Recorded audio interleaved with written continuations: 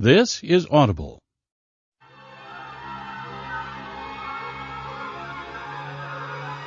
Highbridge Audio presents Soon I Will Be Invincible, written by Austin Grossman, read by Paul Bamer and Colleen Marlowe. Part 1, Chapter 1. Foiled Again. This morning on planet Earth, there are 1,686 enhanced, gifted, or otherwise superpowered persons. Of these, 126 are civilians leading normal lives. 38 are kept in research facilities funded by the Department of Defense or foreign equivalents. 226 are aquatic, confined to the oceans. 29 are strictly localized, powerful trees and genii loci, the Great Sphinx and the Pyramid of Giza. 25 are microscopic, including the infinitesimal 7. 3 are dogs. 4 are cats. 1 is a bird. 6 are made of gas. 1 is a mobile electrical effect, more of a weather pattern than a person. 77 are alien visitors. 38 are missing. 41 are off continuity, permanent emigres to Earth's alternate realities and branching time streams. 678 use their powers to fight crime, while 441 use their powers to commit them. 44 are currently confined in special containment facilities for enhanced criminals. Of these last, it is interesting to note that an unusually high proportion have IQs of 300 or more, 18 to be exact, including me. I don't know why it makes you evil. It's just what you find at the extreme right of the bell curve, the one you'd get if 6 billion minds took an intelligence test and you looked at the dozen highest scores.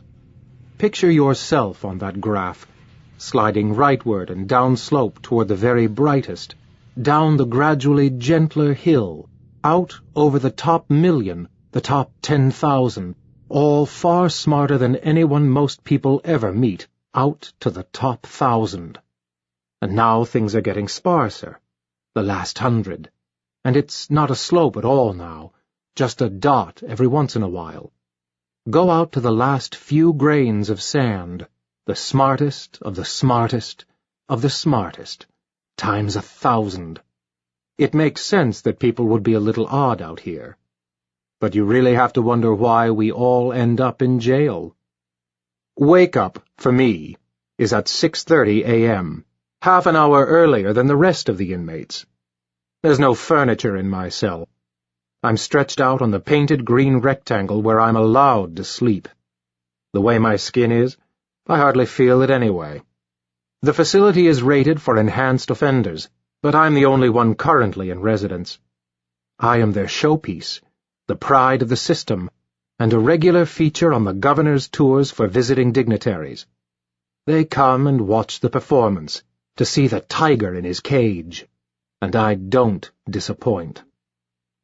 The guard raps on the plexiglass wall with his nightstick, so I get up slowly and move to the red painted circle, where they run a scan, X-ray, radiation, and the rest. Then they let me put on clothes. I get 8 minutes while they check the route. You can do a lot of thinking in 8 minutes. I think about what I'll do when I get out of here. I think about the past.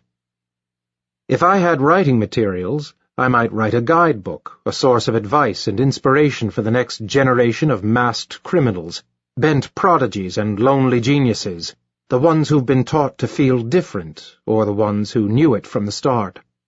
The ones who are smart enough to do something about it. There are things they should hear. Somebody has to tell them. I'm not a criminal. I didn't steal a car. I didn't sell heroin or steal an old lady's purse.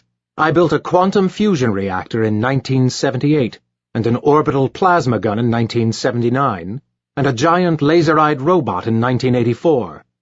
I tried to conquer the world and almost succeeded, 12 times, and counting. When they take me away, it goes to the World Court. Technically, I'm a sovereign power. You've seen these trials. The Elemental, Rocking Horse, Dr. Stonehenge. They put you in a glass and steel box. I'm still dangerous, you know, even without my devices. People stare at you. They can't believe what you look like. They read out the long list of charges like a tribute.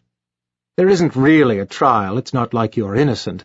But if you're polite, then at the end they'll let you say a few words. They'll ask questions. They'll want to know why.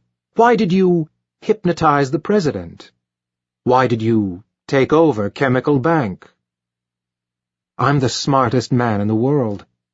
Once I wore a cape in public and fought battles against men who could fly, who had metal skin, who could kill you with their eyes. I fought Core Fire to a standstill, and the Super Squadron, and the Champions. Now I have to shuffle through a cafeteria line with men who tried to pass bad checks. Now I have to wonder if there will be chocolate milk in the dispenser, and whether the smartest man in the world has done the smartest thing he could with his life.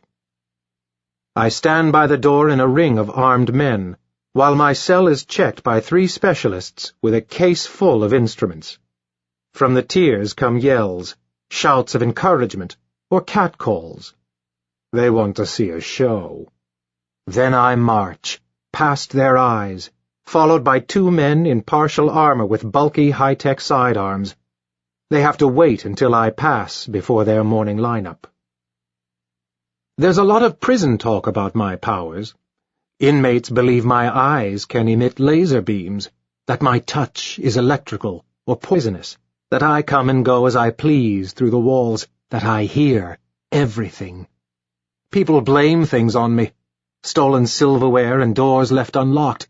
There is even, I note with pride, a gang named after me now, the Impossibles. Mostly white-collar criminals. I'm allowed to mingle with the general population at meal times and in the recreation yard, but I always have a table to myself. I've fooled them too many times by speed or misdirection. By now they know to serve my food in paper dishes, and when I turn in my tray they count the plastic utensils. Twice. One guard watches my hands as I eat, another checks under the table. After I sit down, they make me roll up my sleeves and show my hands, both sides, like a magician. Look at my hands.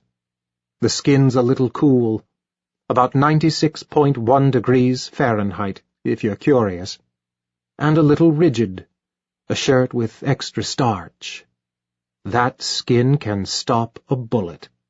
It stopped 5 of them in my latest arrest as I ran up 7th Avenue in my cape and helmet, sweating through the heavy cloth. The bruises are still there, not quite faded. I have a few other tricks. I'm strong, much stronger than should be possible for a mammal my size. Given time and inclination, I could overturn a semi, or rip an ATM out of a wall. I'm not a city wrecker, not on my own. When Lily and I worked together, she handled that part of it. I'm mostly about the science. That's my main claim to life in the Special Containment Wing, where everything down to the shower heads is either titanium or set 2 inches deep in reinforced concrete. I'm also faster than I should be. Something in the nerve pathways changed in the accident. Every once in a while, a new prisoner comes after me, hoping to make his reputation by breaking a prison-made knife against my ribs, a stolen pencil, or a metal spoon folded over and sharpened. It happens at meal times or in the exercise yard.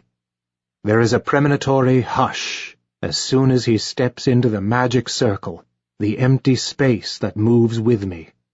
The guards never step in. Maybe it's policy to alienate me from the prison population, or maybe they just enjoy seeing me pull the trick, proof again that they're guarding the 4th most infamous man alive. I straighten a little in the metal chair, set my single plastic spoon down on the folding table. After the whip-crack of the punch, there is silence. Ring out, the sighing collapse. The heap of laundry is carried away, and I'll be left alone again until the next tattooed hopeful makes his play. Inside, I want to keep going, keep fighting until the bullets knock me down, but I never do. I'm smarter than that. There are stupid criminals, and there are smart criminals. And then there is me.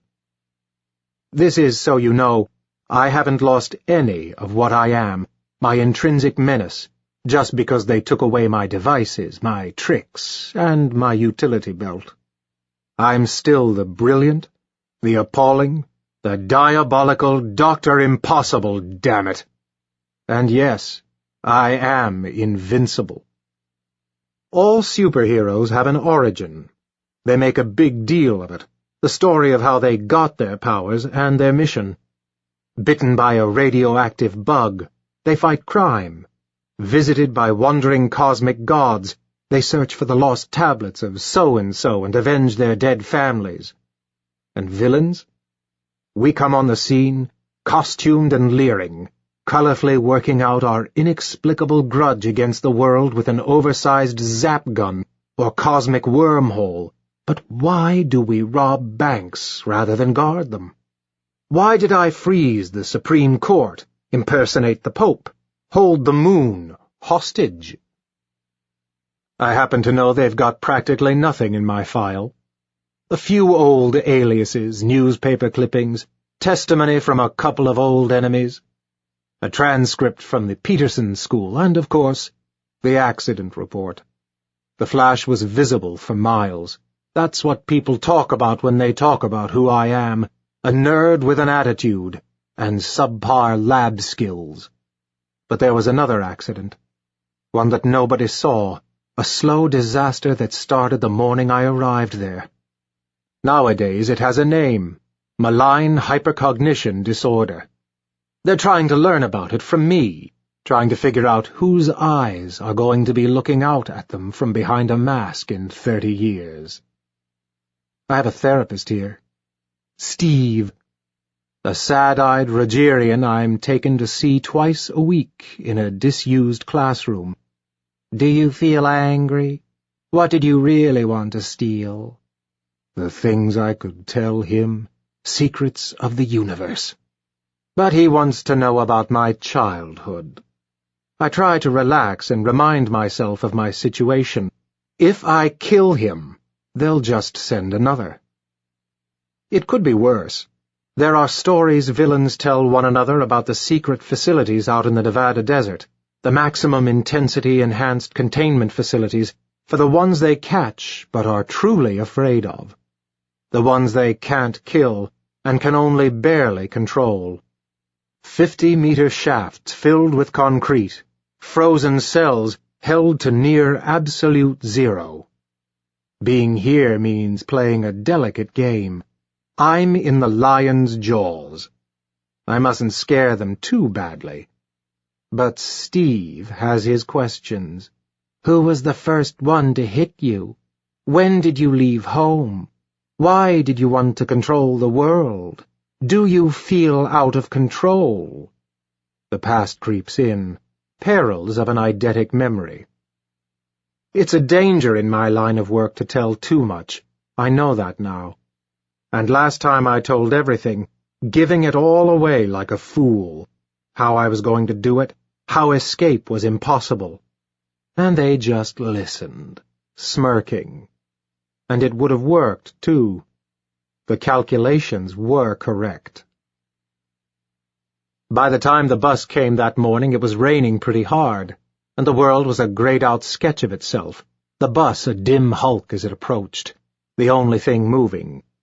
Inside the bus shelter, the rain drummed hollowly on the plastic ceiling, and my glasses were fogging up. It was 6:20 a.m., and my parents and I were standing stunned and half awake in the parking lot of a Howard Johnson's in Iowa. I knew that it was a special morning, and that I should be feeling something, that this was one of the big events in a person's life, like marriage or a bar mitzvah. But I had never had a big event, and I didn't know what it was supposed to be like. An hour earlier, my alarm had gone off. My mother stuffed me into a scratchy sweater that was starting to itch in the late September warmth.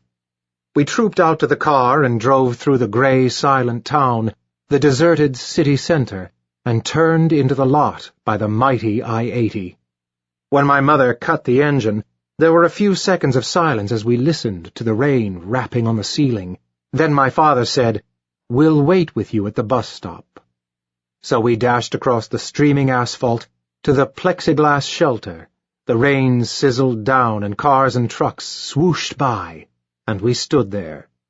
Maybe someone said something. I was thinking about how that fall everything would start without me at Lincoln Middle School. In a few days, everyone I knew would be meeting their new teachers, and the accelerated math class would be starting geometry, doing proofs. In June, we had gotten a letter from the Iowa Department of Education offering to send me to a new school they were starting called the Peterson School of Math and Science. The year before, they gave a standardized test during homeroom, and everyone who scored in the top half of a percentile got a letter. They gave me a talk about whether I would miss my friends or Mr. Reynolds, my math teacher. I told them I would go. I didn't think about how weird it was going to be, waiting for a bus with my clothes in bags. The kids at school would remember me as the kid who never talked, who drew weird pictures, and always wore the same clothes and cried when he dropped his lunch.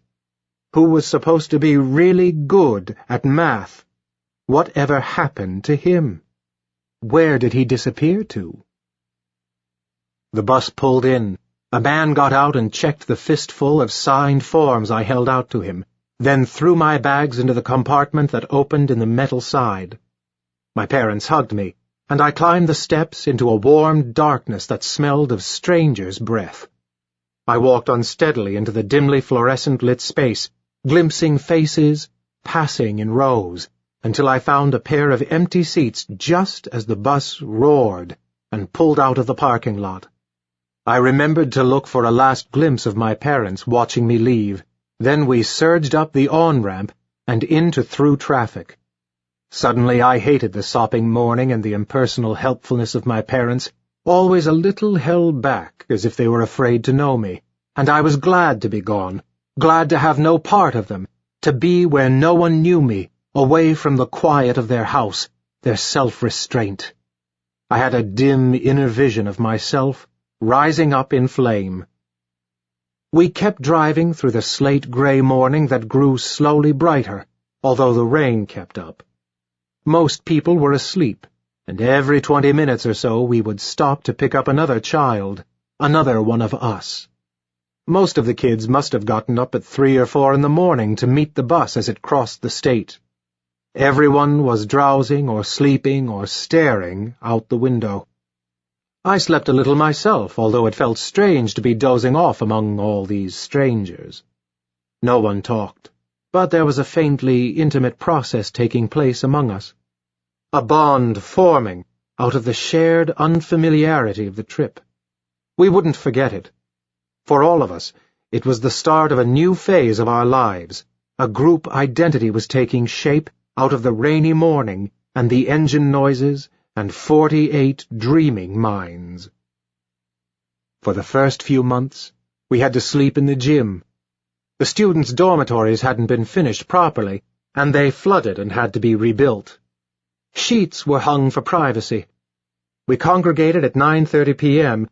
and were led to the bathroom in groups of 15, and there was the funny feeling of seeing kids from your math class, again in their pajamas, each holding toothbrush, cup, and toothpaste, being herded sleepily to the line of sinks. We were seeing one another the way only our family had seen us. We'd get back, each to our sleeping bag, to stare up at the moths fluttering around by the ceiling. At 10:15 exactly, the big overhead lights audibly went out, and a chorus of whispers would rise. It was hard to fall asleep in such a big room. Your ears picked up how big it was. The girls slept in the library, laid out among the shelves and study tables, but I never heard how that was, although I tried to imagine it, quieter, sounds vanishing instead of bouncing around. Things like this became normal, became the way we lived, waking curled up on the cool, hard gym floor, having slept the night away just inside the 3-point arc. Cold sun streamed through high windows, and voices echoed off bleachers, and the rafters painted blue. A few kids already beginning to shout and run around. Some had Walkmen, and listened to pop music long after lights out. The classes themselves were little different from the ones I had taken at public school. The other students were perhaps more advanced, but the same classroom dynamics seemed in place, as if determined by some underlying law of the adolescent educational condition. Jocks were jocks, cliques were cliques, and students who were popular again. Nothing had changed. I couldn't really imagine it changing except that I now ate silently in a dining hall instead of silently with my family. Thinking about that time is thinking about another person. How every day I was going to be smarter and better. I was strong, proud, as sharp as glass, and I was never going to be any other way. I took top honors in the Junior Putnam, the Westinghouse, and believe me, I was just starting to accelerate. Walking into the computer lab, into the smell of coffee and plastic, and the hum of fluorescence, I was like a prize fighter smelling sawdust and sweat and hearing the crowd. I didn't cultivate friendships, just a nerdy camaraderie with the top few science students. But I was the usual combination of petty arrogance and abject loneliness. I was ashamed of my desperate eagerness to please and unable to control it. Why should I be singled out from other people as uniquely gifted and uniquely worthless? I ate my lunches alone, and it's a small blessing my diaries were destroyed. Junior year, I won a Ford grant for summer study. I'd already decided not to go home that summer, and the Ford was a lucky excuse. I very much didn't want to see my parents. I was already hoping to make myself into someone else, a person who had nothing to do with their house or their soft-spoken way of talking, or what I belatedly recognize as their kindness. I was bright, but no one suspected how bright I would become. Prodigies are an old story, and everyone levels off after a while. Or do we? I may not be smarter than I was last year, but I know more, and I'm certainly no stupider. So I wasn't always this way. I went to a good school. I wrote lengthy short stories about my hapless infatuations. One of them was even a runner-up in the school magazine. All about the girl I saw in the dining hall, at the party, in the hallway, but never spoke to. I wasn't very much different from a lot of people, except that I was.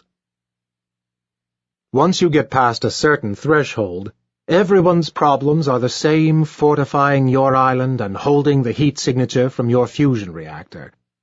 My first subterranean lab was a disastrous little hole underneath a suburban tract home. One morning, 2 unsmiling men in leotards appeared on my doorstep and demanded to see what I was working on.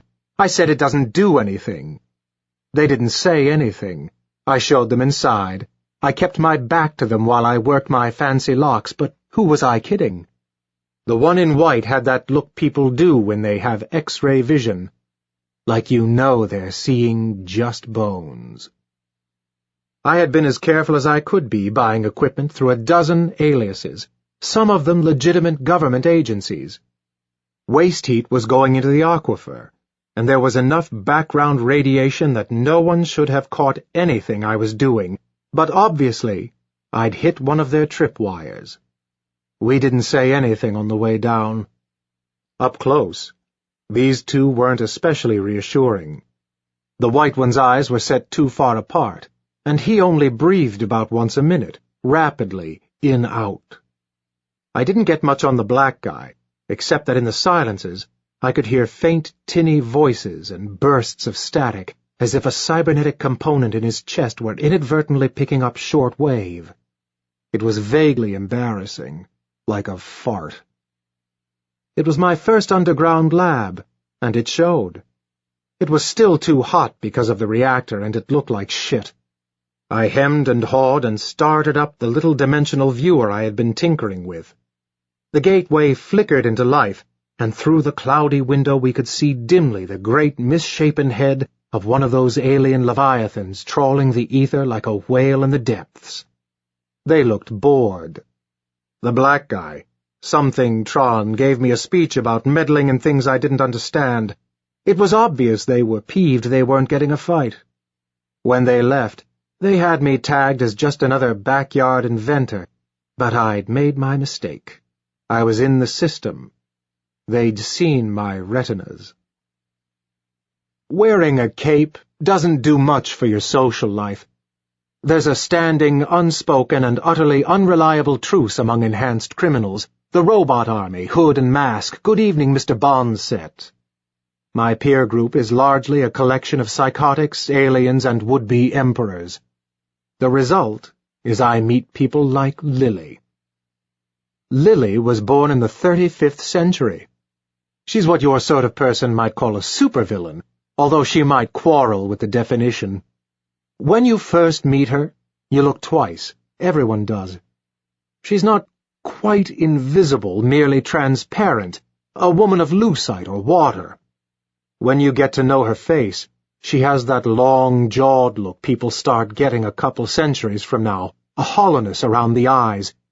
You recognize it when you've been up and down the time stream a few times and seen a few of the far future possibilities, the Machine Kings or the Nomad Planet, or the Steady State, or the Telephony.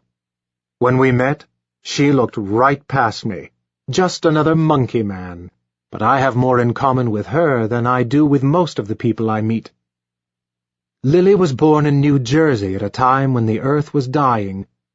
Only 200,000 humans were left, wandering among the empty cities and grasslands that were once the civilized world.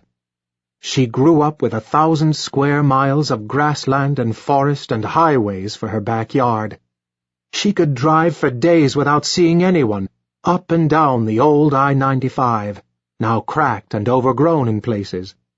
Later, she told me about the decaying bridges over the East River to the lost city of Brooklyn, where the towers of Manhattan loomed in the distance. She would find a stone embankment and eat lunch, down where the warm wind stirred the stagnant ocean that was slowly rising year after year. Her timeline was simply a dead end. She told me about the spreading blight, the dimming, dying sun that she could look straight into without blinking. The only aliens who came left without saying goodbye. In her future, the new ruler of Earth was going to be a particularly successful strain of algae that had spread in a super colony up and down the northwest American seaboard, choking rivers and canals, and blooming for miles out into the sea. Lily was trained to be a hero, humanity's long-shot solution, rigorously screened and genetically engineered. A team of desperate scientists worked for decades, racing against humanity's decay to put her in place to save them. She was the best of them, and they trusted her. A crowd of tense, brave faces was the last thing she saw on the day she left. Brave Dr. Mendelsohn, strong-jawed and gray-haired, shook her hand once, and then gave the countdown, and the world faded from view. The machine that brought her back in time could only work once. The logic was obvious. She had a list of targets, a suite of weapons layered into a smart mesh leotard, and a mission to save the world. Nearly invisible and devastatingly strong, she succeeded easily. Years later, when she managed to rebuild her machine and return to her own time, it was all different. The Earth she had known and everyone on it was gone, and in its place was a world of happy strangers. The blight had never happened, and she realized she missed the quiet and the gentle, mournful quality of her 35th century. So she came back to our time, and after a few months, she started hitting high-tech and infrastructural targets. She's still at large, still sabotaging the world in search of the chain of events that started the blight in her version of history, the invisible thread leading back to the vanished ruins of her home. My other best friend is the Pharaoh, a supervillain, and he's an idiot. Today was the official last day of fall. There was an early frost last night, and the chill seeps into the stone here. Most inmates don't go out into the yard anymore. No one but me and a few die-hard smokers, idly kicking the dirt, huddled together against the cold I haven't felt since 1976. The wind kicks up dust in the yard, blows leaves through the barbed wire. Our uniforms flap in the breeze. The trees past the fence are bare now except for the oaks. I can see beams from the security net bouncing around in the infrared and ultraviolet, and the KLNJ antenna is pulsing out low-frequency stuff over the hill. Somewhere, out there, the snow is falling on Lily's base. I can't say where it is, but this late in the year it's pretty well covered. I used to tune in to the perimeter cameras just to scan around the woods. It's buried deep now in a layer of snow, pine needles, frozen dirt, then crushed gravel, concrete, water tanks, and then titanium. I last saw her 6 years ago, in a bar. She was smoking. I remember how the match flared and glistened liquidly on her glassy skin, still scored slightly where a chain gun once caught her. She set the cigarette to her lips and drew smoke delicately into her throat to curl in her lungs like a genie in a smoked glass bottle. She would only meet me in a public place. I guess we had trust issues. I went to a lot of trouble to set up that meeting. I tried to think of a way to tell her to come back. I've never been this good at that kind of thing, even before I went into hiding. I tried to think of a reason she would have, a really good argument. But even supervillainesses would rather date a hero. Sometimes I wonder if there really are just two kinds of people in the world. To be a supervillain, you need to have certain things. Don't bother with a secret identity, that's a hero thing. Not that it wouldn't be convenient to take off the mask and disappear into the crowds, the houses, the working world. Perhaps too convenient. Why become the most audacious criminal mind on earth, or at least in the top 4, only to slink off in the other direction when things get difficult? It wouldn't mean as much if you could just walk away. When I'm arrested, they read the litany of my crimes at the trial, longer and gaudier each time. I've been tried for crimes on the moon, in other centuries, other dimensions, and I'll be damned if I won't put my name on them. Besides, I never wanted to go back to the way it was before. Heroes have that weakness, not supervillains. When you become a villain, you cut your ties and head for the bottom. When you threaten to crash an asteroid into your own planet just so they'll give you $1 billion, or substitute your face on the Mona Lisa, there's no statute of limitations. So you have to have the courage of your convictions. You should have a nemesis. Mine is Core Fire, an imbecile gifted with powers and abilities far beyond mortal man's. If anything can hurt Core Fire, I haven't found it, and don't think I haven't looked. I've got others, the champions, disbanded now, but no less dangerous as individuals.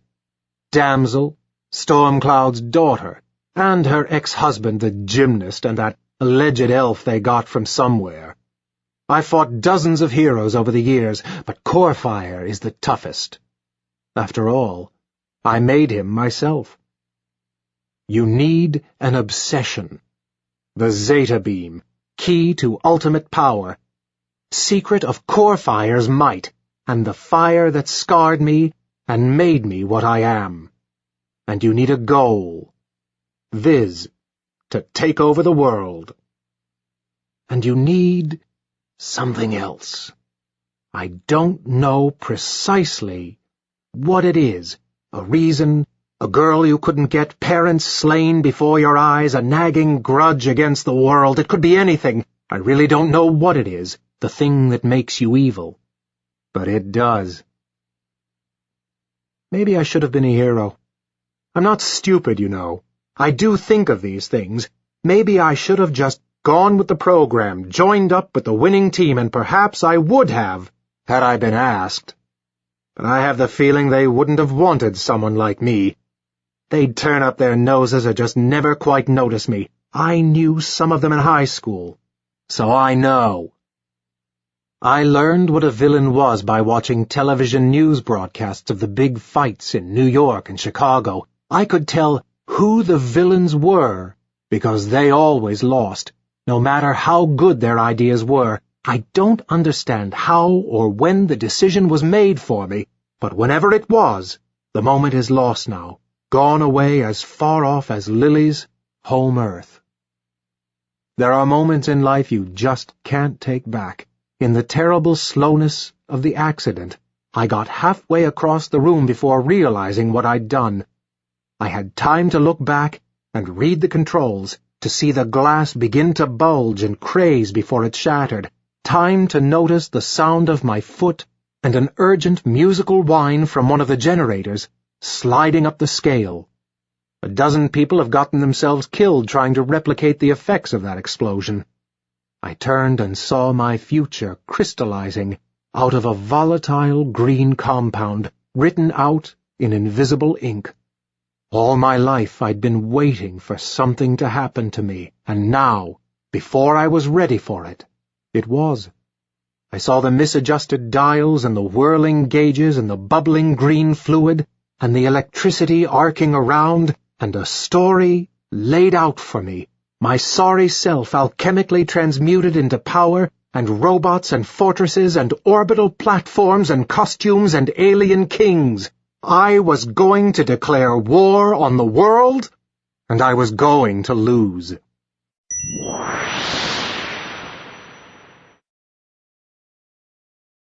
Chapter 2. Welcome to the team. 4 years ago, I decided to start calling myself Fatale. It's my superhero name. I chose it from a list they supplied me in the clinic, and at the time it seemed like the perfect symbol for my dangerous, sexy new self. A cybernetic woman of mystery. Admittedly, I was on a lot of painkillers. Before this, I was an enhanced operative in an NSA-style spook show. When they fired me, the government tech said I was having an adjustment disorder, but I prefer my term for it. I'm a superheroine, gifted with powers and abilities above the norm. I'm superhuman, one of the good guys, one of the chosen. I got my powers by accident, a random tourist mishap in Sao Paulo. It wasn't a fancy accident, just a runaway dump truck on the Rua Augusta that plowed into me and scraped me 40 feet along the side of a building. I was on life support for 4 months and unconscious most of that time. I'm going to be in a clinic for 3 weeks this year and the next, and basically for the rest of my life. Why I was in Brazil, or even who I was there with, I don't know. That went in the accident and the surgery that followed, taken out when armor plate and dead reckoning and a prototype microwave projector went in. I've looked at travel guides to try to jog my memory. Was I there to see the architecture? The zoo? I don't even speak Portuguese. But yes, I did it to myself. I signed the papers, medicated and supine in a hospital bed, scrawling an illegible name with a fuck-it-all panache, knowing vaguely that I didn't have much of a shot otherwise. The press release was, of course, bullshit. Not that anyone bothers to look at my website. They wrote it while I was still in recovery, all about cancer and a miracle cure. I never even learned all the made-up details about my grandmother in the old house and how I wanted to be an astronaut. The real story is much more complicated and stupid and isn't a thing I could explain fully, not even when I had all of my original brain tissue. Procyon approached me in South America. The corporate doctors came to see me several times during my conscious intervals, polite, friendly men, in suits and in lab coats, to talk to me about a proposal they had for me. I was the 1 in a million accident they had been waiting for, and they were my last option. They explained about their super soldier program. They told me I was going to be the next generation of warfare, the forerunner of an army of people who looked and fought like me. I said, okay. The Brazilian clinic had contracted the advice of a Swiss designer of artificial organs, 3 American software engineers, a German military contractor, and a Thai plastic surgeon famous for sex change operations, but the main design and modification was the work of an unknown party. 43% of my original body weight is just gone, mostly on the left side, ground into the pavement or discarded on the operating table. Muscle, nerve tissue, bone and skin, hair, fingernails, cartilage, an eye, and a good deal of brain tissue. A lot of my guts are plastic, too. That was the unlikely beginning to my career as a superhero, enhancile, trans or super or metahuman or whatever other term you like to use to describe it. What I am now and will be for the rest of my life. I can see myself reflected in the curving metal walls of the crisis room, a patchwork woman of skin and chrome, souvenirs of a bad day in Sao Paulo. I lost a lot of skin and gained 4 inches of height and a metal skeleton. I'm in Manhattan, on the 48th floor of a midtown skyscraper, sitting down with the 7 most powerful heroes in the world, and I'm lucky they even asked me to be here. A month ago I was spending my daytime hours watching television and listening to the police scanner. It's hard to make it on your own as a cyborg. We have serious overhead, maintenance and supply issues I'd rather not explain. I check my reflection again to make sure I've got the look exactly right. A silver-haired, high-tech Amazon warrior, hair drawn back in a long ponytail, a gleaming technological marvel. I was going to be the next generation of warfare. The past few hours are a blur. Flying up from Hanscom Air Force Base, where it took me 3 hours to get through security, a private helipad. A crowd of reporters stood around the Champions headquarters shouting questions about core fire, but no one so much as recognized me. Then another long security check before I could get a visitor's badge. Even though I was running late, I stopped in the trophy room outside the Champions crisis room to gaze at the old memorabilia and the old group portraits of the finest super team in the world. 2 of those faces are absent now, 2 empty places at the table. Nobody says anything, but it's obvious whom I'm here to replace. Galatia's sculpted face beams down from the glamour photographs, a metal angel. So I'm the last to arrive. Nobody looks up. The meeting's already running. Being this close to so much power is a vertiginous sensation. The heroes pop out at you, impossibly vivid, colorful as playing cards, but all from different decks.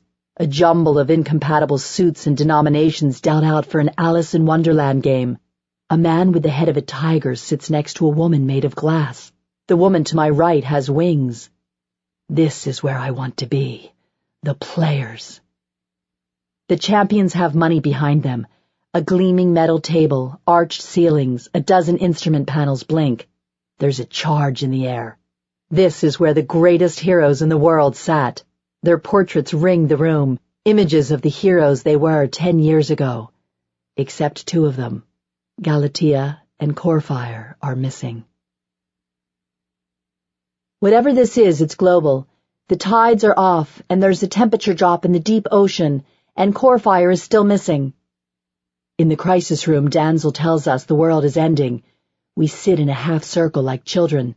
A U-shaped table spans the room, and Damsel hovers at the open end before the wall of monitors. Her force field flickers a moment, green and then indigo, over her skin-tight red and purple costume.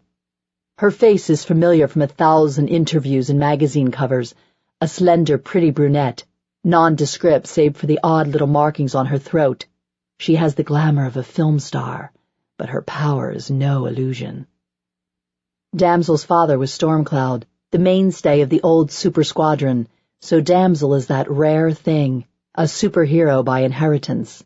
Her name a half-serious play on her father's vocation. His weather powers may not have been genetic, but his strength and speed are there. She wears a pair of swords to compensate, wire-wrapped hilts coming up over her shoulders. Behind her, a wall-size video monitor flickers, showing weather patterns, locations of recent superhuman crimes, profiles of a few at-large supervillains. The 8 people scattered around the conference table are some of the most famous superheroes in the world, people like Peril, Rainbow Triumph, and Elfin. The air is thick with power. These are people who have, quite literally, saved the entire world. Honey, we haven't seen a serious threat for almost a year. I've been almost bored. This is Black Wolf. He doodles on a BlackBerry and twirls a combat knife in the fingers of his offhand. Former Olympic gymnast, millionaire, and one-time scourge of the underworld.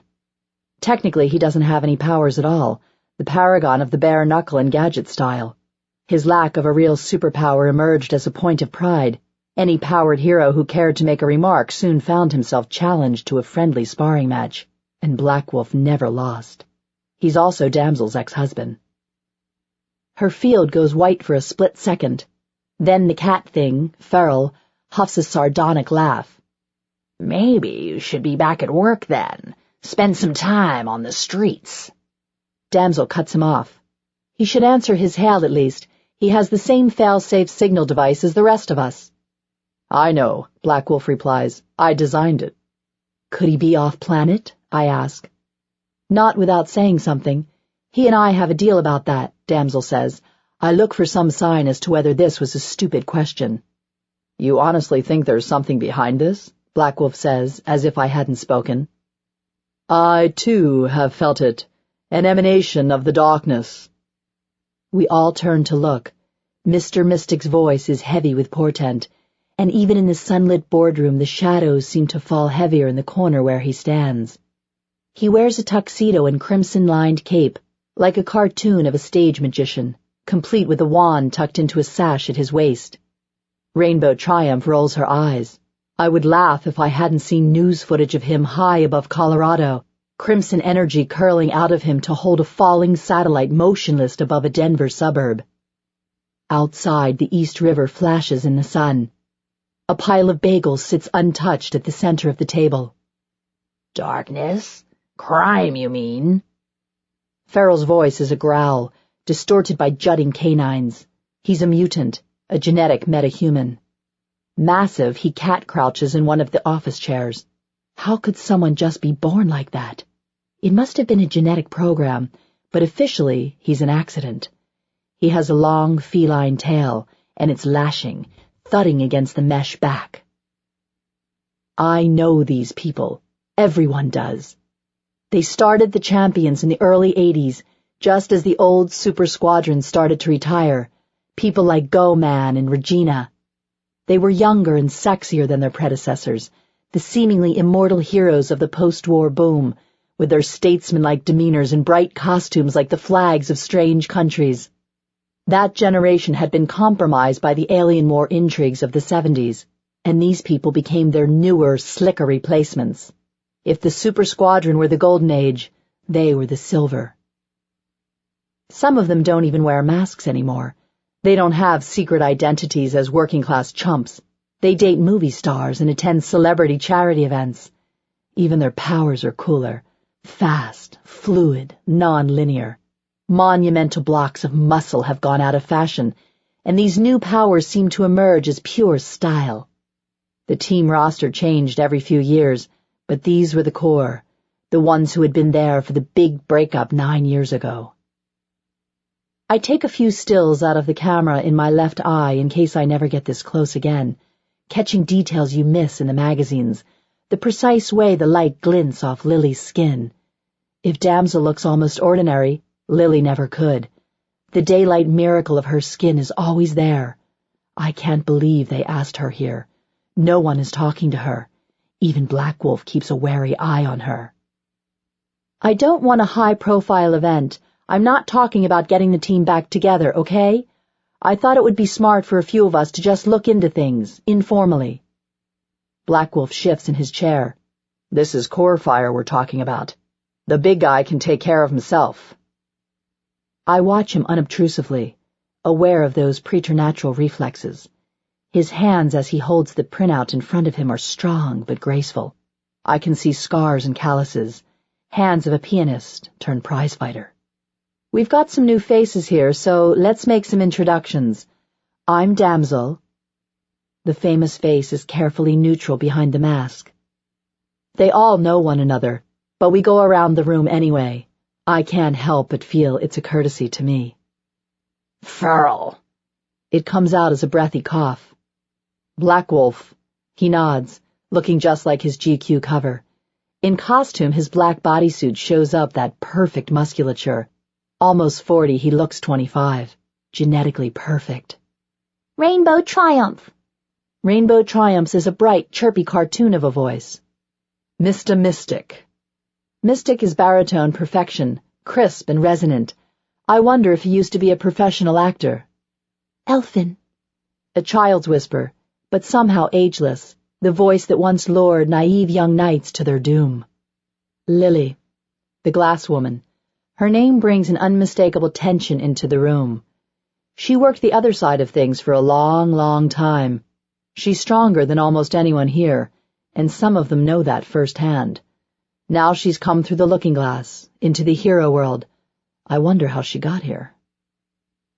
When it gets to me, Damsel says a few polite words about my work on the sniper killings. No mention of the NSA. I stand awkwardly to say my code name, conscious of my height. Fatale. There's a digital buzz at the back of my voice that the text never managed to erase. When I sit back down, one armored elbow clacks noisily against the marble tabletop. I don't wear a mask, but I fight the urge to hide my new face behind the silver hair they gave me. Most of it's nylon. They found me in Boston, living on the last of the reward money from that sniper thing, plus a kill fee from the NSA when they voided my contract. Becoming a superhero doesn't happen all at once, and by that point I was working the bottom end, spending nights lurking in Alston or Roxbury or Somerville, senses open to the police bands and 911 lines, sprinting to be there before the authorities. Supposedly I grew up around there, but I didn't remember these neighborhoods.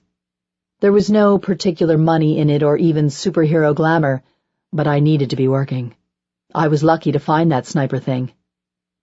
Damsel was just there one day when I got home, standing on the shag carpeting in front of the television.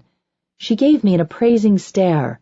I knew who she was, obviously, and apparently she knew me. You must be Fatale. She glowed a little. She was being projected here as a hologram, the superhero phone call. Her left foot wafted through a thrift store coffee table. There hadn't been much room to materialize. I wondered where the transmitter was. Damsel? I ducked a little to come inside. I'm here to offer you an opportunity, part of a group effort we're putting together. If you're willing, there's a meeting tomorrow night at the Manhattan facility. I understand you're temporarily at liberty. Right. Of course. Well, of course I'm interested, and no, I'm not, engaged right now. Excellent. Details will arrive by courier. We'll expect you. She winked out. Whatever level of technology they used, it was pretty far from anything you'd see on the street. I noticed she didn't promise anything, and she didn't use the word team, like the old champions were. They'd been more like a family, even before Black Wolf and Damsel married. No one expected that to happen again. They wanted an available hero who could be a technician, like Galatea was, but they weren't pretending it was going to be that relationship again. I could picture the conversation that led to my selection. So, who can we get? Somebody who does machines? Dreadstar? Eh? Calliope? Argonaut? The Breach? Chorus of shouts. Not the fucking Breach! Who then? We've got no psychics, nobody technical. Please, just find somebody who's not going to be a total disaster. Have the computer give us a list. They'd looked at my schematics and my references had checked out, so they'd put me on the list. The official invitation came later in a heavy envelope of crisp, velvety paper. I was to report to their headquarters at a certain time for the informational meeting 2 days later. They sent me a plane ticket along with. I'd never flown first class before. Talking about core fire, they fall into old rhythms. They used to be a team, once. They did this for a living. They all seem rusty at first. Damsel's just a part-time crime fighter now. For all her power, she spends more time fundraising for groups like Amnesty International. Elfin has a line of beauty products. Mr. Mystic works as a consultant to an odd and exclusive clientele. All right, say he's missing. Now what? Black Wolf's natural charisma seems to make him co-chair of this meeting. "Who saw him last?" Damsel asks. "I did," Black Wolf answers her levelly. "He looked fine." Black Wolf holds the distinction of being the only human ever to knock Corefire unconscious. He still patrols in costume, part-time, but it's mostly publicity for his corporate holdings. "He always looks fine," says Ferrell. He's one of the few heroes on this level still working the streets, still busting up drug deals and foiling muggers. "Damsel, I know you two kept in touch." "I haven't seen him in a year. When we took down Impossible together last time, he was on form, untouchable as ever." I followed the conversation, feeling useless.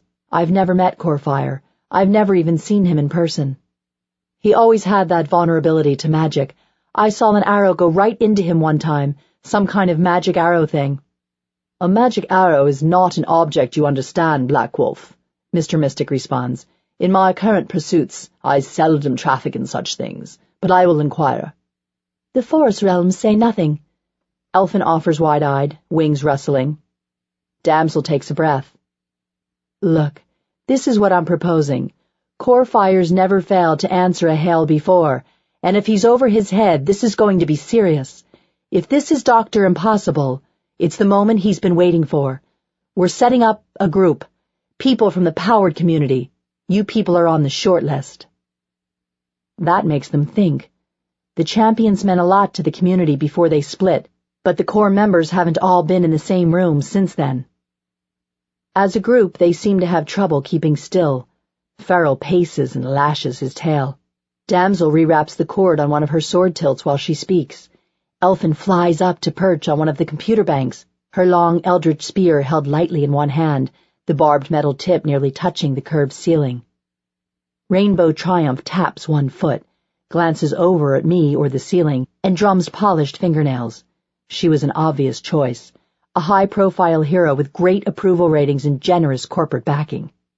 The invitation had probably been cleared through Gentech and her agent.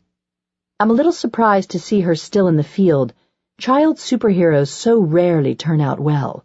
Look at the Imkin now. Look at poor Theodore Bear. I rub one arm at the line where the steel alloy bonded with my skin. No seam at all. It's like 2 layers of Neapolitan ice cream, flesh and alloy, some protein voodoo they manage mostly by luck. Underneath, it's a lot uglier. Wires run everywhere like bad kudzu, and there's still a lot more human tissue in the right half than anyone thinks. Only the Protheon team knows for sure. Black Wolf watches everyone else, eyes flicking to elbows and knees, all the weak spots. He puts a lot of time and thought into working out exactly how, if it came to it in a fight, he could hurt the person he's looking at. It's not personal. It's the only thing he's good at, and it's amazing he survived this long. He was diagnosed mildly autistic before he was a superhero. Only Lily keeps utterly still. In a chair a few places down the table, a sculptured plexiglass form. She raises one liquid glass arm. "So, why do we think it's Dr. Impossible? Isn't he still in jail?" Lily's voice sounds carefully neutral. Damsel answers, looking straight at her. "I don't, personally, but who knows what he's capable of, and something this big doesn't happen without his knowing." "Do we know where he is?" "That setup near Chicago, locked down tight." "Look, if you're so worried about him, why not just ask him yourself?" Lily looks almost amused. She and the doctor were an item back in her not-so-distant villain days. "He knows us. He won't talk to us, unless you think you could do better." Black Wolf's tone is even, genial. He's watching to see how she'll take it. "I was hoping that between us we'd have a few leads, Lily." Ferrell holds her gaze, tiger face unreadable. "They say he has a drinking problem now, but he's pure havoc in a fight." "I don't have all my old connections, as my presence in this room ought to tell you. Corefire has a lot of enemies. Any one of them could have found that stuff he hates. The iridium." "We scan for that, always," Damsel shoots back. "I'm just saying there are a lot of people trying to figure out how to do this. And you haven't been watching. You've been out doing whatever you've been doing." Lily watches their reaction. This part, I now realize, is her job interview. You have, maybe. I do my job. I always have, Ferrell rumbles and leans back in his chair. It's an uncomfortable silence. Too many heroes in this room, and too much history. Most of them are naturals, superpowered since puberty or before, powers that came on their own. Naturals are the wild talents that form out of the ever-churning soup of the human megapopulace by accident or fate. Once in 100 million times, a lifetime of factors align, and at the right moment something new coalesces out of high-tech industrial waste, genetic predisposition, and willpower, with a dash of magic or alien invention. It started happening more often in the early 1950s, and no one knows why. Nuclear power plants, alien contact, chlorinated water, or too many people dancing the twist. A very few of us got this way on purpose, manufactured, treated with chemicals, surgically altered. Sheer force of will, or radical educational measures, or a willingness to take insane gambles for power. Black Wolf, for example, is little more than a superbly gifted athlete. His father, legend has it, taught him most of what he knows in their backyard with only a baseball bat, a German shepherd, and an old rubber tire hanging from a tree. I've been snubbed before, for doing for myself what destiny did for others, but it may be a nobler thing to claw one's way up, to seize by an effort what others had handed to them, what they were born with, or what dropped from the sky one calm summer night. Damsel breaks the silence. If someone out there has figured out how to beat him, we need to know it. We owe it to the man, don't we? The question hangs in the air. Whatever had split them up made that an actual question. He was one of us, says Elfin with finality, in the clarion tones of an Amazonian warrior. If he truly has fallen, we cannot let him go unavenged. Elfin sits to my left, looking around with a disturbingly avian stare. We rode up in the elevator together. She's not a teenager. She only looks like one. According to her press kit, she was born in 10th century England. She's a fairy. They say she's the remnant of an elite fairy guard, a warrior woman, one of Titania's picked few. When the rest of the fairies departed this world, Titania asked her to stay behind. Where her friends had gone, no one knew. All those years she'd lasted it out with no word from her own people, sipping tea from acorn cups and hunting the shrinking forests of England with flint arrowheads, fairy tech, while the centuries passed. And then she'd come out of hiding to battle the enemies of humankind. That's if you take her word for it. I admit she looks like a fairy.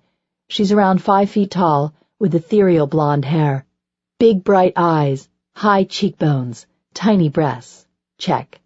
And she acts like you'd think a fairy would act, cute and flighty, blonde, haughty, merry without projecting anything much like happiness, pretty but only approximately human.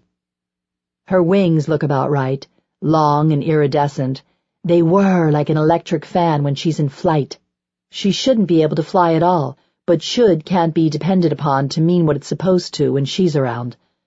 I don't like to look at the place where they join her back, where the insect anatomy joins the human, where the whole thing gets touched with horror. She carries a long spear or pike, a shaft of pale wood tipped with a barbed curlicue like a corner of spiderweb. In her hands it's like a willow wand, but I've seen her punch it through the door of an armored car. I don't know what she is. Sometimes she acts like the heroine of an epic fantasy novel, and sometimes she acts like she's about 9 years old, which might be cute if she didn't kill people. But if you tried to make up a list of reasons why a person would look and act like she does, fairy would be about the least likely. Maybe it just suits her to say that, better than wacky elective surgery or spy from evil wasp persons, or whatever it is that made her this way. God knows my story's no better than hers. I had 4 major operations, the longest lasting 17 hours. The bones and armor went in first, to support the weight of the rest of it. I gained 178 pounds overnight, most of it lightweight alloy steel, bonded by an electrochemical process they wouldn't explain. For the next 6 days I wasn't allowed to move, not that I could have easily. I lay on my back and watched movies and healed. The worst part of it was my skull and jaw, the way it runs across my face like a stripe of silver paint. That took getting used to. My jaw too heavy, my tongue fumbling against metal teeth and cheek, like a strange metal cup always at my lips. At that point it was all dead metal, like a suit of armor that wouldn't come off. Next came the first muscle enhancements, basic nerve grafts, and the power plant that would run it all, light as they could make it but still heavy and bulky in my back. Don't ask how they made room for it. I can feel the warmth of it all the time, hotter when I'm working hard. I had to be strapped down most of the time while I learned to access the motor functions of a new set of skeletal muscles. For months I walked like a drunk, staggering in a high wind. You learn to think and move with it. You have to accept that you're not the same person. It doesn't work if you try to be. You move, then it moves, and then you've gone a step. When a situation's happening too fast, when a gun goes off or I'm hit from behind, the machine takes over and executes everything for me. By the time my regular brain catches up, I've already returned fire, already thrown an elbow, rolled forward, come up in cat stance, and my HUD is showing me half a dozen options. After a while, you start to like it. Everything afterward was refinement. Enhanced senses gradually layered in to include light amplification, infrared. Reflexes sped up bit by bit over 4 weeks so I could adjust to the idea of superhuman speed. Think in smaller units of time. The arsenal of gadgets that line my arms, legs, and torso, grappling hook, sonics, aqualung, dozens of tricks to get me out of any situation they could think of. Sensation isn't quite what it was. It feels like half of me is standing in another room, one where there's always a warm, soft breeze blowing. Sometimes I wake up in the night and panic, thinking half of a department store mannequin has gotten into bed with me. At least I don't get my period anymore. I'm not complaining. They did a good job. My enemies call me Tin Man, which would be less offensive if I had an actual boyfriend. Maybe I had one before the accident, but if I did, he can't have been a very good one. He ought at least to have sent me flowers while I was having my body replaced. Good riddance. Or maybe he doesn't know I'm still alive. And wait, what exactly was the Tin Woodman's problem anyway? I can't remember, except that he had a magical axe that chopped him up limb by limb. Someone must have put a curse on the axe, and there must have been a third person. A tinsmith? Who put him back together again, who stuck on tin parts as the living ones came off. But who was so mad at him in the first place? Why didn't he throw away the axe and get another job? The joke of it is there was never a super soldier program, not one that appears in any Pentagon budget. The Protheon Corporation disappeared without a trace. It was just a front, rented office space. Somebody put a lot of money into making me what I am, then disappeared, leaving me feeling a trifle rejected, if you must know. That's the part not even the champions know. My own secret. One of them, anyway. The meeting breaks up into several private debates that sound like they've been argued 100 times before. Lily pushes her chair back and walks out. I stay and try to catch Damsel's eye, but she's caught up in a back and forth with Mr. Mystic. I get the impression that the real decisions get made behind closed doors, just the old crowd. Black Wolf gives me directions to the guest suite, and I wander off down the brushed steel corridors to the brushed steel room. We're way too high for the street noise to come in, but I lie awake anyway, thinking about the apartment waiting for me back in Alston. Even at home, sleep doesn't always come. I can send my onboard systems into standby if I want, but the rest of my brain does what it likes. Sleeping, I dream about my cyborg half, that it's a monster that has half devoured me, its teeth sunk in the right half of my body. Or it's a forest I've wandered into, and I'm lost amid its mazy pathways. Deep pools, strange trees with long fronds brush my shoulders. In the center there's an enchanted well I can never quite reach. Night falls, and the sky shows strange new constellations. When I wake at night, the world glows in wireframe. Tonight I have a whole long dream about a list of assembler instructions and their possible uses, and then about the team that wrote them, a bunch of engineers in the 1980s. It turns out to be obsolete documentation that got left on an install disk for a chip series 3 generations before mine, made by a Protheon-owned company out in New Mexico. Just before waking, I catch a glimpse of red earth and a storefront office window in an Albuquerque strip mall, the smell of air conditioning and bad office coffee, the glass doors swinging shut, as if whoever made me has only just left the building.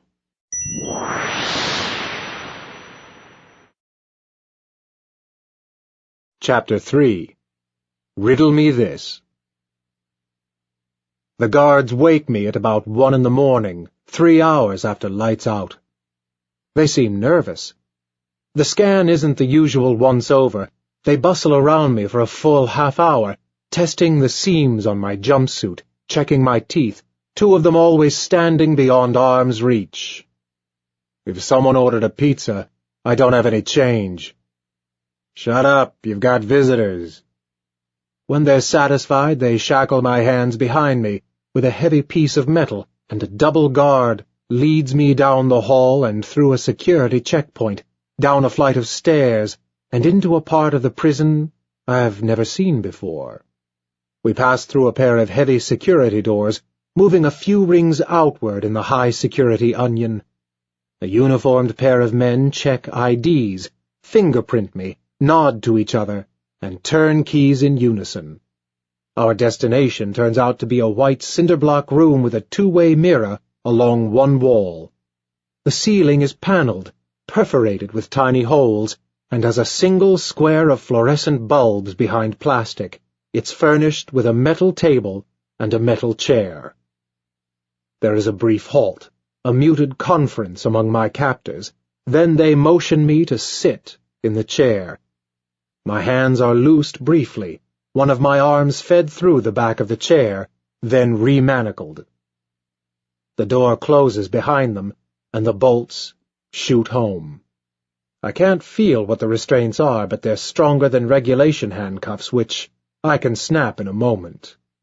This is a thick, solid metal tube, seemingly cast in one piece with 2 holes for my wrists. I test it without much hope. They pretty much know how strong I am, and they're bound to be watching me if I try to get creative. It's hard to estimate what a person of my intelligence is capable of, so, in prison, it's Gilligan's Island rules. They'll always wonder if I can make a radio out of that coconut, or a stun gun. And maybe I could if I had one, and enough copper wire, but not with my hands shackled behind my back. So I wait there for around 20 minutes. Then 2 superheroes walk into the room. I don't know them. They're startlingly young, even younger than the so-called champions. For all I know, they may have gotten their powers while I sat in prison. There's a new generation of superheroes, people I have to fight whose names I don't even know. But you can learn a lot by watching. Superheroes carry their stories around on their bodies. They're also small for heroes, both under 6 feet. Coordinated outfits, expensive tailoring, latex and nylon. One wears an orange half-mask, and a leotard with flame-like designs in brown, gray, and orange. Whatever else he had done, he has a retractable blade grafted into each forearm, energized metal alloy with a pinkish sheen on it. It must be a new implant. He can't stop testing the edge with one thumb, and the skin is still red with secondary infection where the metal went in. It looks like he paid a lot of money for it, so he probably had more work done under the skin. I'll have to watch him.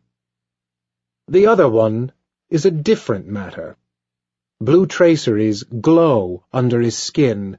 He has a startled look around the eyes, no hair or eyebrows, and no pupils at all, solid blue. Alien technology. I guess him for having informational powers, One of the human calculator types, my opposite number in a way, smart, without the taint of evil that seems to come with genius. Stupid, in a certain way, then. They look as if seeing me is a little bit of a letdown.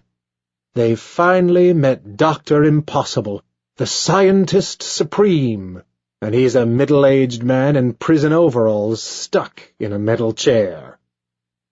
Doghead takes the lead. He's really happy about those new blades. He could probably cut right through the prison wall, given time. This is Bluetooth. I'm Phenom. We're the Chaos Pact. Don't bother introducing yourself. We know who you are.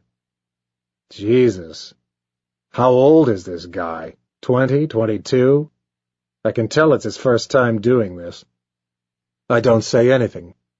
I just watch. There's always a story in a hero pair, and I wonder about theirs. Rich kids? The orange guy might have been. They could be childhood friends following through on a pact they'd sworn in 7th grade. I wonder if Phenom paid for their implants. I can see they don't know much about me, just what was on TV.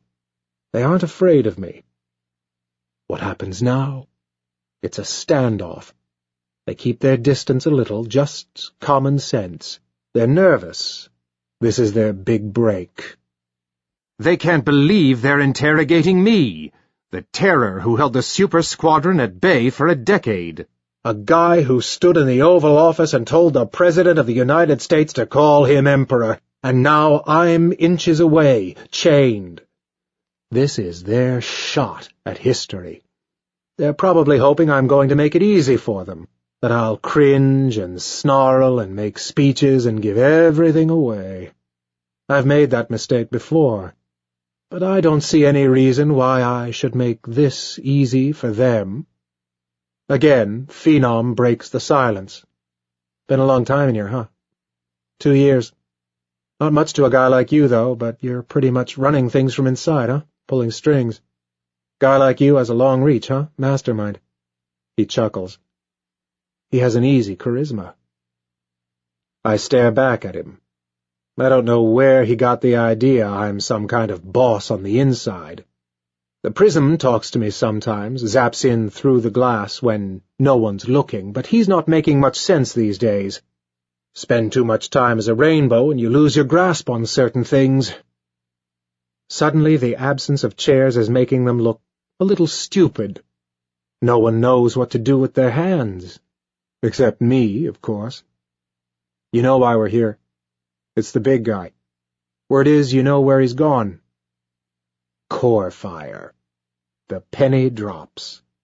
This has been on the news for a while, and he's been away for a little longer than usual, 8 weeks or so. People are starting to talk. I keep my face carefully expressionless. You fought him, right? He was like your nemesis. You guys were arch-nemeses. Last seen with your friend Lily, I'm told. Core fire. We fought once out over the ocean.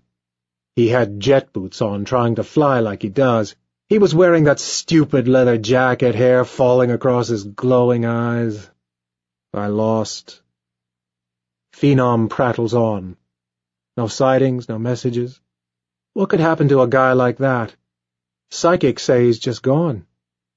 It's actually a good question, and I give it a moment's consideration, but I don't see who could have killed Corefire, or even how. He isn't supposed to be able to be killed at all, as far as anyone knows. We all thought he was going to be flying around, rescuing kittens and putting people like me in jail forever. I've never seen him reach his limits, not even that day on the Golden Gate Bridge, when for a second the whole structural weight of the thing came down on his slight frame.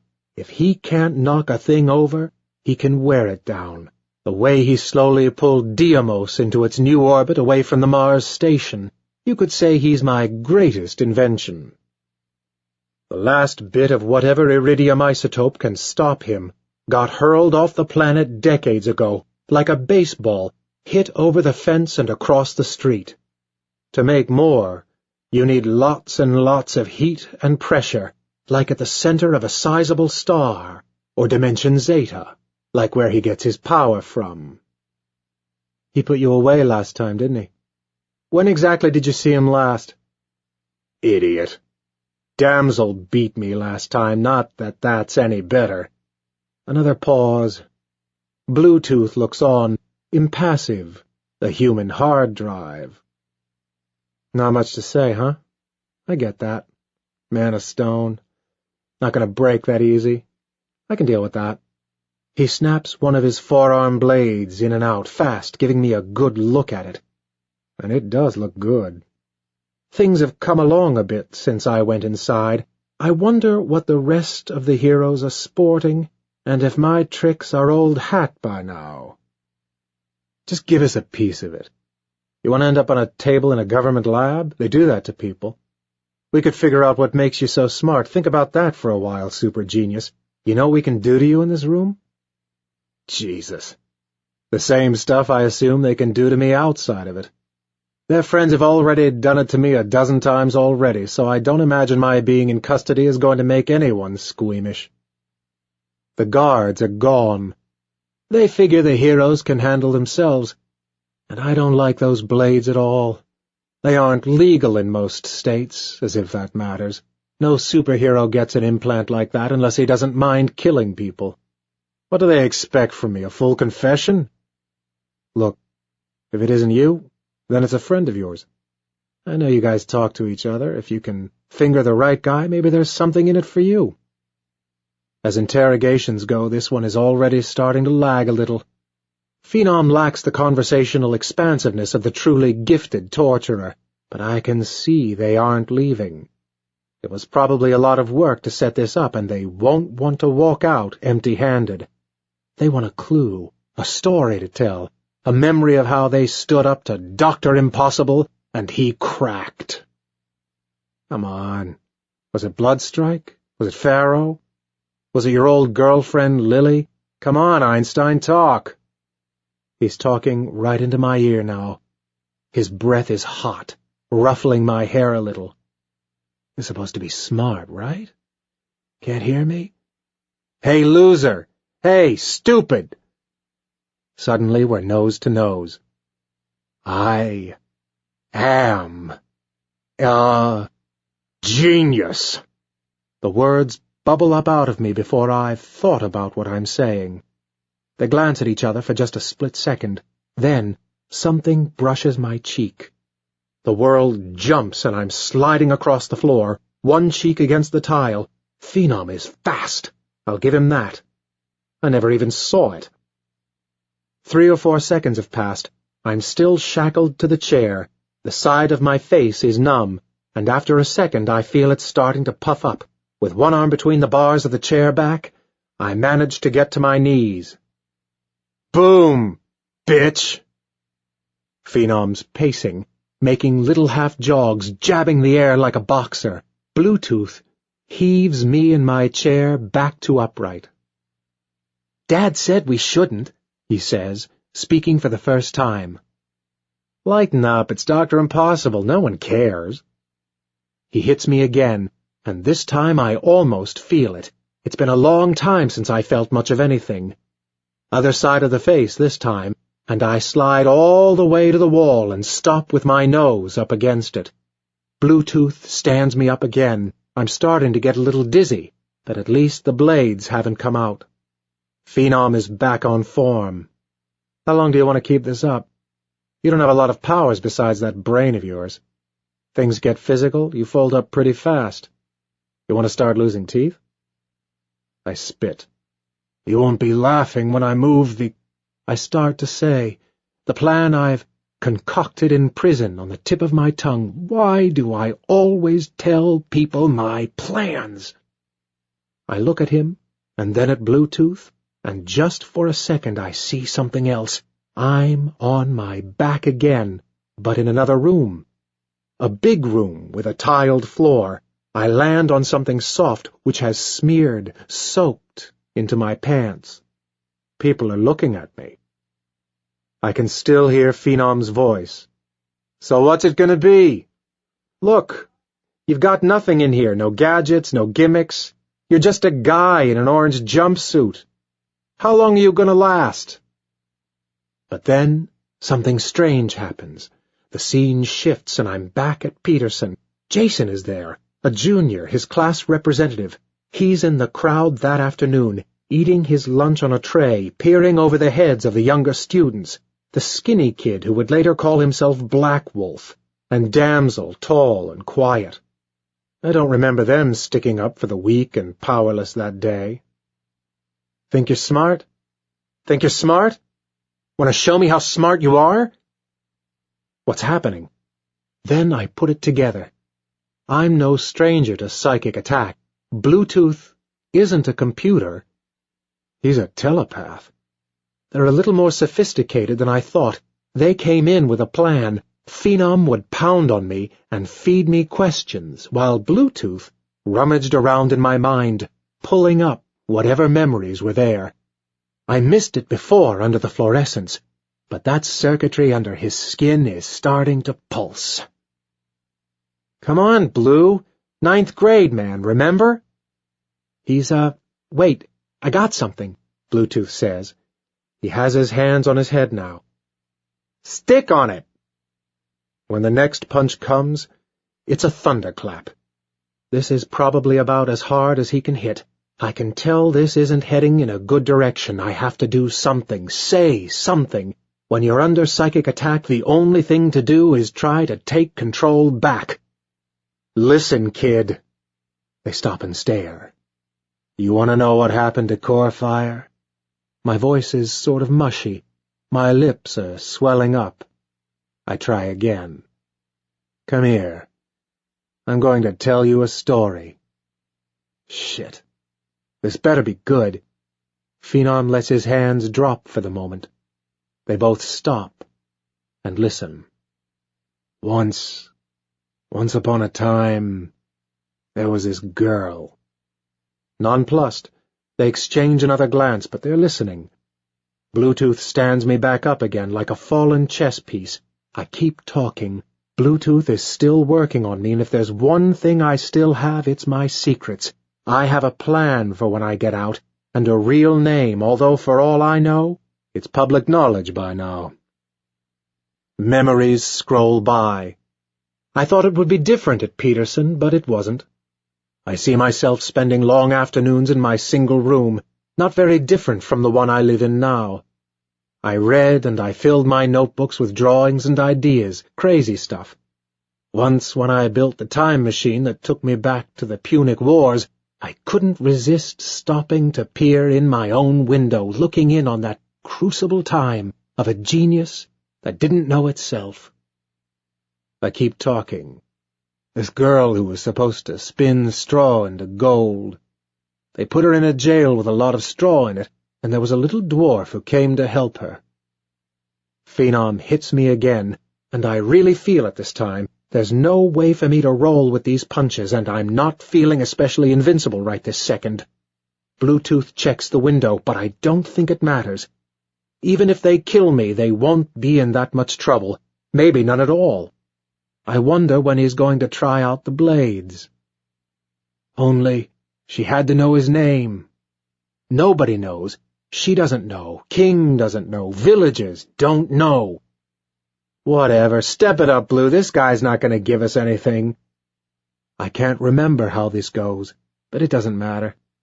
I'm trying to keep my voice from shaking. I actually don't know how much more of this I can stand. So, he just keeps showing up and asking her, "What's my name? What's my name?" Phenom shifts, restless. "Okay, Doc. You want to mess with the Phenom?" Phenom brings out his blades, sliding them from their housings, one in each forearm, each 1.5 feet long. He makes a show of it, performing for his friend a little. Bluetooth gives the observation window another sidelong glance, but nothing he sees there seems to bother him. It's coming soon now. I can feel it in my altered blood. Finally, she just asks him his name, and he says, "Is this how the story goes? I can't remember." In a flash, Phenom has his face pressed up against mine. one forearm against my chest, blade to my throat. I can feel the chair's front legs come up off the floor. I ready myself to go out like a supervillain. Fucker fought my father. Listen, the little dwarf says. I just want to get this out. Jared, Bluetooth has a hand out, but he's too far away. Phenom's half turned to look at his friend. The chair is at the tipping point, and then it starts to go over. All I can see is the ceiling. Why is it always like this? I'd forgotten about this stuff. Let myself get complacent. Images of Peterson get confused with the present day. In another room with a tiled floor, they stand around jeering while I face the urinal. I leave, face blank, in a trance of shame. Somewhere in that darkness, I wedded myself eternally to science and genius and anger. How had I forgotten that? Rumpelstiltskin! I shout. I bend my legs and then drive one heel up and into Phenom's chin as hard as I'm able. It would have broken an ordinary man's neck and jaw, but Phenom's skeleton is mostly metal. He can take it. I roll to one side and get my knees under me, while Bluetooth stares, aghast. Here's the dangerous part. While Phenom is still sprawled out, one arm conveniently extended, I lean back and gingerly bring the metal restraint down on that blue-white next-generation titanium blade. I put as much weight on it as I dare, and after a few seconds, the edge bites and goes in. The metal parts, and I'm a free man.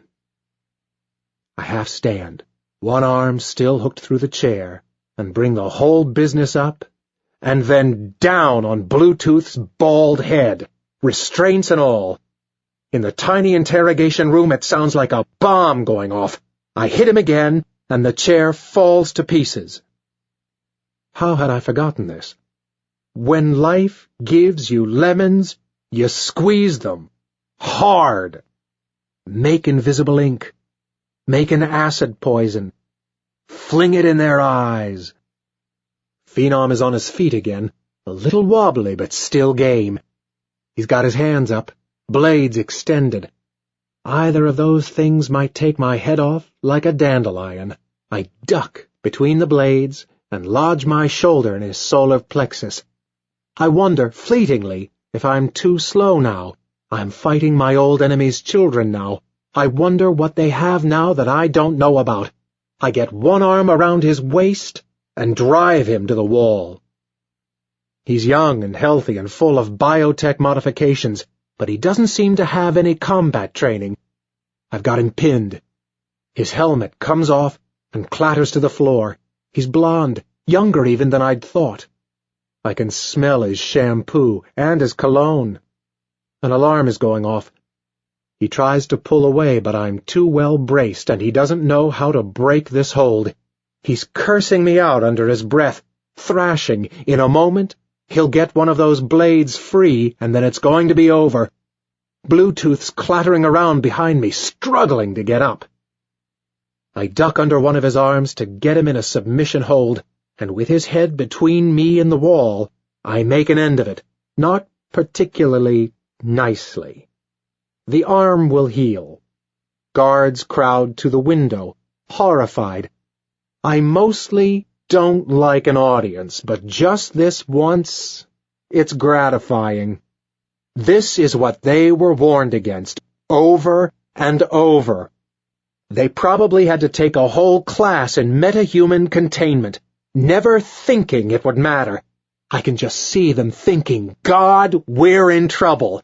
We so blew it. Far-off concentric rings of security doors are slamming shut, trapping them in here with me. I can see myself in the two-way mirror. My nose is bleeding a little, but I don't look as bad as I thought. I put Phenom's blade into the door lock, then kick it out. The guards scatter. A few of them make a stand, but in the hallway, I can take them, 3 at a time, swinging the shackle like a club, a wolf among sheep. Sometimes it's good just to work with your hands. I fan out the prison blueprints in my mind, sharp and clear in 3 dimensions. I memorized this place years ago against the day I'd be seeing it from the inside. The cinder-block walls are backed up by a cube of solid titanium plates, laced with heat, motion, and pressure sensors. I know the exact nature of the trap I'm in. But I have leverage. Dragging Phenom and Bluetooth behind me, a heel in each hand, I make my point to the way-faced guards manning the security checkpoints. Do you really want to see these heroes die on your shift? A few minutes later, I can smell fresh air. A shotgun takes out the safety glass, and then I'm out under the floodlights and the black sky, heroes abandoned behind me, broken field running toward the fence. It's shockingly cold out, and the guards are firing at me freely, snipers in the towers. I take one between the shoulder blades, but it doesn't matter. They're only bullets. When I reach the courtyard wall, a roar goes up from the tiers that seems to shake the whole prison, drowning out the sound of gunshots, helicopters, alarms, the whole pandemonium of it. I put up a hand to acknowledge it, make a slight bow. It's my 12th exit from federal custody. A mad dash to the outer fencing, across a drainage ditch, and I'm gone, out into the freezing darkness and a long night, evading pursuit in the Illinois farmland. In my mind, a new scheme is already falling into place. Overhead, the moon is waxing, innocent of my plans. There'll be scrambling fighters at the nearest Air Force base, but they won't catch me. Core Fire is still out there. I'm sure of it. And Lily, and all the rest of them. But I've got tricks they haven't seen yet. When they caught me the last time, I was working on something new, something different. During a long prison stay, it has germinated, and tonight it begins to flower. I'm cold and free and the smartest man in the world, and this time they're going to know it. I promise you. I promise you that.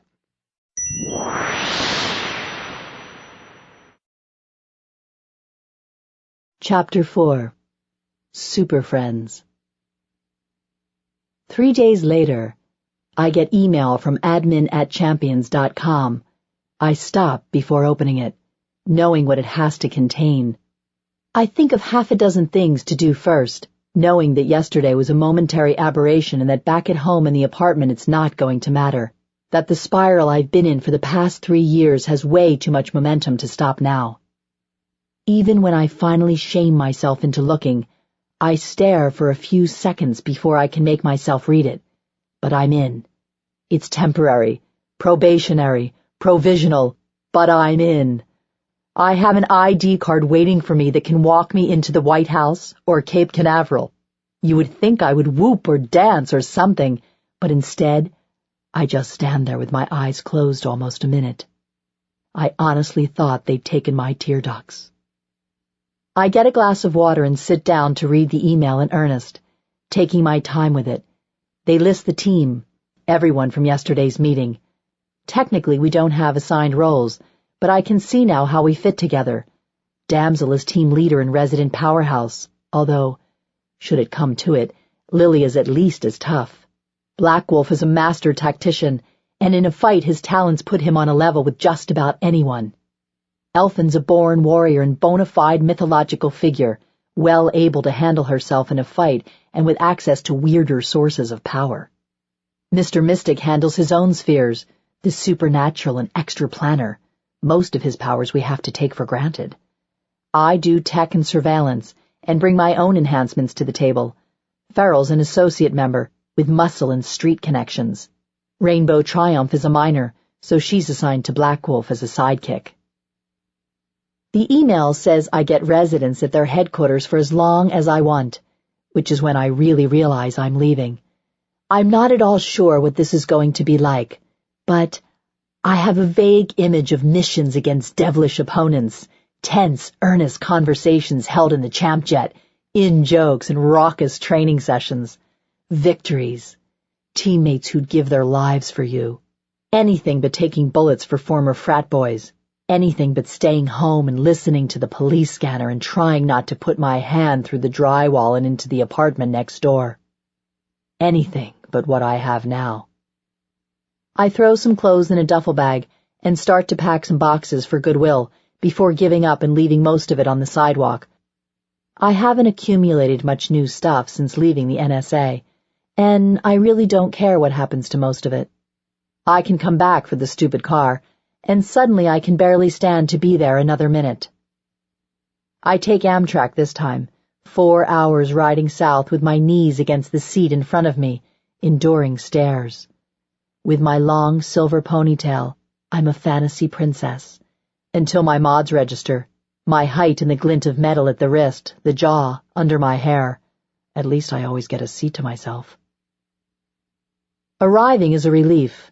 I breathe in the stale air of Penn Station, then walk all 20 blocks north and east to my new home, striding among the pedestrians like a native.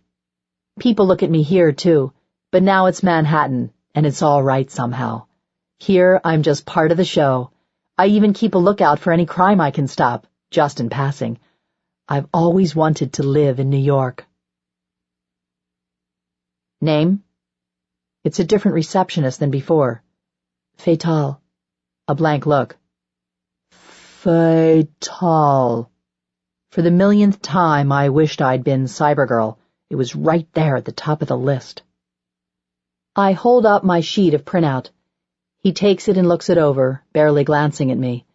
The gray metal door behind him is heavily shielded, locked down so hard none of my senses can get a grip. Must be Black Wolf's design. I'm impressed. He hands me a laminated card without a word. I slide my temp ID through the slot in the elevator, and the button for the Champions Suite lights up. I don't know what kind of welcome to expect at the top. When I was an enhanced operative, I worked alone, a deniable asset.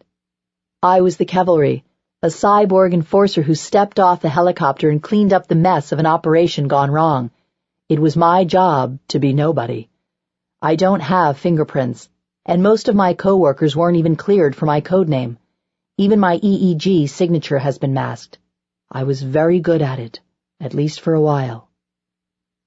I almost panic on the way up, worried that it's not going to live up to expectations, or that it's all a mistake, but it's too late to back out now. But Black Wolf greets me as I come out of the elevator. He's in full costume, like always.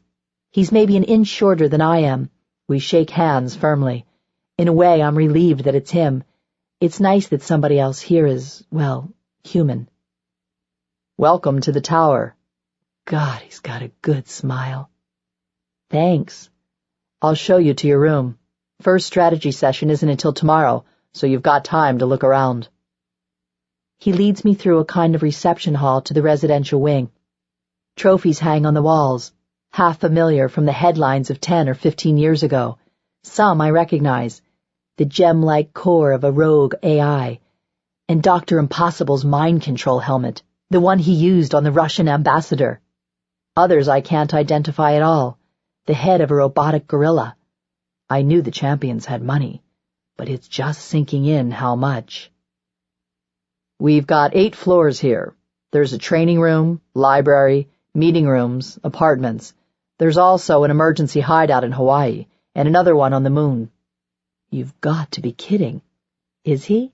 I knew they had access to alien technology, but still. He smiles and winks. I'm used to ranks and procedures, but super teams are more about personalities. How does mine fit in here? We pass Corefire's old room, a reminder that one of those personalities is missing now. The group drifted apart since the mid-90s breakup, but everyone kept in touch with Corefire, even after he started holding his own press conferences like a bitter NFL quarterback. Here you go. Room's keyed to your ID. Thanks. Rest of the team's out, but they'll trickle in toward evening. Dinner's whatever you can find. I've got patrol. He leaves me alone to unpack. My room looks like a hotel. Whoever lived here before me didn't do much decorating. Then I catch on. This must be Galatia's old room, the famous living robot. It figures. I don't like robots. I hate meeting them socially, even the smart ones that can paint pictures and talk about religion. I met ex-cathedra once, at a Washington reception connected to the high-tech industry. She was there, schmoozing with cybernetics executives, who crowded around her like dwarves around Snow White. She was painted in white racing stripes for the occasion. I found myself looking at her shoulder joint, wondering whether we had any technologies in common. When our eyes met, the feeling was uncomfortably intimate.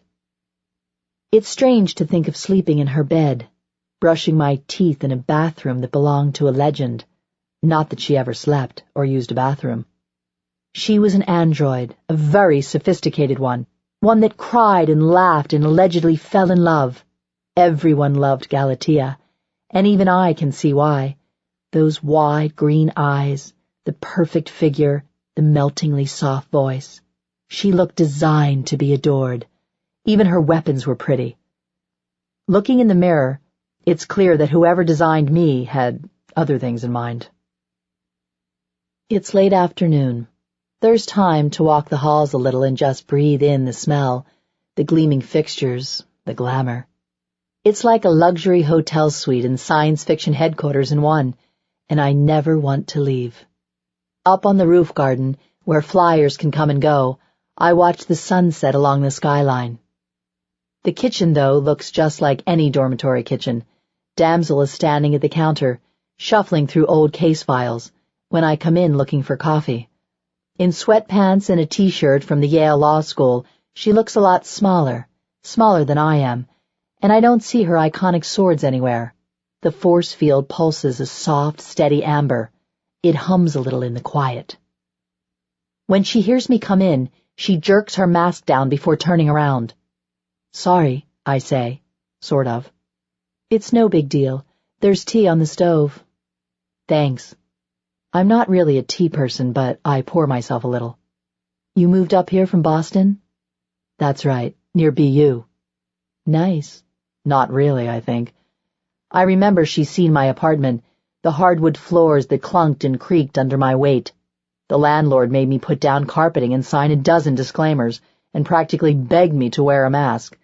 Superheroes aren't popular tenants. Well, we're glad to have you with us. I've never worked with a cyborg before. She touches her mask, making sure it's on straight. She still has a secret identity somewhere. Just don't ask me to program your VCR and we'll be fine. Polite half smirk, but the corners of her mouth don't really move. She doesn't smile a lot. I'm good at noticing these things, we machines are. Is that for tomorrow's briefing? Just going over some of the old players. Anything I can do? I'm feeling a little useless around here. You'll do fine. We all get our start somehow. I guess we do at that. Although some people get born with flight in a force field, while others get ground into the Brazilian pavement. Funny thing. I'm walking back to my quarters when Lily stops me. Come on, the real action's down in the gym. Everyone seems to have gravitated there. I watch through the glass as Rainbow Triumph runs her workout. She was too young to be in the original champions. Famous as she is, this has got to be a coup for her. She has a complicated fighting routine, training on 3 heavy bags at once. At her fastest, she's a blur of color. Lily watches with me. Settled in? She asks. I guess. People aren't exactly forthcoming around here. Trust me, you've got it easy. Rainbow thumps the bags in a regular rhythm. She's faster than I am, I realize. Lily shakes her head. That bitch. Those fins on her gloves have razor edges. Did you guys ever fight? I ask. That one didn't make the TV. Come on, let's go in. The gym is packed with custom equipment designed to challenge the superhuman physique, super max weight arrays, and a laser-monitored obstacle course. It smells like leather and sweat in here. It's the only room that looks like people use it. Most of the action is on the mats. Black Wolf and Feral are sparring, and even Damsel stops to watch. At 6'3", Black Wolf is overmatched by 1.5 feet, but it doesn't seem to bother him. He looks like a masked Beowulf against a hairy Grendel. He gives ground thoughtfully, cutting once at Feral's eyes with stiffened fingers, almost as an afterthought. Feral doesn't just dress up as a monster. The hair and teeth aren't a costume. Being a big cat doesn't seem like much of a power at first, but he moves spookily fast for someone so big, dropping to all fours a few times, once bounding fully over his opponent. His claws leave pinpricks in the matting. Feral has spotted his opponent a weapon, a frayed length of cord with a blunt metal hook tied at the end. Black Wolf dangles it absently from his left hand. His posture is loose, off-handed. He is supposed to be 38, if you believe his publicist, but if age is catching up with him, it doesn't show. There's a little maneuvering, keeping distance. Then they close. There's a flash of movement I can't follow, and Black Wolf is actually off the ground, one foot braced in the crook of his opponent's knee, groping for a hold on Feral's long left arm. Feral throws him the length of the mats, but he rolls smoothly out of it and comes to his feet again in an easy fighting stance. They trade a few barbs, the usual, "You're getting soft, old man," stuff. He pays out cord now, swinging it in long, slow arcs. You have to appreciate the artistry of it. Feral can lift a car or leap half a city block. His fingers end in claws, for heaven's sake. Feral tries a wild slash, but Black Wolf just folds away from it. The hook arcs up lazily, and Feral bounds forward under it. Black Wolf lets the hook whip around in 3 quick motions, once around Feral's throat, and it's over. They say he thinks these things out 11 moves ahead, a high-speed chess player. Feral taps out, shaking his head. Elfin catches my eye, an invitation or a challenge. She gestures to the mat, like she's not sure I'll understand English. I don't know what she thinks I am, a knight in patchwork armor. I wonder if they've explained it to her, the accident, the operations, the rest of it. I shrug. Bring it on. I would not hurt thee. Christ. The others are clapping now, getting ready for the show. "Fresh meat," barks Feral, his fangs mangling the consonants. "Let's see what the feds taught you." Yes, let's have a look at you. Black Wolf's watching me carefully, with the techie's concentration. He wants a systems test. He touches a button on the wall, and some of that equipment retracts into the wall to give us more space, clearing the floor for a battle royal. I see a video camera switch on overhead. I don't like this. It feels too much like a tryout, and I thought we were going to avoid all of that bullshit. Is this what it's going to be like on a superhero team? Am I going to have to fight all these people? It's not that I'm scared. I'm pretty good at this. I've just never fought a world-famous superheroine.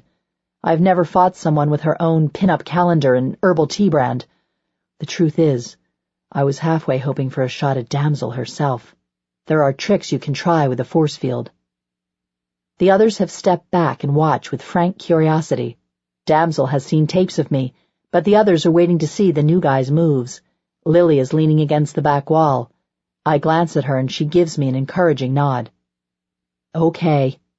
I shake out my hair, then pull it back in its ponytail. I set up on the mats in a modified karate stance, left foot leading, right leg powered up to compensate for all the weight. I'm way too heavy for these mats. I'll never get used to the feeling of my prosthetics powering up for battle. I can feel the power drain deep in my gut as the whole system downshifts to handle the new demand. My legs get extra bouncy, supercharged. This is what they built me for. I've had a couple of specialists tell me even the government doesn't have anything on my tech level, but no one with enough clearance to be believable. I was probably hidden in somebody's Black Ops R&D budget, disguised as foreign aid to nowhere. Internally, I switch a set that tells it we're in training mode, so I'll pull punches a little. On full power, I can kick through a brick wall, and Elfin looks a little more delicate than that. I could snap that narrow waist of hers with one hand.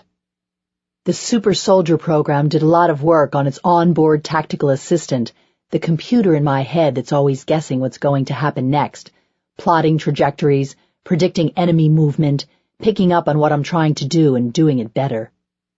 Elfin stands opposite, spear held loosely in one hand. Her body is pathetically thin. This is ridiculous, I think. I'm fighting an anorexic in her nightie. But when she moves, she looks light and heavy at the same time, and there's a shimmer. Despite the air conditioning, I seem to catch a whiff of summer nights in the forest, and the fluorescent bulbs project something a little too much like moonlight. She's Titania's warrior, if it's true, and 900 years old to my 27 and change, not all of which I remember too clearly. Time slows down as the computer cranks up my response rate. On the tactical display, static fizzes around her spear. Whatever it is, my camera eye doesn't like looking at it, and it's making a hash of the combat projections. The computer can't decide where it thinks it is. There's no way to tell it I'm fighting a fairy. It probably thinks I'm facing off against a pygmy holding a long stick. I'm already big for a woman, but up against Elfin, I tower. Elfin's not bothered by any of this. She minces forward for an experimental jab that clangs smartly off my left forearm, metal on metal. My riposte stops just short of her snub nose. I show her I'm not as slow as I look. I reach for that spear shaft but end up holding air. She's fast, too. I close the distance on her again, but she's got no reason to grapple. I block the spear point again and lunge for her wrist, working my superior reach, but she spins away and slips behind me. My fingers brush the trailing edge of her blouse, then something glances hard off my skull plate. I turn, but she's already out of reach, rubbing her knuckles where they hit metal. Cheering from the sidelines, Elfin twirls that spear of hers, looking like she'd appreciate a little more support. She dances clockwise, keeping her eye on me. If I could close and grapple with her, it would be over in an instant. The truth is, I really do want to beat her. I want to beat one of the champions. I try to remember anything I can about fairies. I wonder if she's allergic to iron, or is it silver? My databanks don't have anything, but there should be something back in my biological brain at least. Superhero lore, or some tidbit from a college English class. What is a fairy, anyway? Am I fighting Tinkerbell? Or am I the foolish knight who follows a woman into the forest, doomed to wake up hundreds of years later? La belle dame sans merci. I check the sidelines. They're taking it all in avidly, and I don't know why in hell I should hold back against this waif chick, with her anachronistically chic hair. I've got sonics. I've got a grappling hook. I've got tear gas. And I have a gun. I always have a gun. In the big leagues, you're supposed to be able to eat a couple of bullets and not worry about it, and anyway, I have rubber bullets loaded today. The barrel comes down out of my left forearm, which is why it's so thick. I let her think I want to close again, then spray her with the 2-second burst, easy as thinking it. Welcome to the 21st century, girlie. In the closed gym, the report is shockingly loud. More applause, I think, but I'm half deafened by the sound. In a blink, she's gone. Faster than even I can track. Most of that burst hit the safety glass behind her. Where the hell is she? The close air stinks of gunpowder. I start to backpedal, and the computer is flashing an arrow to show where she went, where I'm supposed to be looking. There she is, up by the ceiling, rubbing a welt on her thigh, an angry, pouting fairy now. Touché. Scattered applause from my teammates. Leisurely, I raise my arm for another shot. No way to miss at this range. She flips forward in the air, and when she comes out of it, she's not holding her spear. Too late. I perceive it as a throwing motion, and I'm realizing this on my back, because that's where I suddenly am, and I'm trying to get up, but I'm pinned somewhere. I've got a screen flashing static, and Black Wolf's hand is on my shoulder, warning me not to stand. Behind me there's applause, and it isn't for me. Let me get it out, he's saying over fairy laughter, and I realize what's happened, although it's a throw she couldn't possibly have made. The spear did only nominal damage. I could patch it myself. It passed straight through me at the midsection, just a cut in what no one's supposed to know is fake skin and insulation. Titania's moon-forged weapon didn't bother to notice the armor plate. rated to withstand depleted uranium. There's no way she could have aimed it like that, not unless she knew what she was doing. And she can't have known that anyway, because she doesn't even understand what I am, what a cyborg is. I tried to pull myself up the shaft, face red. Everybody is laughing at the rookie. The blade is stuck through the mat, standing out from the concrete flooring underneath. I pull it out and heft its heavy length. The blade is cold and seems to reflect a cold light that isn't in the room. Close up, it has writing. But just before I can make it out, it gets yanked out of my hand, and Elfin's walking away with it, laughing her silvery laugh. Farrell slaps me on the shoulder with a fuzzy clawed hand. "Welcome to the show, primate," he barks, out of his psychotic-looking tiger face. And just then the red lights come on, the ones connected to alarms at the Pentagon, the NSA, the Department of Meta-Human Affairs, and NASA. The red light I used to dream about when I was tapping 911 calls just to get a lead. We all sprint up to the crisis room, where the computer is already up and talking, and this part is just like I pictured it. An official from the Illinois facility is already on screen explaining how, in a nutshell, they let Dr. Impossible get away again. We're finding out about it 40 minutes before the press does. It's still a strange feeling to stand next to world-famous superheroes. The faces and characters stand out in relief. It's impossible not to notice I'm in a room with a lot of people wearing masks. Damsel's cat's eye mask and her bitchy self-control. Black Wolf's goggles and his languid poise. One muscled forearm draped across a packing crate. He sees me watching. "Okay, did anyone not expect this?" Black Wolf is in a good humor. "What's this chaos pact?" Damsel takes charge, the loudest voice in the room. "Friends of yours, Farrell? They fucked up. Lily's boyfriend is out again." "He's not my boyfriend." "Language, please." Whenever Mr. Mystic arrives, he just materializes when you're not looking. I checked it on a security camera once, but it came out static. Farrell shrugs as best he can. "Those guys, I owe them a favor. I've worked with them before. I thought they were up to it.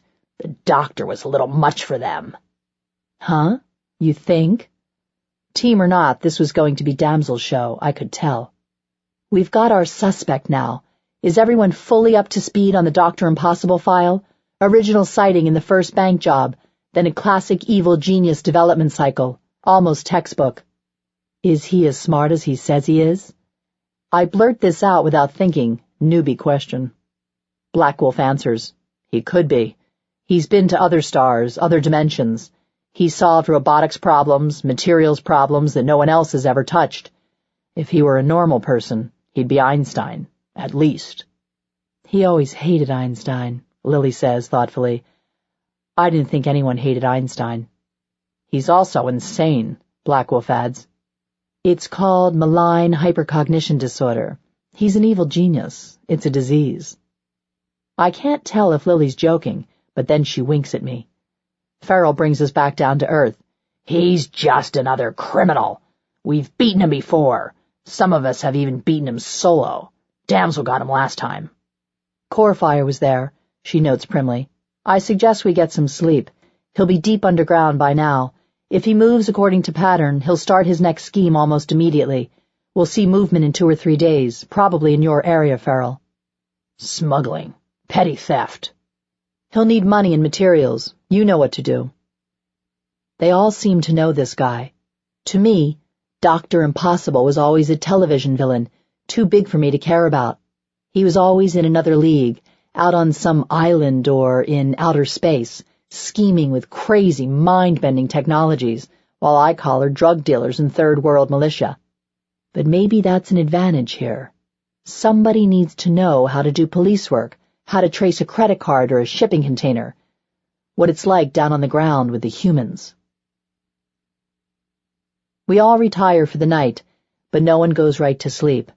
I know, because the interior walls here are thin enough that at night when I crank my senses through the right spectra, I can see right through them. I feel a little guilty, of course, but I can't resist. I've heard so many stories and rumors about this crowd, a tight group for so many years. The actual facts are odd, and a little disappointing. Rainbow Triumph has the room below mine.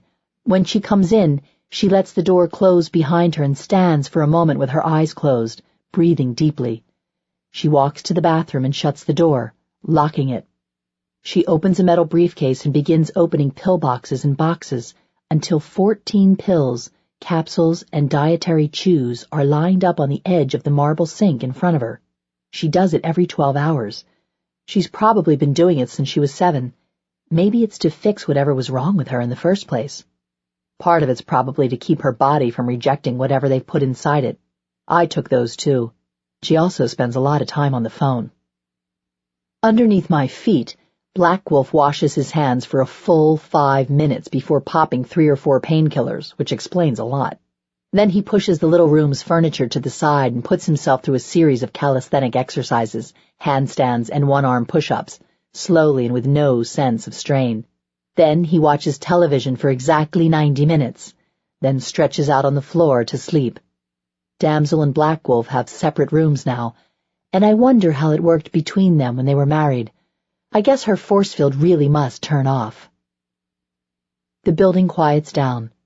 Mr. Mystic retires back to wherever it is he lives, no doubt to contemplate the infinite.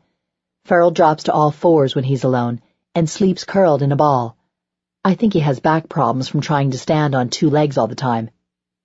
There's an object inside Black Wolf that transmits when he's sleeping. In the bathroom of her suite to my left, Damsel goes immediately to the toilet and vomits in a neat, businesslike fashion. Not that she needs to worry about her figure, but I guess that's her affair. I know what it's like. Your powers are what you always have with you. It's one piece of knowledge we all share here. No matter how many dossiers the government keeps on you, no matter what data your enemies have collected, no one knows your powers the way you do. Everyone has seen them on TV. For everyone else, it's a momentary fantasy.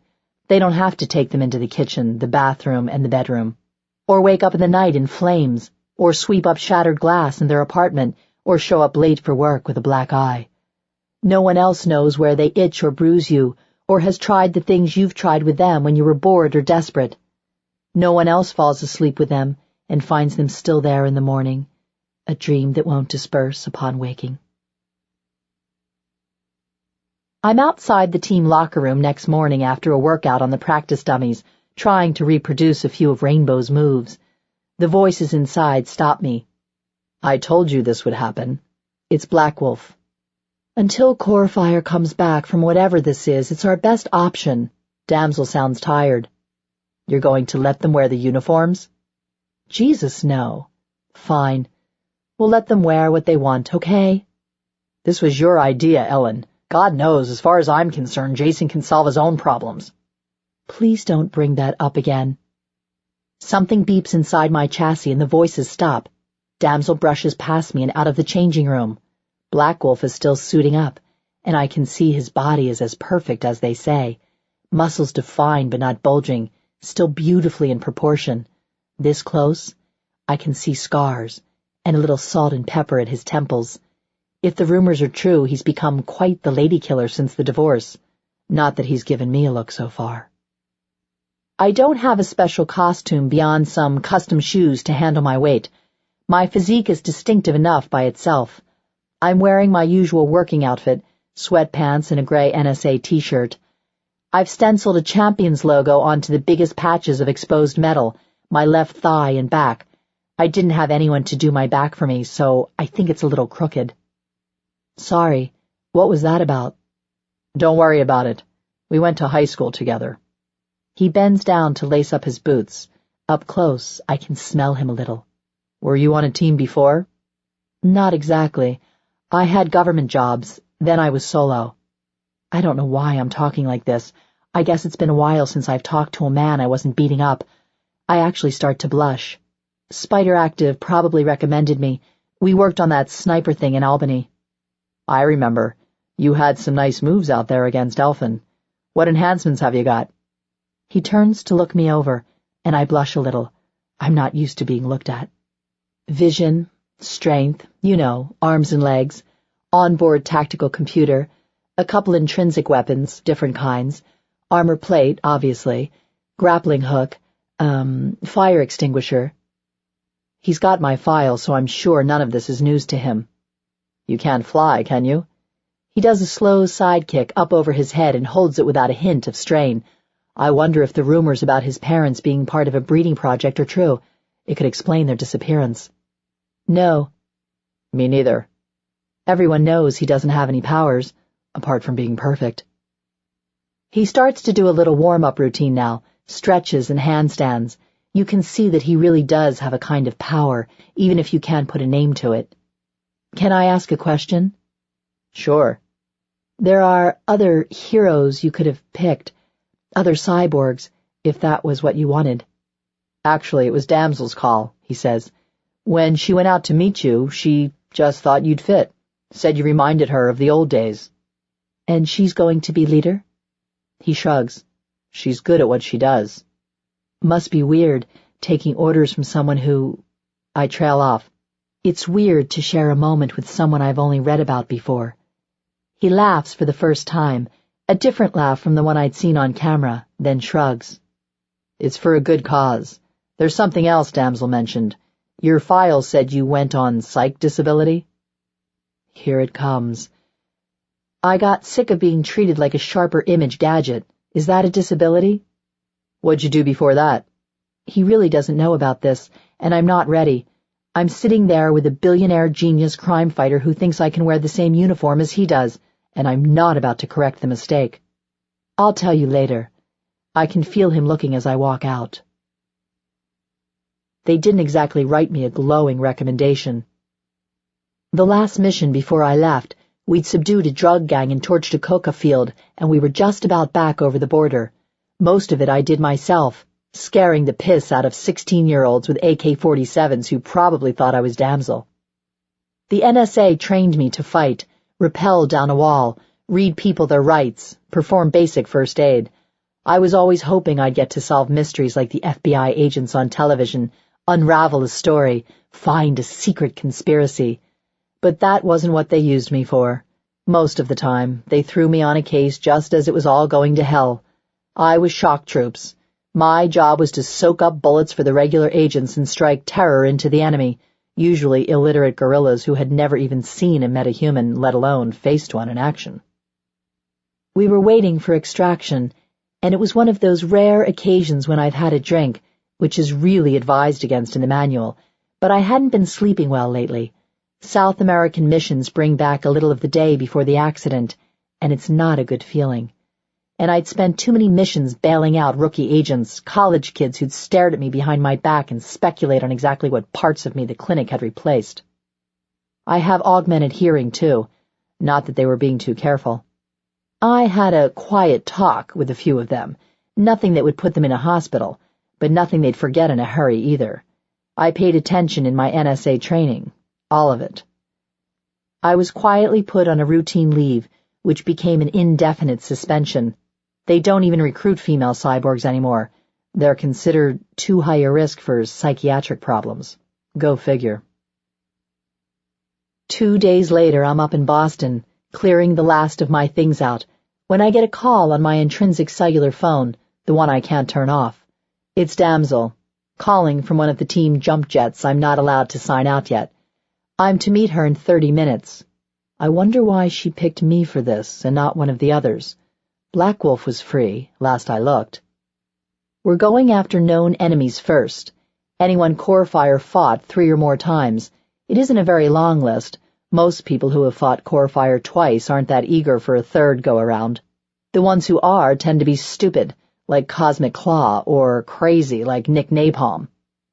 It's 5 a.m., so I dressed in street clothes and wait for the meet on a snowy bench in Boston Common, hood up, trying to look inconspicuous. One guy stops and stares at me, but I ignore him. Obviously, I don't have a secret identity. I look the same all the time. There's a rubber half mask I can fit onto the right side of my face and neck if I want to make a try at looking human. The effect is grotesque, but with the hood up it basically works. I might have looked more human if I'd wanted, but I hate the store mannequin plastic feel prosthetics have, the Band-Aid colored flesh.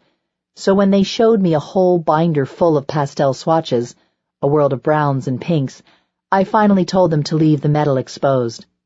I save the half-mask for emergencies. She meets me only 45 minutes later. She wears a long coat for appearances, but it doesn't look like she feels the cold. In the dawn light, she looks different, more ordinary. She has the same markings as her father, faint blue lines on her cheekbones and her neck, but in this light they look painted on. I wonder if she looked this way on Titan, where the dawn comes once every 16 days. I think we have a real lead this time. Police in Providence say they picked up Nick Napalm last night. He says he knows something about Dr. Impossible. The jump jet is grounded at Logan, so we drive my old Toyota Tercel all the way down to Providence. Damsel spends the whole drive down looking out the window and ignoring me. I realize, more vividly than before, that I don't know these people at all. They were a team for almost 15 years. They went to the stars together with Stormcloud. They traveled in time, fought alongside Roman legions when Dr. Impossible went back in time to the Punic Wars, and they'd all seen Galatea die under the rings of Saturn.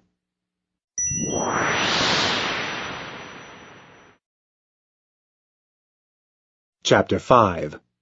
Free at Last. When I get out of here, I thought it 1,000,000 times when I was in prison.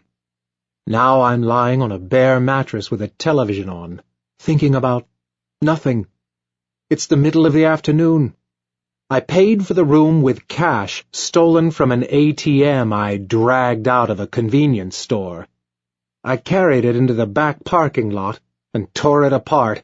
Then I ran as fast as I could. Not my finest scheme, but these are trying times. The apartment is 3 small rooms and a gas stove, and cooking smells drift up from the floor below.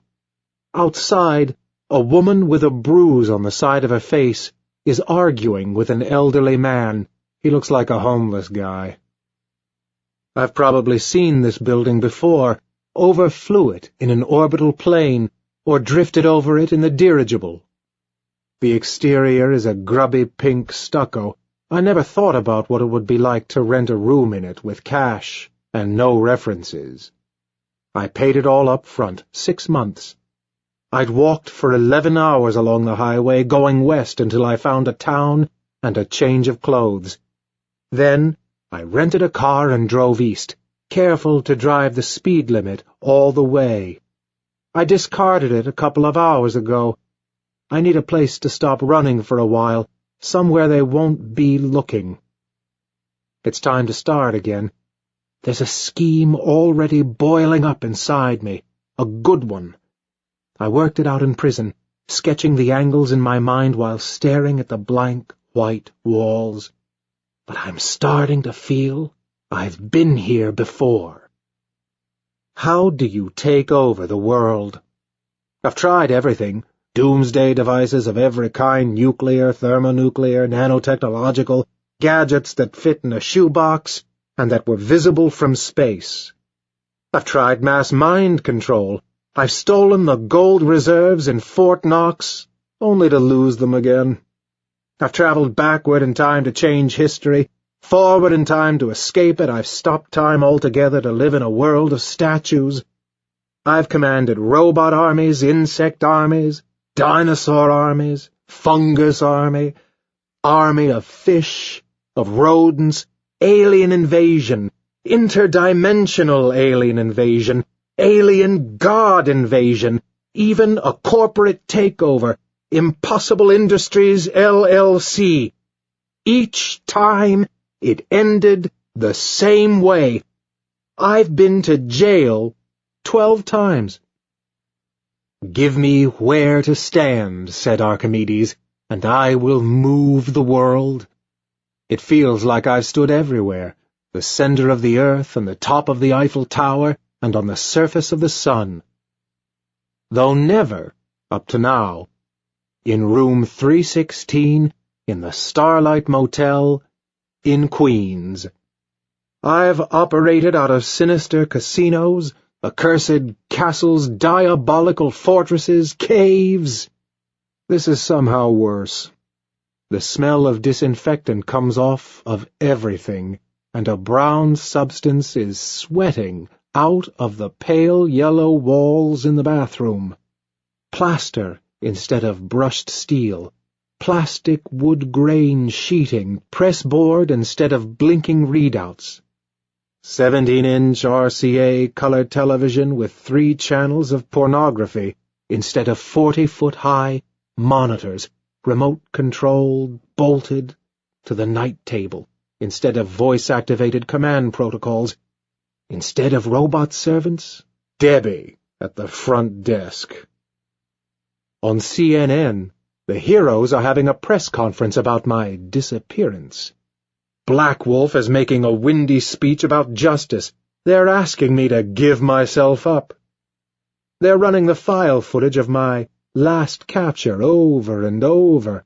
First, a zoom lens shot, probably from a helicopter, showing me at the bridge of my dirigible, cape streaming in the wind. Then, cut to handheld video of me sprinting down a Manhattan Avenue, power staff gone, zigzagging between cars, turning around to spray knockout gas to slow them down. You can see the sweat stains. My costume wasn't designed for long-distance running. That cape is as heavy as velvet. Cut to me again, in chains and titanium leg fetters, helmet off, still groggy from the beatings I'd taken before they ran me down, the image that ran in the newspapers the next day. 4 years ago, I stood 1,000 meters above this spot, looking down at the world, at the scum. I was planning how I'd exact my tribute, which cities I'd rename in my honor. People of Earth! The sound of car alarms drifted up from among the buildings. The dirigible glided forward a few car lengths. I looked down to see its long oval shadow swallow Maine, Lansing, Dean, and Church.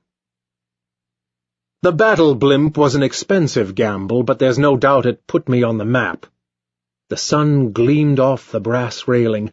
The wind ruffled my imperial robes. I didn't just want their money. I wanted them to look into the sky and see me, something extraordinary, something menacing and grand. I built the air sac to collapse in a matter of hours and fit inside a couple of shipping containers, so I could appear and disappear virtually without warning. No one knew when I'd be looming above them at the wheel of a colossal airship, laughing maniacally through a loudspeaker. No one would forget the sight of it. It obliterated the sun and cast its shadow a county mile, over banks and traffic lights and schools, libraries and police stations. In the bathroom, the handle on the toilet comes off in my hand.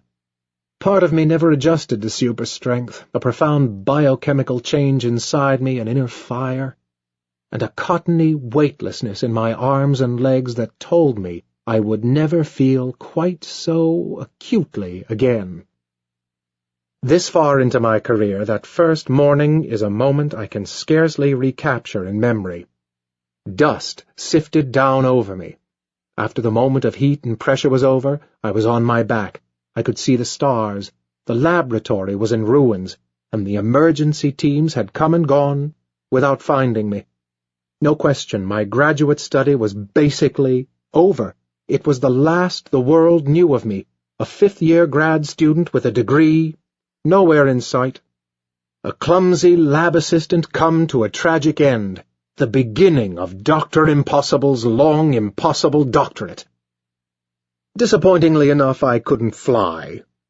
I couldn't go invisible or move objects with my mind or shoot lasers from my eyes. I couldn't communicate with my mind or read other people's thoughts. Not that on the whole I wished to. The night wore on, and I exhausted every variant on heat and cold, growing and shrinking. After a lengthy series of hops, half-gestures, and brow-furrowings, I satisfied myself I didn't have any of the more recherché talents. I was fast, though. My reflexes seemed to run on oiled casters, and the world would almost freeze in place when I focused my will. I haven't dodged any bullets yet, but I've come close.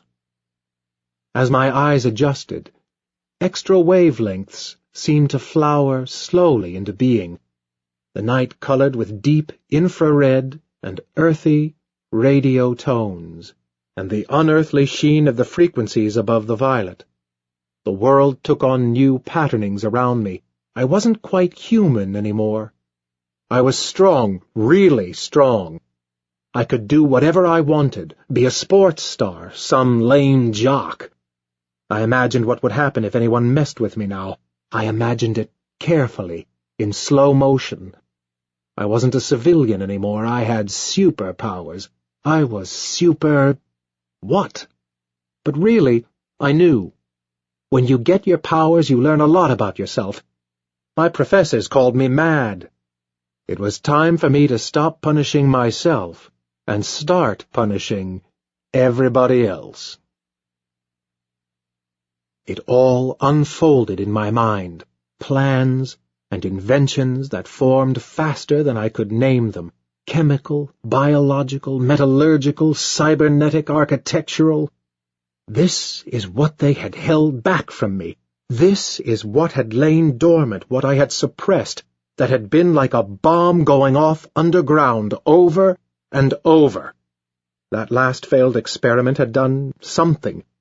I was strong enough, yes, but this is what my empire would be founded on raw computation and rage.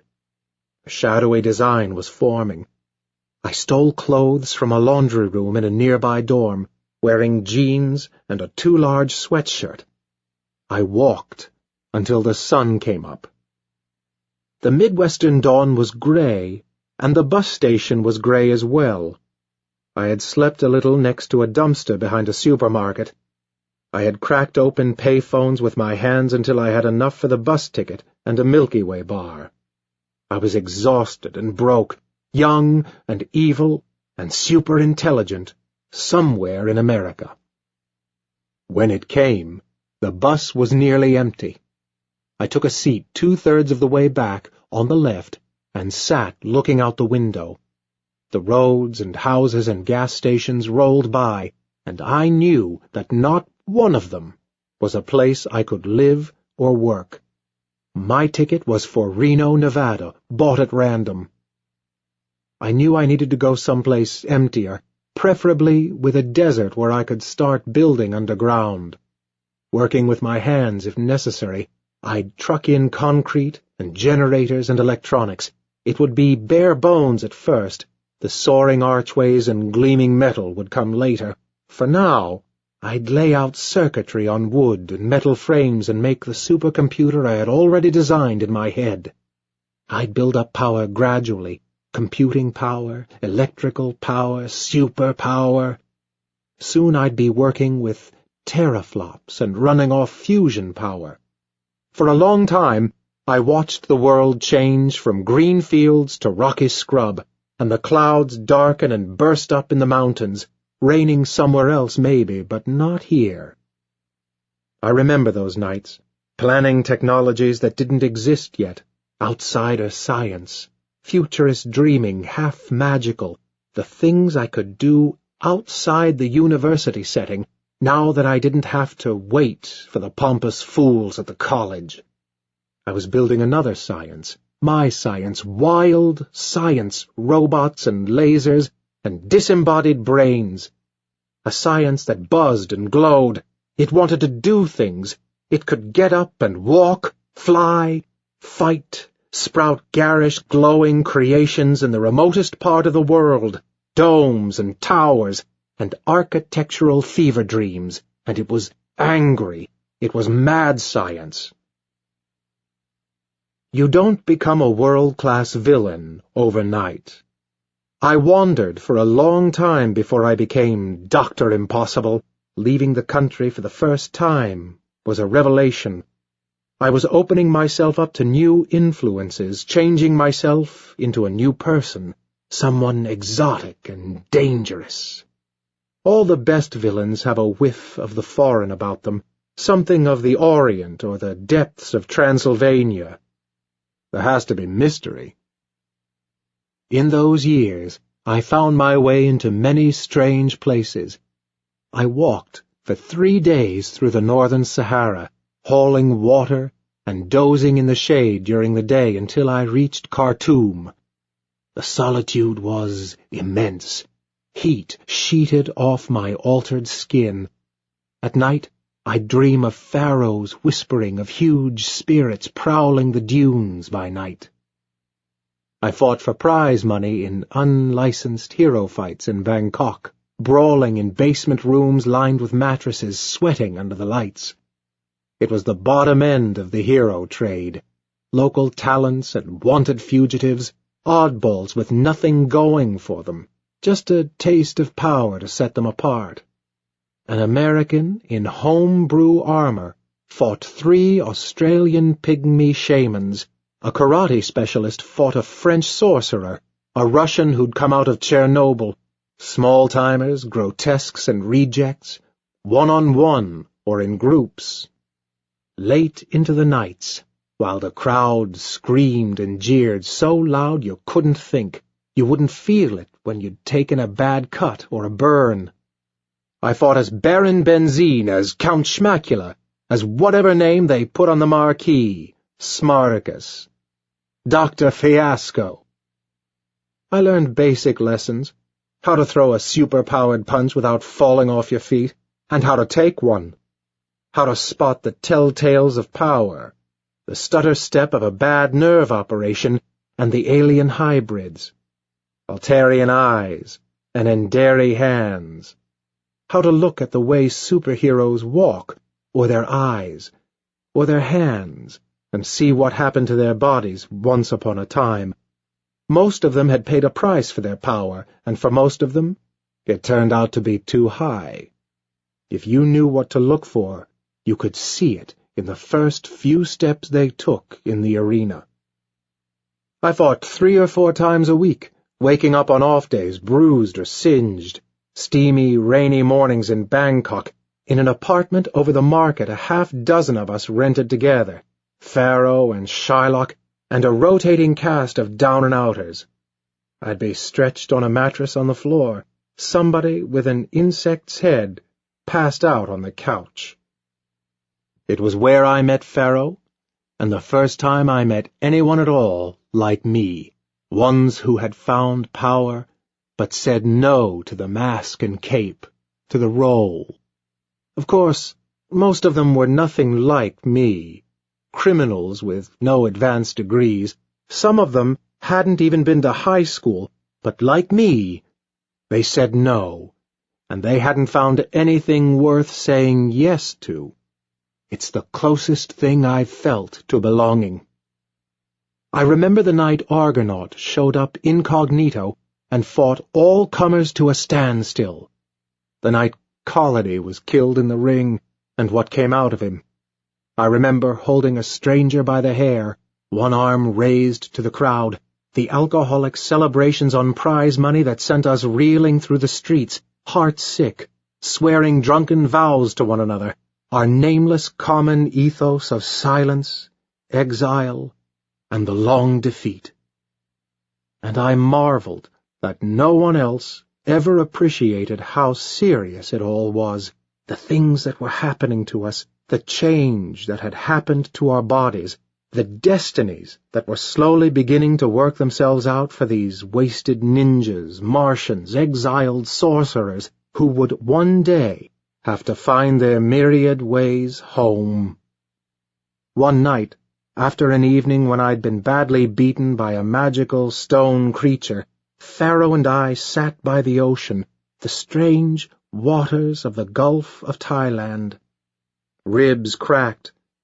I swore inwardly that I would never quit, not ever. I worked as a bodyguard for a drug cartel in Hong Kong, standing in a dark suit night after night behind a drunken narcotics magnate, a skinny guaylo who could stop bullets and out-wrestle the strongest man, until one night a group of our competitors came through the door, too many to stop. I walked into the Hong Kong night, carrying $3 million in a briefcase, my suit soaked in blood. The next morning, I was on a flight back to the United States. I was ready to show the world my real face. At least there's a telephone here. Thinking of those days puts me in mind of my contacts. There's a loose web of acquaintances out there. Even if they didn't visit me in prison, there's still a network. There are things I need if I'm going to get started. I can make some calls, but who? With all the fuss about core fire and the champions back together, it's a bad time to be a villain. I start making a list. A lot of people are gone, hiding or in prison. Psychic Prime is out there, useful when he's sober. There's Nick Napalm, too, still out of prison. One of them will tell me where people are meeting up these days, maybe even do a little job for me. Lily, I'm not ready to think about. Then there's the Pharaoh. He'd be useful if only I could find him. Not the real Pharaoh, the one in the Super Squadron, but the other one, the 2-bit villain. He had a magic hammer he liked to wave around that he said made him invulnerable when he spoke a secret word. He'd made a suit of armor and spray-painted it gold, then drawn on it with a child's idea of hieroglyphics, all eyes and wavy lines. He claimed to be a reincarnation of Ramses, although he used to get the A and O backward in his own name. The hammer was a big stone thing, the third-hand hammer of somebody retired. He called it the Hammer of Ra. I wanted to take it apart to see how it worked, but he never let me. We were friends in the half-collegial, half-suspicious way villains can be friends. Once, we had to hide out for 2 days together in a leaky shed in New Jersey while heroes hovered in the sky above us. We whiled away the time telling hero stories and boasting about our big scores. He knew Lily, too. I tried to share a few jobs with him, but the partnership never gelled. He never amounted to much as a villain. One afternoon in downtown Chicago, he'd driven Serpentine all the way into the lake and knocked Blockade unconscious. If he'd cared enough to make anything of it, he could have been big. The real Pharaoh never even bothered to hunt him down over the name thing. But he's gone too, got out of the game a while ago. He was never that serious about it to begin with. Crime is a serious business, damn it, I told him that. It was a long ride up the New Jersey Turnpike, 4 hours in semi-darkness, squatting on the wheel well. I drowsed a bit. It was strange to be driven along by a robot I'd built, and the gentle rocking motion brought back sensations of childhood road trips. I was dreaming of the Zeta effect, flickering red field, its tantalizing mysteries. I woke to stare into the molded plastic faces of the robots swaying beside me in the long, bare compartment, a row of drowsy crash-test dummies. I felt us come out of the Holland Tunnel and into the stop-and-go traffic of downtown. The robot in the driver's seat was a good one, convincing enough to pass as human on casual inspection. It only had to drive and pay tolls and smile blandly at other drivers.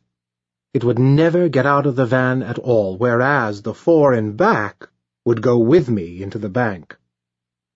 The bank was in Midtown, a small one, but adequate to my needs.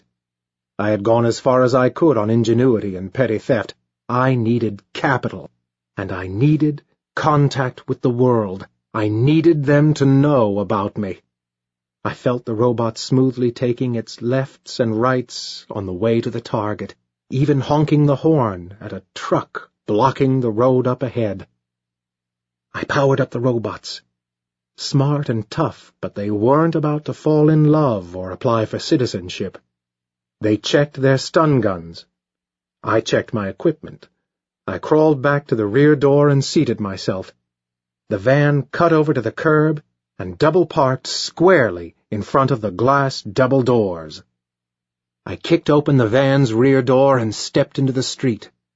A light snow was falling, frosting the edges of things and darkening the asphalt. I had spent months designing and assembling the robots, sewing the costume, fabricating the equipment, hanging from my belt. And now I was standing in the street in Midtown Manhattan, squinting in the sudden light, Mid-morning traffic swerving around me, the crowd just beginning to react. It was 10:30 a.m. on a Tuesday, late January, and in the skyscrapers overhead, office workers were just halfway through the morning's work, rustling papers and chatting at their desks. I was 24 years old. A burly man wearing a uniform was staring angrily at me through the window and pointing as if to say, "Go away." There was a second of vertigo, a sick moment of nightmarish embarrassment. What was I doing? I ought to be up there with them. I ought to be at work.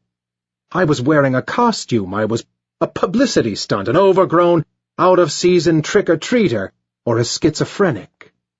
This was the moment of truth, worse than any crime fighter or secret weapon. My insides clenched. I forced my legs to take me forward through the bank's heavy plate glass facade. Behind me, the robots were raising their concussion pistols, and my earplugs cut in automatically. The man standing just inside put up his hand, gesturing at me to stop. "Go away!" That was the moment. I shook my head. Stop? Go away? No. Absolutely not. I felt an unfamiliar smile take hold on my face. He raised his gun. Too late. Because I didn't have to stop. I grabbed the door and pulled so hard it came off one of its hinges and hung there. I wasn't going to stop, and I wasn't going to pay any damages, and I wasn't going to say sorry, because I wouldn't have to do what anyone else said ever again. The sonic went off behind me as I went through the door, and after that, there was a whole lot more I wasn't going to be paying for. Kneel! I pointed to the floor, and in a second the crowd was on its knees. Most of the bank crowd would be deaf for the next 30 seconds or so anyway, but I needed to look like I was giving orders. I looked up to see I was holding the unconscious bank guard aloft by his shirt. I tossed him into a potted palm. It was only hours later that I got home and realized he'd shot me square in the chest. There was a bang as they breached the vault. 2 robots were brandishing their pistols at the crowd, while the rest shoveled bricks of currency into sacks. I had nothing to do but stride around the lobby looking menacing and in control, but it felt like an eternity. I went on shouting. I screamed, although I didn't know what I said to them. I declared myself Emperor of Manhattan, America, the world. I was shaking. Outside, traffic had stopped. People across the street peered in at me, in my bright clothes in an empty bank lobby. I could hear sirens now, but the final phase was already in progress. I dug the tunnel weeks before. I motioned 2 robots to the front of the bank to engage the police. The others were already loading the money into the shaft. After my escape, they'd collapse the tunnel behind me. Only one thing left to do. I turned to face one of the security cameras. It was time to let them know who I was, what I'd known for years. I'd planned something, I forget what, but something else rose to my lips. The humiliations build up, and you know you'll never get back at them, even though somewhere inside you're better than they are. The real you is somewhere else, someone invisible, unknowable. Someone impossible. "I'm Dr. Impossible!" I shouted it to them.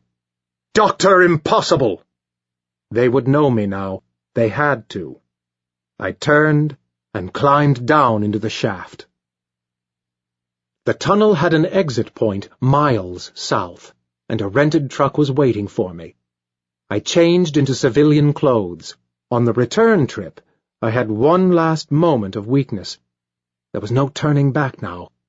I wasn't just a missing person anymore, or an eccentric inventor. I was a supervillain. For heaven's sake, I'd just robbed a bank in broad daylight. I pulled over to the side of the road. I felt like I was going to be sick. What had I done? There was no way to hide this. Why had I thought this was going to work? These people could fly. They could see through objects. They would run me down like an animal. I thought about turning myself in, giving it all up. If I gave everything back, all the money and the gold, they couldn't do that much to me. A few years and I'd be out. I could go back to the labs. The robotics work I'd done in the past 8 months would win me a research grant and help mend fences at the university. I'd be able to go on working, even do some research if I cut the right deal. Having powers didn't mean I had to do this stupid stuff. This ridiculous little incident could all be forgotten. The stupid costume, the name, just drop it all here. I put my hands on my helmet, ready to lift it off, and... what? Walk into the police station, call the FBI, go to prison? Even if I turned myself in, it wouldn't change anything. It wouldn't make me one of them. I knew that when I got my powers, but really, I knew it before then. I learned it as a child on my first day of school, on the warm, rainy streets of Bangkok and in college. If you're different, you always know it, and you can't fix it, even if you want to. What do you do when you find out your heart is the wrong kind? You take what you're given, and be the hero you can be. Hero to your own cold, inverted heart. It's time to start again. Maybe this time it will be different. I've learned from my mistakes. With core fire gone, I may never get a better chance. I think I'm going to be staying on here at the Starlight Motel. The ruins of my old base are going to be too hot for a while. I've checked all the hero traffic I can monitor, and I think I got away clean. There's a radio shack 1 street over, plenty of copper wire and all the takeout food I can eat. I've got plans now, ideas I worked out in prison. In a few weeks, free, someone like me can accomplish a lot. I do a little sketching, but the kernel of the new plan is a simple one, to take over the world. I need 4 items, a mirror, a book, a doll, and a jewel. It's a trick. A hack I work out back in the cell. 4 objects no one particularly cares about, sifted out of all the clutter of the world, but combine them in the right way, and they mean everything. I still don't know where they are, and I need to get them without being caught. And there are still so many variables. Where is core fire? What if he returns? I'm careful. I wear sunglasses even at night, and speak in an affected voice, but the Arabic man in the pink button-down shirt at the convenience store has seen me. The attendant at the laundromat knows me by a different name. The 2 who work the front desk at the motel know me. The old man who owns it and the teenage girl with her acne and her dull stare. And the take-out delivery boy from the Chinese restaurant. I don't know what they think I am. Anyone could guess my secret. All night long the traffic moves outside my window.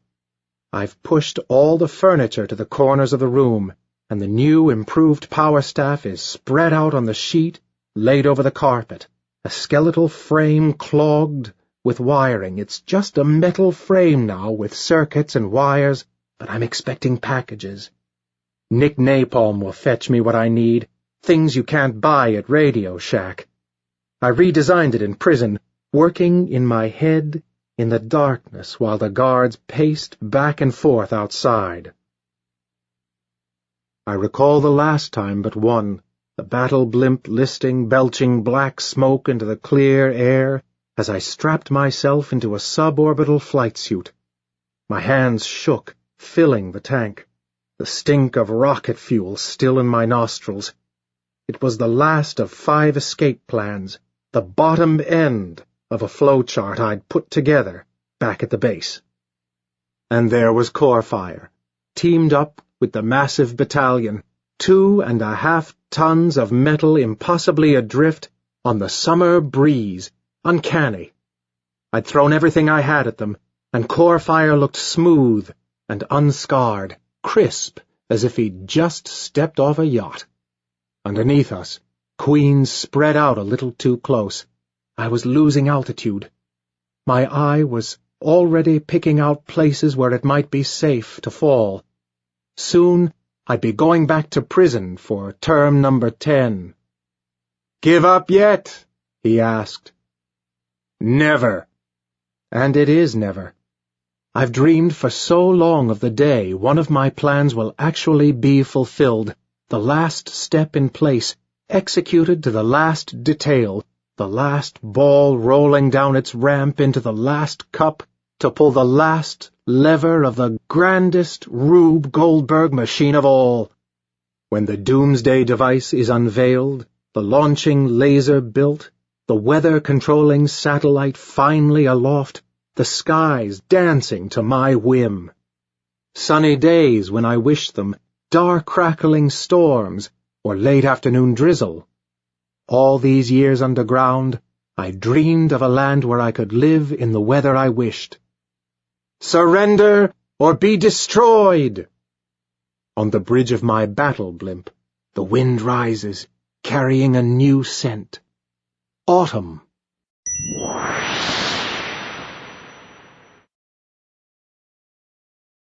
Chapter 6. The game is afoot. Windows are shattered for blocks in every direction. The television news this morning shows Nick Napalm battling, ringed with flame. They evacuated the area early this morning, and an eerie calm has settled on the neighborhood. Damsel and I pass the first perimeter. She flashes some identification at the policemen on the barricades, who stare at our costumes as if we were brightly colored poisonous fish. Damsel walks ahead, ignoring me. They direct us to a warehouse 3 blocks in, where they're holding him. Walking through the streets in costume, I feel like a visitor from another planet. Footfalls ring in the silence. Empty facades gape, blotched with scorch marks. The air seems to hum with the impact of punches on hardened bodies. There are fire trucks parked outside the warehouse. I start to show my temp ID again at the door, but Damsel brushes past them, and I follow. "The new girl's with me," she mutters. Nice of her to mention it. Inside, the scene has a familiar look. The hasty ad hoc containment protocols that spring up around a hostile metahuman capture and have nothing to do with normal arrest procedure. Nick Napalm is lying face down in a cleared space in the center of the concrete floor, hands cupped behind him. A policeman is holding a hose on him, just standing there soaking him continually to keep his flame out. They've marked out a circle 16 feet around him in red paint, and 8 or 10 policemen in body armor stand watching him from behind a ring of stacked-up tires. They look exhausted and pissed off. They've had a long and dangerous morning, all because 2 superpowers decided to have a night on the town. A couple of marksmen lounge up on a catwalk, leaning on the rail. He lies right in the puddle, which is draining into a grating in the floor. Nick Napalm is a smallish man with dark hair and olive skin, wearing a full-length orange and black robe. It must have created an impressive flowing effect when it was dry, but now it just looks like wet laundry. He isn't moving. I can see the side of his face is heavily bruised. Nick Napalm is just what he sounds like, a human flamethrower. He gets these fits where he goes out and burns things. His eyes and his voice have a blank schizophrenic gloss, but when he's not on one of his pyromaniac tears, he's fairly sensible, and he needs to make a living like anyone else. The native canniness of the insane, I guess. He's escaped plenty of fireproof holding cells over the years. A few of the police look up at us when we arrive. They don't seem particularly friendly, but there is a note of relief when they see the costumes. We're used to the weirdness, they think. We'll take this mess off their hands. A junior officer conducts us past the wall of tires. "Nick Napalm. He had an all-night fight with Bearskin last night. A diamond got stolen, 2 guys fighting over the take. We brought him down here around 6 this morning. Word came in to call you." Damsel seems used to these kinds of interactions, remaining gracious but distant. "Thanks. What happened to the gem? Any word?" "No sign of it now. Where were you guys last night?" We had other business. She was having another shouting match with Black Wolf, actually. I could hear it all the way down the hall. We step inside the magic circle and walk out to where he lies, arms and legs by his side. No one follows. I kneel down to talk. They keep the hose on him, and I'm getting a little wet just crouching there. He still hasn't moved. This is what people like this come to, all that talent and ambition. "Nick," I whisper. "Tin Man." His voice is a little distorted by the bruising and the way he's lying with his cheek on the cement. He's been awake the whole time. "Get me out. They're gonna kill me. Heard 'em talking about it." It isn't that implausible. They can always say he tried to escape. No one is going to miss this guy. We need to ask you about Corefire. "Get me out of here first. Special detention. I know you can do it." Why should I bother? "I saw him, Dr. Impossible, 4 days ago. Tell you where." Fuck. I give Damsel a look. What do we do here? Do it. We'll walk him out. She's impatient. The cops are going to be pissed off is all. We do it. The police sergeant starts to say something, but Damsel gives him a look. He's playing out of his league, and he knows it. But I can't help feeling the gaze of those marksmen on the back of my head. I'm not like Damsel. A bullet in the right place will finish me off, just as it would anybody. Damsel doesn't seem to care. She's been a superhero all her life, and it's obvious she couldn't care less what the civilian police think. I pull Nick to his feet, making a point of being rough about it, and walk him through the perimeter, nervously aware of the complete absence of due process. He's not helping this look any more legitimate, leaning on me like a drunk and whispering in my ear. "I know what's inside of you, Tin Man. I can see it burning. It burned in him, too." Corefire. We can't take him in the car, Damsel says, sounding bored. Can you call Black Wolf on that thing? Sure. Tell him to come get us in that ship of his, and that we've got a passenger. Sometimes his toys come in handy. I spend some time in the crisis room learning the computer system while Lily looks on.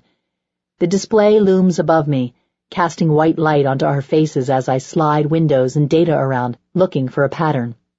Black Wolf stands behind me, pointing out features. It's a customized mainframe Black Wolf's company built to his own design. They let on like they're loners, but these people know each other.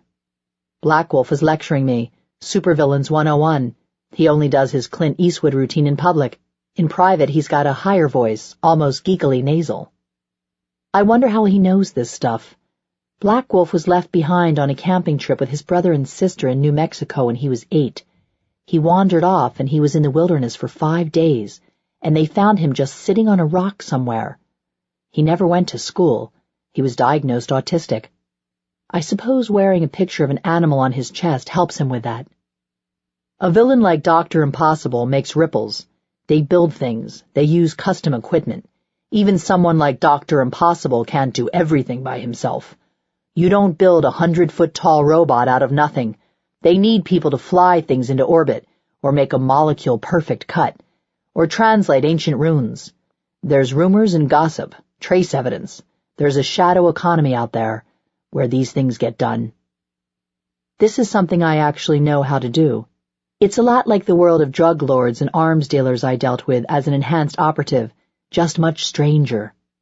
I watched Dr. Impossible's influence extend through the money markets, smugglers, small-time powers for hire like Nick. Somebody called him about stealing that diamond, and somebody showed up afterward to take it off him. I am here. In a warehouse in Chicago, Mr. Mystic materializes out of the darkness, trailing that cape he wears. I stare behind him, straining to see where he could possibly have come from, but even in ultraviolet, the wall behind him is in total shadow. We've been loitering here for at least an hour. It was a break-in at a warehouse. Farrell was listening in over the police band and heard it was laboratory supplies. Damsel is squinting with curious intensity at something too faint for me to see. Is there anything she can't do? She answers Mystic without turning around. Great. Microvision isn't turning up anything. Check the place for resonances. Emanations.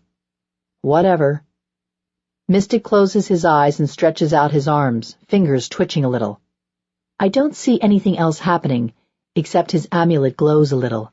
He looks like a child playing Marco Polo. I look over at Damsel, who is waiting for his response, perfectly unsmiling. Yes, there was a presence here, a very difficult mind. Ferrell growls. It was him, I know it. This is all geek stuff. He doesn't meet up with the superpowers much. He doesn't fly. He hides on rooftops and traces drug shipments. For all that he's been to the moon, he still kicks knives out of people's hands night after night. He just really hates crime. I can access the manifest from here. Nothing's missing except a set of precision-ground optical diamonds. We interviewed some of the security personnel, but they don't remember a thing, not even showing up to work. Nick Napalm did this, but he wasn't alone. Lily leans against one wall. God, is this really what you people do? Just stand around in a group? We thought you had computers or something. Actually, we do. Black Wolf looks up from whatever he is crouching over. Fatale, can you run this tread print through your database? I don't think it's standard. Supervillains tend to build from scratch, since their technology is way beyond what's commonly available. So everything's a little off. Screw sizes, voltages, like when you go to Europe. I take a scan and run it through my onboard records, but there's nothing. Ferrell isn't taking this well. So, it's another wasted night. Dr. Impossible is out there working people, and the 5 most powerful people on the planet are standing around in a warehouse. I know how he feels. We all want to hit something. Look, we're all frustrated. Lily. Ferrell's ears lie flat now. The man was your lover, was he not? Sort of, Lily says. She looks bored with this already. There must be things you're not telling us.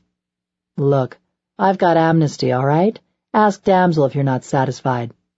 Really? 'Cause I don't remember signing anything. They stand like that for a moment, frozen except for Ferrell's tail lashing back and forth. Black Wolf makes the tiniest of motions to step forward, and Damsel, again almost without moving, gestures him to stop. Then Ferrell leaps, claws outstretched, and at almost the same moment Lily takes a quiet step to her right and deals him a precise blow on the side of the head. He staggers, reaches for his stance again, then she clips him across the chin. He's out. Poor kitty, she murmurs. No one else says anything for a moment. Lily looks straight at Damsel for a moment, maybe daring her to kick her out on the spot. Damsel shrugs. Point made, I think. Black Wolf glances at her and cocks an eyebrow. Is she hiding a smile? On the jump jet ride home, I get the seat next to her. I can't believe you did that. She lets a breath out, then laughs a little. It's the tail thing. He does it 3 times, and then he jumps. Dr. Impossible told me. I played the scene back later on video, and she's right. I'll remember. 5 superheroes walk into a bar in Green Bay, Wisconsin. It's me and Damsel again, with Rainbow Triumph, Ferrell, and Lily. The bar is Mephisto, a nightclub with a reputation for attracting black market moguls and the hipper, sketchier side of the powered community. I was here once before and was not, I am mortified to say, let in. We land in a vacant lot a few blocks away. I can already sense the others getting into character. Damsel briefs us on the way over, mostly for my benefit. In and out. Don't start anything we can't finish. Those guys are mostly wannabes, Black Wolf adds, checking the fit of his gloves. Oh my God, I totally used to go here, Lily whispers in my ear, starting to giggle. 2 massive bouncers are watching the door, but at a glare from Damsel they step aside. Inside, the room goes quiet right away. In the past few days it's been easy to forget that Damsel's a worldwide celebrity, especially among this kind of crowd. It's dark inside, but of course that's no obstacle to me. I'm already getting traces of radiation, a couple of different particle emissions, maybe even a whiff of sulfur. Damsel steps into a cleared space under one of the overhead lights. I have to admit she exudes a sense of confidence and authority better than any force field. Years of being untouchable, godlike, and the daughter of one of the most powerful men on Earth. She wears that costume like a uniform, not a disguise. You can just tell her mom's a princess. Take it easy. Nothing to worry about. We're just here for a drink. Her voice carries to the end of the room. She has a celebrity's easy smile, but she gives the room a good hard stare. Everyone knows about core fire. There's a second reaction when Lily steps into the light, a faint hiss that comes from nowhere. Someone over by the pool table whispers, "Judas." There must be 40 or 50 people in here, way too many to keep track of. A big man with tattoos covering one side of his face gets the idea of stepping into my path. "Hey, girlie," he grunts, or something like it. He scans funny, enhanced, of course. And of course they would key on me as the unknown, the one they can intimidate. It's a familiar moment, familiar to my old self and bone-deep memories of being 5.5 feet tall, overweight, a dishwater blonde, the least noticeable person in any room. I slap him hard, backhanded. The sound is like a handful of heavy ball bearings thrown against a wall. He stumbles back into his chair and I step forward to finish it. A few people get to their feet, and I'm suddenly conscious of the weak points in my armor plate. I look around for a pillar, anything, to put my back to. A clawed hand falls on my shoulder. "Easy, Fatale. Any real powers here?" Farrell's voice brings me back to reality. We're the superheroes here. They're the criminal element, a cowardly and superstitious lot, and I've got teammates. I throw my senses open.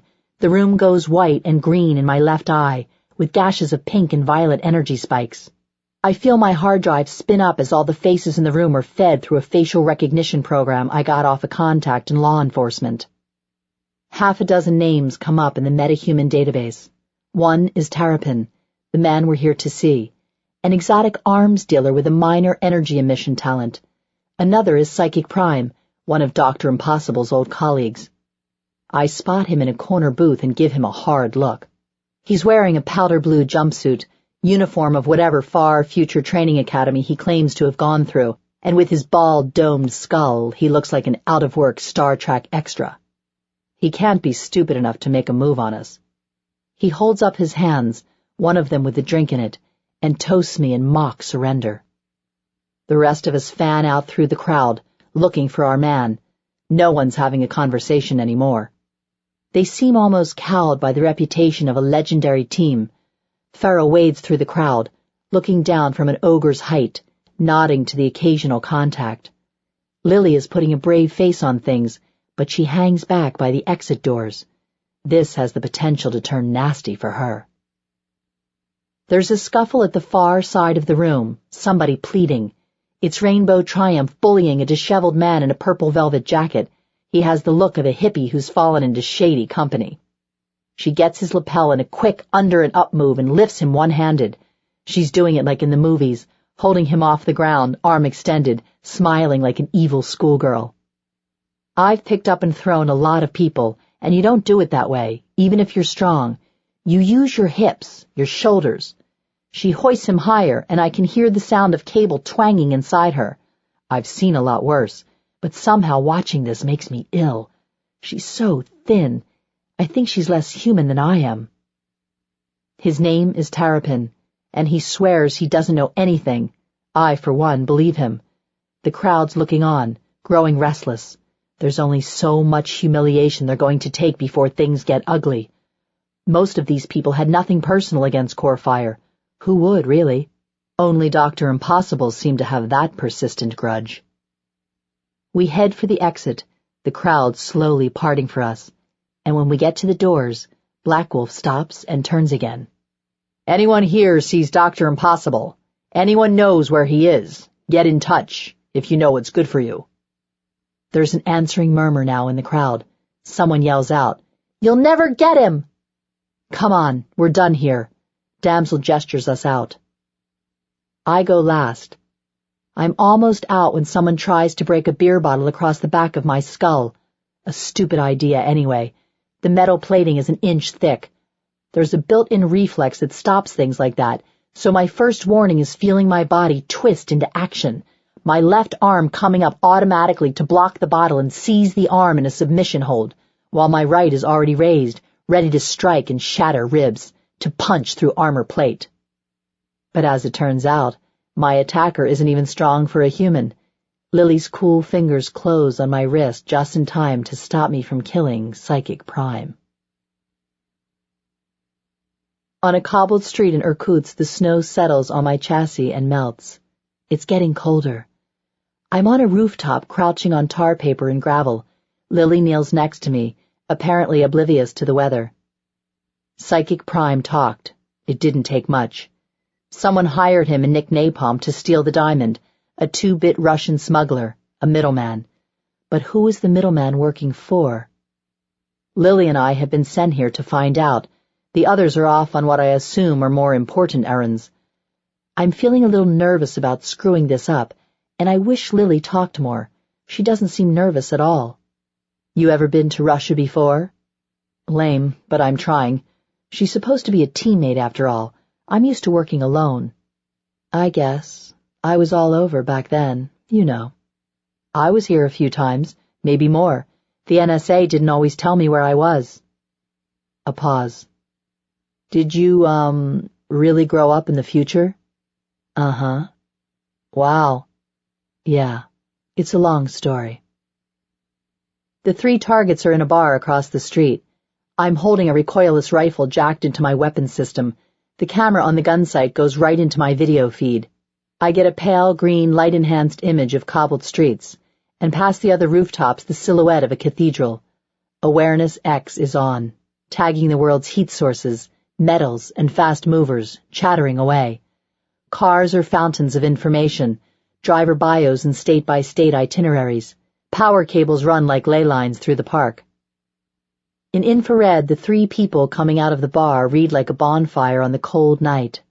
A woman and 2 men, her breath steaming in the display like she's breathing smoke and fire. I aim the rifle and zoom in, just to see. I can hear them laughing and talking in the quiet night, oddly far off. Their magnified image looks close enough to touch. A little box on one side of the screen is spewing numbers and text, distance, wind speed, and the computer's broken English translation of their drunken conversation. A shot rings out. It's what I've been waiting for. Intrigue at the far fringe of Dr. Impossible's supply chain. Maybe they worked out that Psychic Prime talked to us. One of the men staggers, but the other half of my new brain is already crunching numbers, running its own little Zapruder film, and drawing a straight line up to a window in the building opposite. Wait here. I hand Lily the rifle. I sprint down the fire escape and across the street, and a few minutes later I'm standing in front of a metal door. I brace and kick it in. My fighting form motion captured off old Bruce Lee footage, Hong Kong perfection transposed into steel. I'm throwing a sidekick from the summer of 1972, pure digitally recorded magic, every time. The door splinters at the lock and slams open. The sniper was set up in someone's living room, a high-rise on the west side of the street. There was a space cleared between the houseplants and a coffee table, with the tripod among the dust bunnies and bits of old Lego. A row of clips was laid out on the hardwood floor. He knelt and smoked their cigarettes while he waited for the shot. I'm through the door and across the room before he can get the barrel around. It's pure science fiction, a blaster rifle, Buck Rogers fins and a curving, ornate shoulder stock in red and gold. Dr. Impossible might as well have written his name on it. It's a long flight home in the jump jet. It's a plush, high-tech affair, a prototype from one of Black Wolf's aerospace startups that never went into full production. Lily settles in companionably next to me, while Farrell takes a whole row to snooze, his feet dangling in the aisle. Mr. Mystic studies a leather-bound book, seatbelt fastidiously in place. Black Wolf and Damsel sit up front as pilot and co-pilot, neither one speaking. Damsel knows where we're going now. She was there exactly 2 years before. Strapped in by the window, I think about how it must have been for them on Titan. The alien army surging around them, tens of thousands of aliens, each one bred to be the perfect warrior. Galatea gave her life for them, glowing like a star. When they got back to Earth, nothing could ever be the same.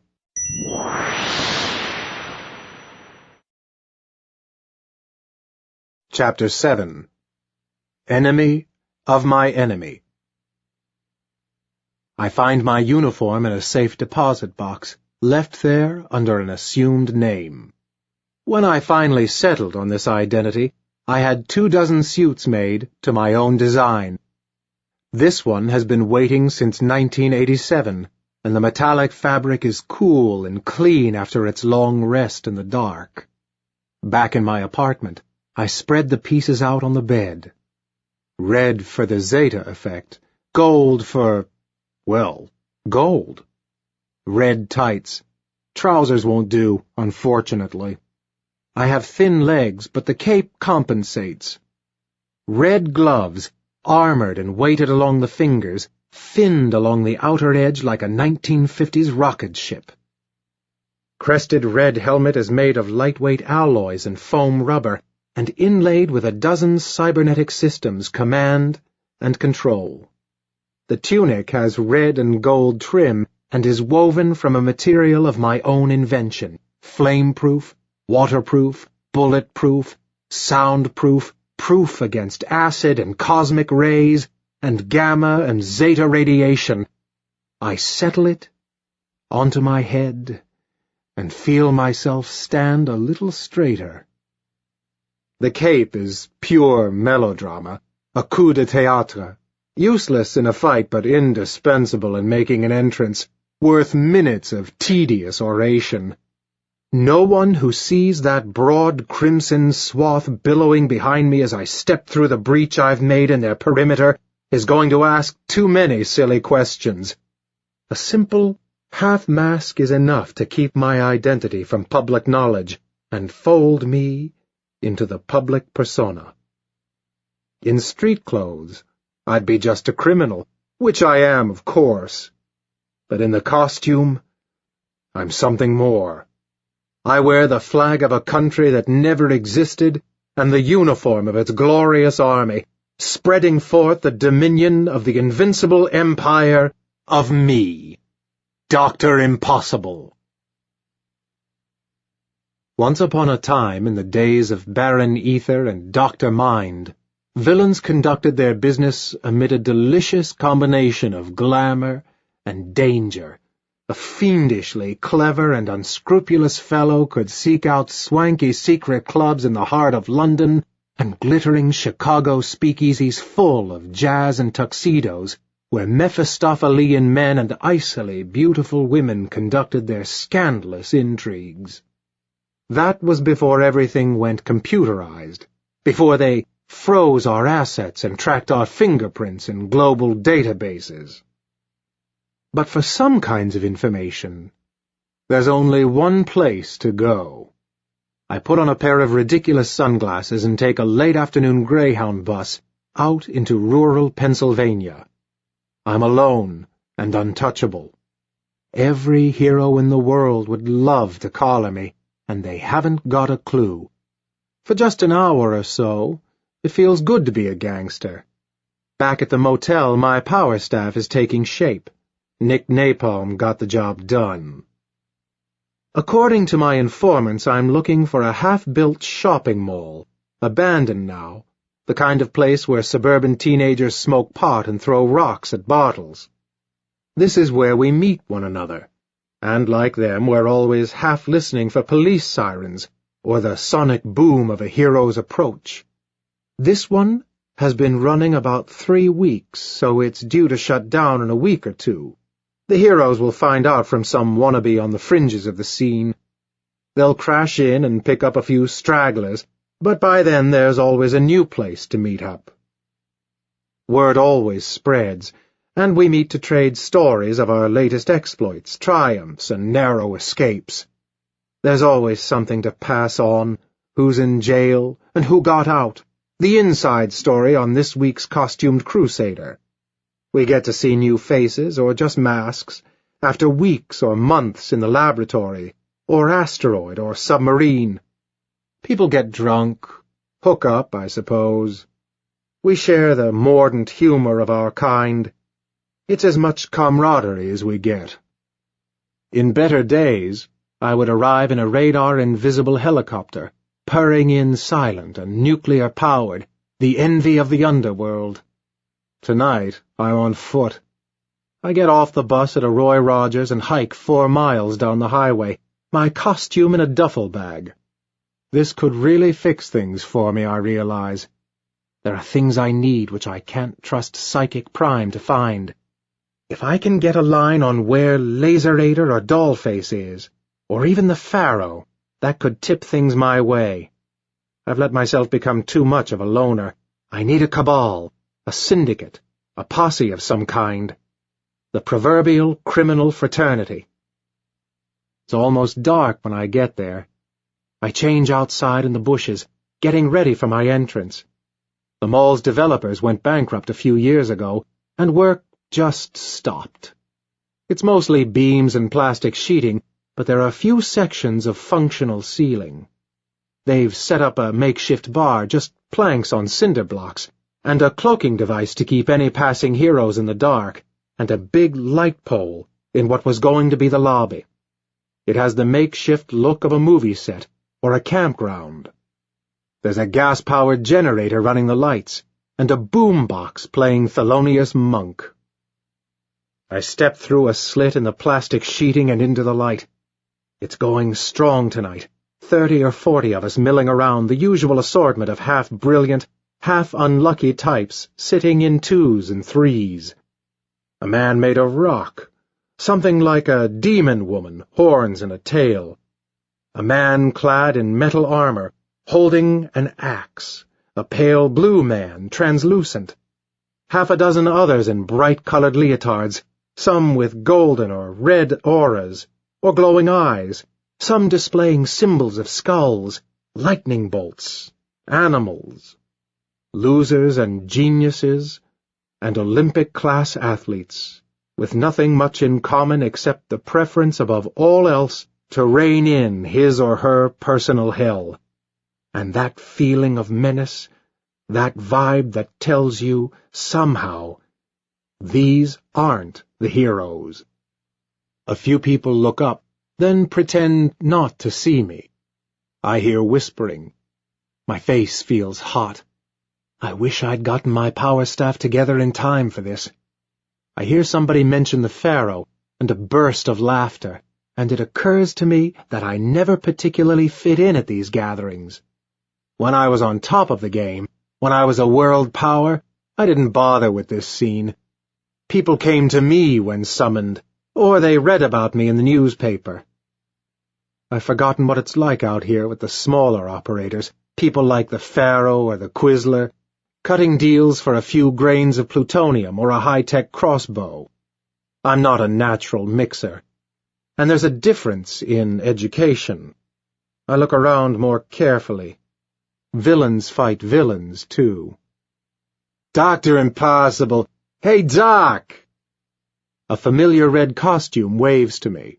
He's sitting at the bar with a few guys I don't know, but I know Bloodstrike from the Thailand days. He's basically okay for a guy whose armor drinks blood. Bloodstrike, long time. Dr. Impossible, everybody. They nod. 3 of them in masks. Falcon mask, plain domino, and a full-face helmet with glowing eyes. No one seems to feel like giving his name. I heard you put Phenom in the hospital. This from the domino mask. He wears a blonde goatee and has muscles like a martial artist. Behind the mask, his eyes have a watery quality. Psychic? Just part of the job. Not like fighting the Super Squadron, was it? Bet you missed that blimp. It worked, didn't it? No one ever lets me forget that thing. The mask guy speaks up. You know, Damsel just did a press conference. They want you to give yourself up. Idiots. They want you for Corefire's disappearance. They got hold of Nick and those guys out in Russia. Word has it, you're a marked man. The helmet muffles his voice slightly, like he could use a few more air holes in there. Born that way, I reply, rote villain bravado, but they laugh and make a ritual toast. Like the rest of them, I was born in a suburban hospital, a healthy and not particularly fated baby. "Any of you seen Laserator lately?" I asked casually enough. I wonder if I should tell them I don't know where Corefire is. Maybe it's better if they think I took him out. "Harvard, right? Guy had tenure, lucky bastard. One grad seminar in the helmet guy starts to say, but suddenly my 4 table mates seem to flinch, cringing away from me, and something jars me half out of my seat, spilling my drink. It feels like a pickup truck backing into my chair. "Hey!" A deep voice, electronically filtered. I can feel cold coming off the metal behind me. Suddenly, I'm alone at this end of the bar. "Who dares?" I demand, rising from my seat. You have to let people know who they're dealing with. Cosmic Claw dares. He was a Ukrainian mercenary until he found the claw armor in a wrecked spacecraft. It's about 11 feet tall, black iron, but one arm is hugely swollen, a great scythe-like claw like a fiddler crab's. "Damsel just trashed the Cosmicar. She say she look for Corefire. Say she look for you." He stands over me, half crouched, the claw resting on the tile in front of him. "I'm sorry, Claw." I spread my arms. "That's just terrible." I peer upward, but there isn't much of a face to look at, just the 3 tiny LEDs mounted on the front of his helmet. It's hard to tell what he's thinking. They say he sleeps in the armor. "Bounty pretty good, I hear. Maybe I turn you in myself." "Are you threatening me, Claw?" I summon all the villainous hauteur I have available, staring up at where I hope his camera is. I can feel heads turning, eager for some mayhem.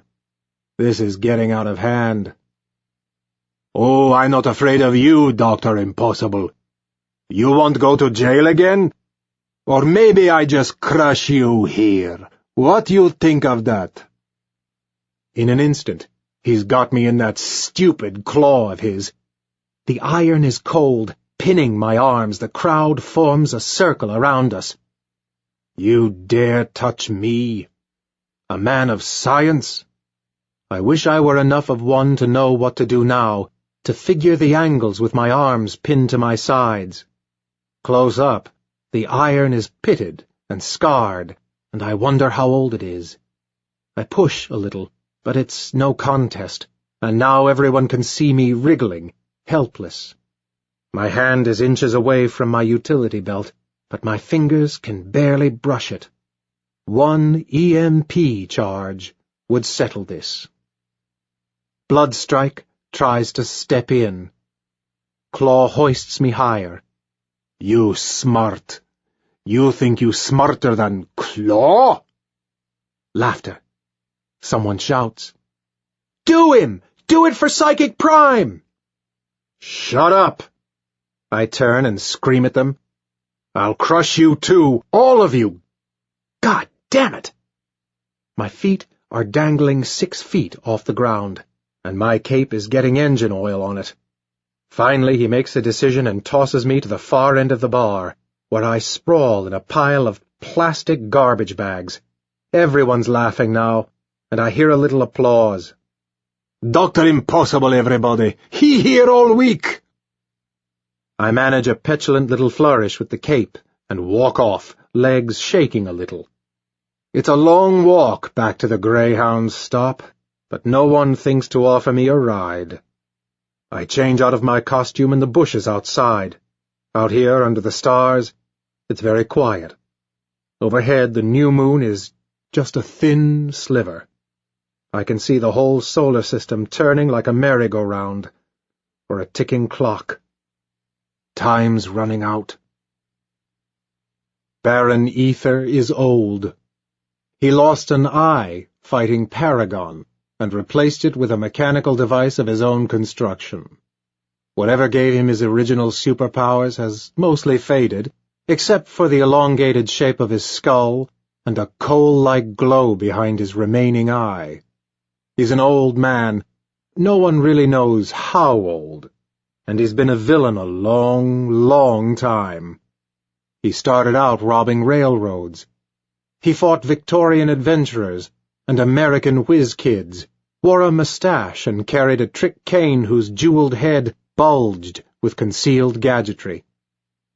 In the late 1940s he came to America and founded the first League of Evil.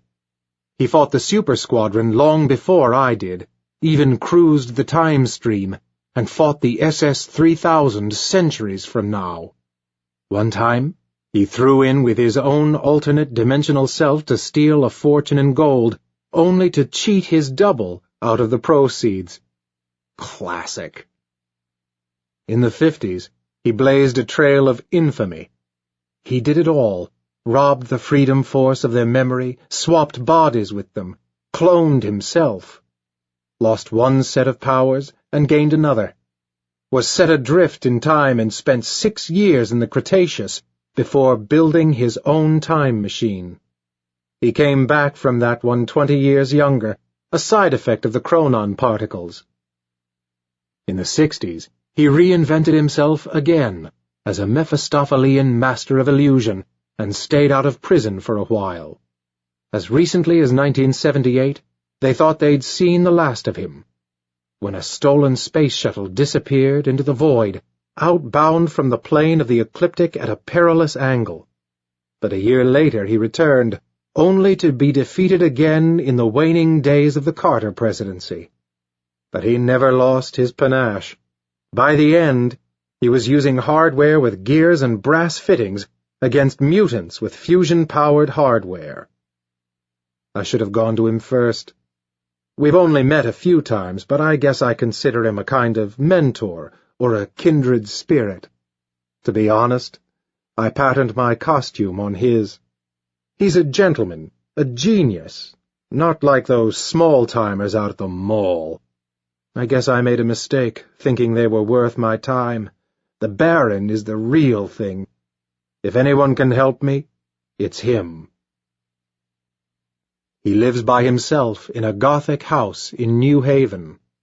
When they caught him for the last time, they let him stay at home, in deference to his seniority. He just can't leave. Ever. His old foe, the Mechanist, is spending his retirement years seeing that he doesn't. So it isn't easy to get in to see him. The house is screened by a line of oak trees and sits on a low rise, overhung by oaks and elms, a shadowy blot on the neighborhood even on a sunny day. No one mows the lawn. Dull silver spheres circulate endlessly through the grounds, a few feet in the air, watching. I come in high, buoyed by a little gravity generator, hovering level with the treetops and jamming every frequency I can think of. The house itself is a gabled Victorian monstrosity. I alight on the roof, crimson boots scuffing for a second on the sharp peak before I catch myself and swing down into an open window. I'd heard he'd fallen on hard times, but seeing him is still a shock. He hasn't been out much lately, and rumor has it one of his last experiments went badly. A mutation ray. This is the first time I've seen the results.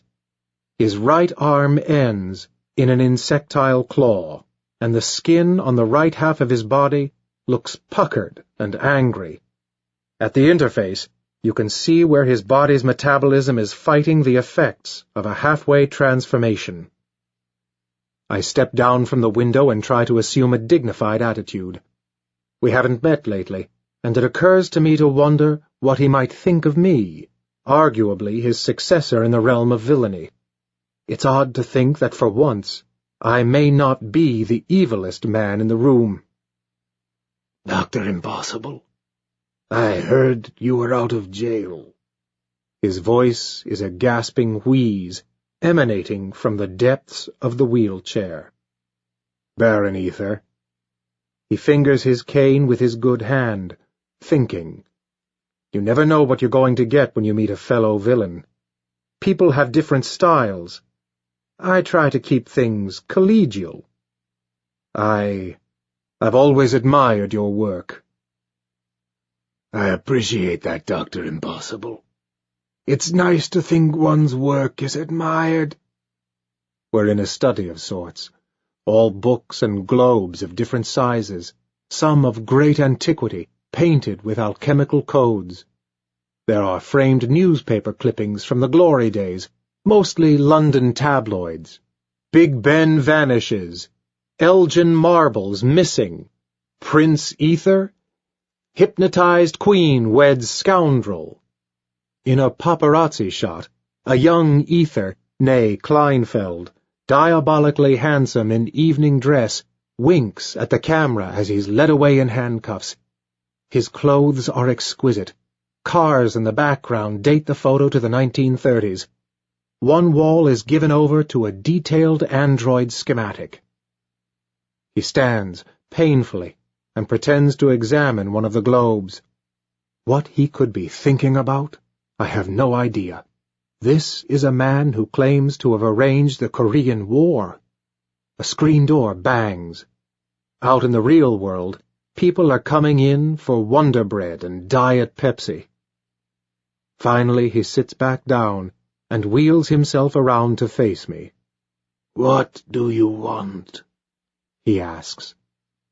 Steepling my hands, I reply, "Baron, I was hoping to confer with you on a technical matter." "You understand the conditions of my incarceration, I hope?" "As well as you do." "Very well, then." "I need a power source. Very large output, very compact. I need it in 3 weeks." He sighs and takes a moment before responding. "I'm a bit surprised you would come to me for help, Doctor. I understood you to be a fairly sharp individual." "You know I do, robots. Robots take time. They're looking for me." He goes on as if I hadn't spoken. "I heard about core fire. You chose an infelicitous moment for your escape." "It's not as easy as it used to be." "Did you do it?" "What?" "Did you do it?" "I didn't do it," I reply. "Do you know who did?" "No." "You?" "No." Glowing red eye. "Portable?" he asks. "Well, not necessarily, but time is a factor." He stands slowly, walks to the bookshelf, and faces it for a long while, but he doesn't take down any books. I glance outside. The countermeasures I set up aren't going to fool the mechanist forever. I'm also looking for a man called Laserator. Do you know him? "Laserator. Wore a hat with a kind of—" He gestures vaguely. "Mirror. Yes, that's him." "Retired. Bright chap. Turned out to be a Harvard professor. They're holding him up at McLean." He doesn't turn around, but adds, "Have you heard from your friend the Pharaoh recently?" "Not for years now. He's out of it now. Why?" "Just thinking." Another pause, then a slow shake of his head. "I can't help you. I'm too old, son. These things—" Vague motion toward the window. "They watch me like hawks. I had my best chance, and it blew up in my face." In the dimness, I can't see his expression. "What are you going to do next? Another power staff? Going to make yourself invincible?" "I'm going to move the I start to lay it out for him, but he gestures sharply with the non-claw hand. "Don't tell me. Don't explain your schemes. You'll depress me. You worked on that. What was it? Zeta energy? Whatever happened to that? Didn't pan out?" "Not yet." "Forget it, son. It never does. They always win, you know." He coughs and signals for his attendants, and I start to leave. Going to the window, clambering out, I must look like an overage leotarded Peter Pan. I don't have a potbelly, but you can see where one might be starting. I rise out of the shadows. The houses on their tree-lined streets fall away below me. I touch down a quarter of a mile away, in a parking lot behind an Applebee's, put on my sunglasses, and start the drive home. I'm on my own then. I guess I always knew that.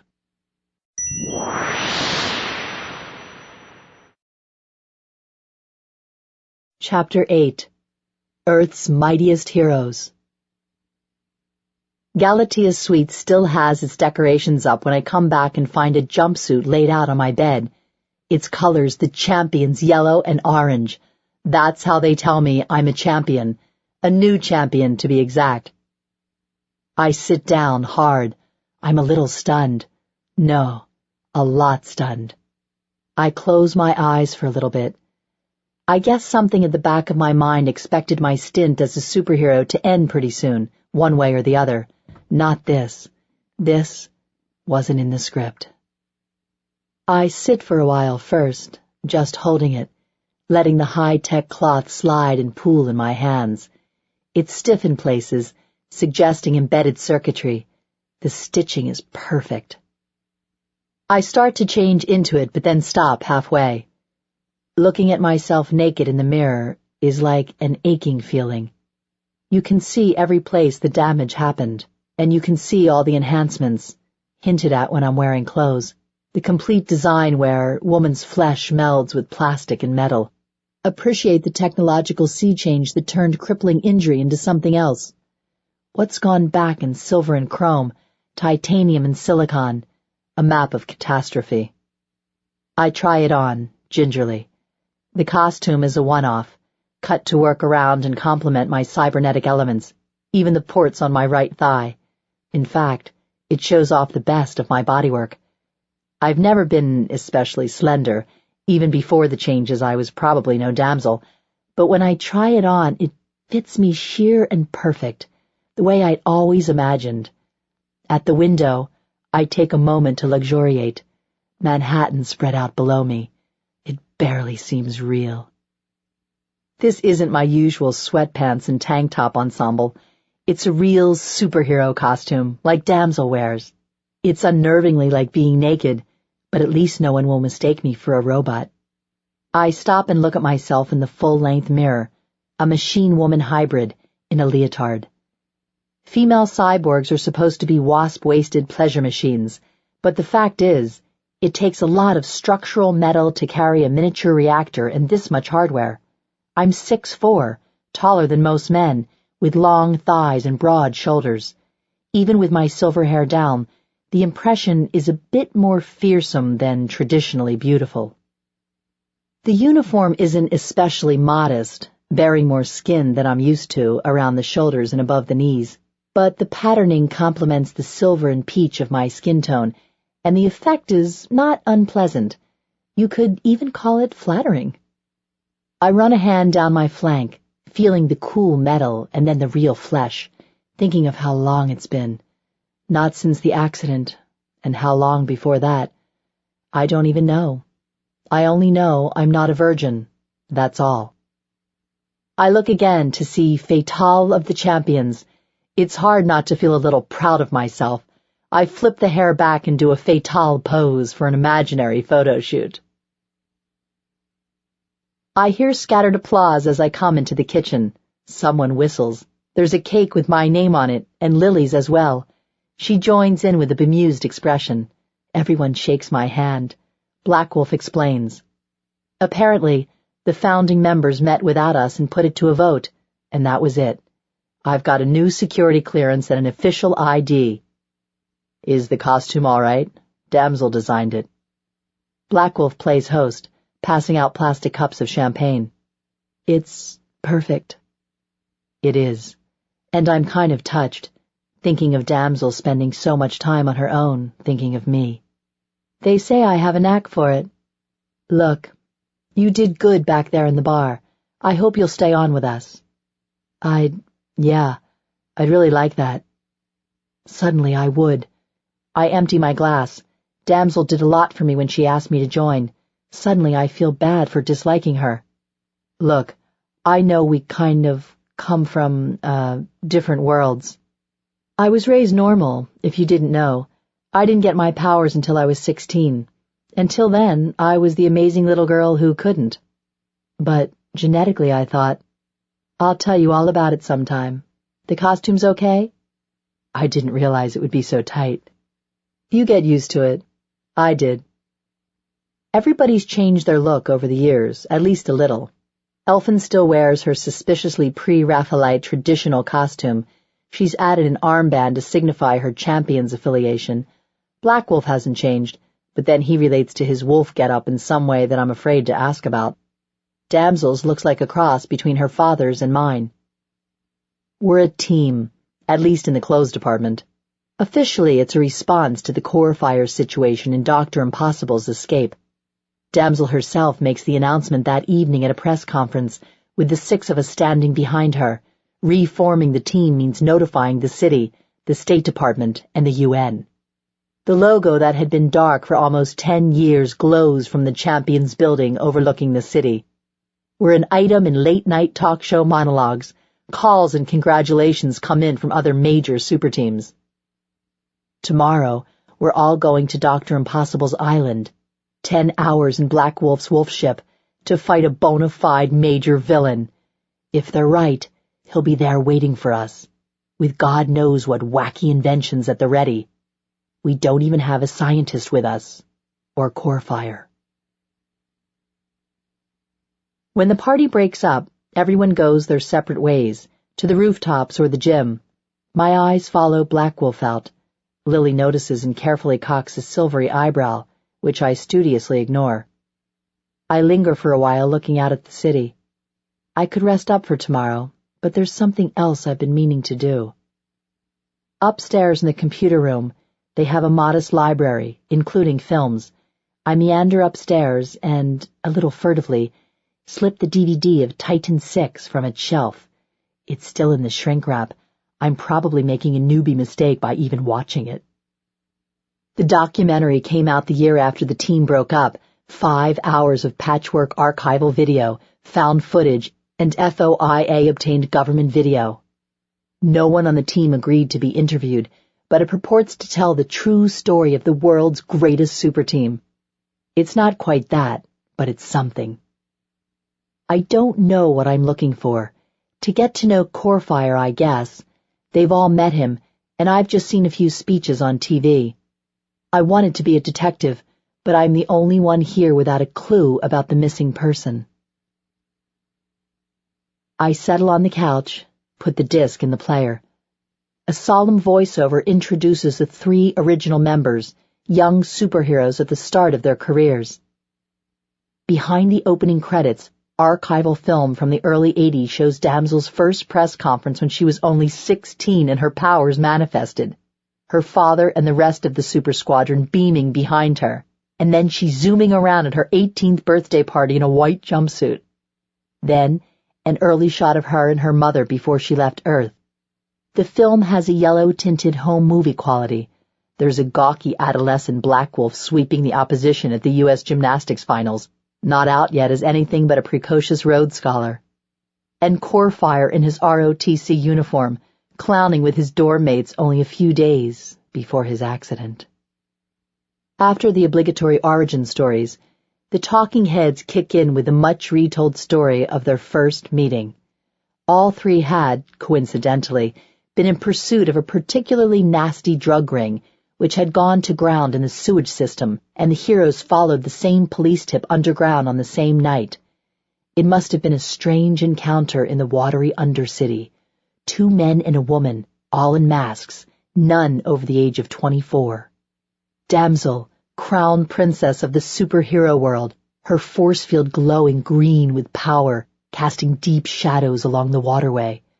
Corefire had torn aside the gratings of another drain, lazily triggering 6 alarms. Black Wolf crouched concealed in a storm drain, night vision goggles buckled on across the mask. We'll never know exactly how the conversation went or how long it took. I don't even know if they exchanged secret identities then or later. A man named Frederick Allen was deputy director for Metahuman Affairs at the time, and he gave the team sponsorship. He was hoping for a group of attractive, marketable young heroes who would prove both popular and pliable to U.S. policy recommendations. Everyone agrees the name was his idea. Hence, the champions. When the team roster finalized, their ages ranged from 20 years, Black Wolf, to over 1,000, if you believe Elfin. They were very young and a little dazzled by the attention. They accepted his offer and became an official government team. Why? Damsel, perhaps, because of her father. Black Wolf because he needed legitimacy and maybe, although he'd never admit it, superpowers on his side. Corefire is harder to pin down. Because he'd wanted to be in the super squadron but it fell apart before he was ready. He had everything else, the perfect superhero life, the mighty powers, the fiendish nemesis, everything down to the reporter girlfriend who always needed rescuing. He always fulfilled expectations, as if he'd never had to make a decision at all. It's nearly 10 when Lily drifts in to watch for a while. She hovers a few feet behind me, holding a bag of potato chips. I can see her without turning around. I have attachments for that. I brought snacks. Can I watch? Have a seat. She didn't get a costume, I notice, so I ask. I don't wear clothes.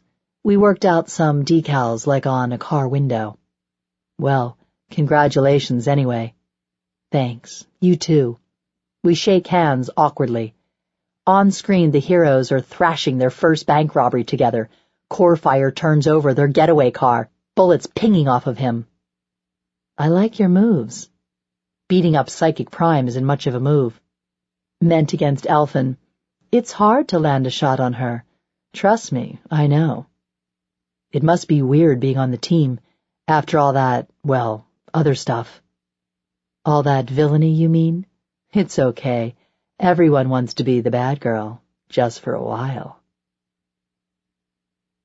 A super team needs certain things, the right mix of personalities, an unpredictable battlefield alchemy, a thing no one can predict or duplicate. 2 of them could fly and stop bullets. The third was the best detective and the best athlete in the world, but they needed to shore up the team. Alan reached out to the superhero world. The most likely candidates lived under secret identities. Some were off-world or in the hospital. It took months to bring them all in. The recruitment meeting happens in a meeting room in an anonymous office building in Washington, D.C. The filmmakers pulled original tapes and footage of the meeting. Alan has an overhead projector and he ticks his way through a list of points, crime statistics, and potential off-planet threats, making his case. In front of him are 11 young superheroes, top talent, fully costumed and cocky. The camera does a slow pan, and Lily leans forward to catch all the faces. Look at that crowd. They asked Leapfrog, can you believe that? And Anne de Siecle? What a bunch of also-rans. I should have gotten in while I could. God, we both should have. Thanks, but I was 6, and I didn't have any of this stuff yet. She takes in the skeletal metal of my calves, upper arms. That must have been some accident. It was. Galatea is there, still an unknown. They don't even realize she's a robot. Black Wolf, cocky as ever, riding a wave of celebrity following a spectacular hostage rescue. Captain Kelvin is dripping water on the carpet, his cooling pipes rimmed with frost. No Elfin yet, but Mr. Mystic, glaring at the psychic pontifex, later exposed as a fraud. Some of them I don't know at all. A mustachioed man in chainmail with a sword at his side. A young man with a vampiric look who keeps well away from the windows. A woman in goggles, holding what looks like an Edwardian time machine. Fred Allen cast his net wide, and the results look like a meeting of the board of directors in Candyland. Corefire floats at the back, obviously impatient with the selection process. We need to take on these unconventional threats in an organized way. In the face of people like Dr. Impossible, we can't just guess and hope. We need our own operatives in the field. Alan takes a deep breath. Under the circumstances, for purposes of public relations, I think it best that Damsel be chosen to lead and operate as team spokesperson. You can see from Damsel's face that she doesn't like the way he's handling this. A ripple runs through the crowd, glances exchanged. The vampire huffs a little. Shouldn't we be making decisions like that for ourselves? The red and white woman, who must have been cut pretty early in the process. Damsel cuts through the noise. You can already hear the voice that would give Damsel's famous testimony before the Senate. I'm not going to order people around. I didn't ask for any of this. Yes, but surely you see how it's going to be interpreted, says Alan, temporizing, giving the camera a nervous look as if he already knows he's playing to history. With my military background, Black Wolf begins, which is, you understand, off the record, you're just going to be Black Wolf on this team. Wait, what else is he? Damsel shoots him a look, an odd look, and a familiar one, rewinding. I could swear they've known each other from somewhere, longer than the others. There's another story here. You don't need to know that. What else don't I need to know? It's supposed to be my team, damn it. Look, the purpose of this is to have a super team with institutional legitimacy again, a team people can trust, not a bunch of costumed weirdos. The camera cuts from Alan to stock footage of Elfin at a press conference. She's examining a stapler, fascinated. There are going to be changes. You've all done most of your work solo up to this point. I'm offering you government sponsorship and all the resources that go with it. Security clearances, within reason. Transport, and state-of-the-art facilities. Legitimacy. A chance to do a little good and no more working in the shadows. There are those of us who are more comfortable there, Mr. Allen. Even on videotape, Mr. Mystic's voice carries its rich resonance. You wouldn't know it, but 2 years earlier he'd been sleeping in a dumpster behind a Walgreens. A beat, then everyone starts talking at once. Does this mean we're going to have to disclose our real names? Because I'm not prepared to. Names are power, they say. Mr. Mystic begins some kind of point about wizarding law. I swore an oath to Queen Titania. I cannot break it, and technically I'm not an American citizen. I'm a fairy. I don't have a driver's license. I don't have a real name. Damsel stands. Thank you, Deputy Director Allen. Now, each of you, if you'll follow me into the next chamber when I call your code name. This isn't an audition, more like an informational interview. Even then she had good command of a room. They chose carefully. Galatia's abilities were impressive, and she gave the group a high-tech edge they lacked. Mr. Mystic was the Earth's foremost sorcerer, the master of mysteries that had been lost for generations, and Elfin, God knows where they unearthed her, the world's only living fairy warrior. An early press conference shows how easily they captured the public imagination. Black Wolf is absolutely magnetic, while Corefire's power is unearthly. Everyone stares as the scantily clad Galatea floats above the crowd, radiating golden energy. Mr. Mystic glares with the mesmerist's dark authority. Magic and technology, superpowers and athleticism, an indomitable will, and a myth brought into the present day. Once Elfin joined the group, they had a genuine fairy paladin. The energy of it was palpable. Here were the people who were going to save the world.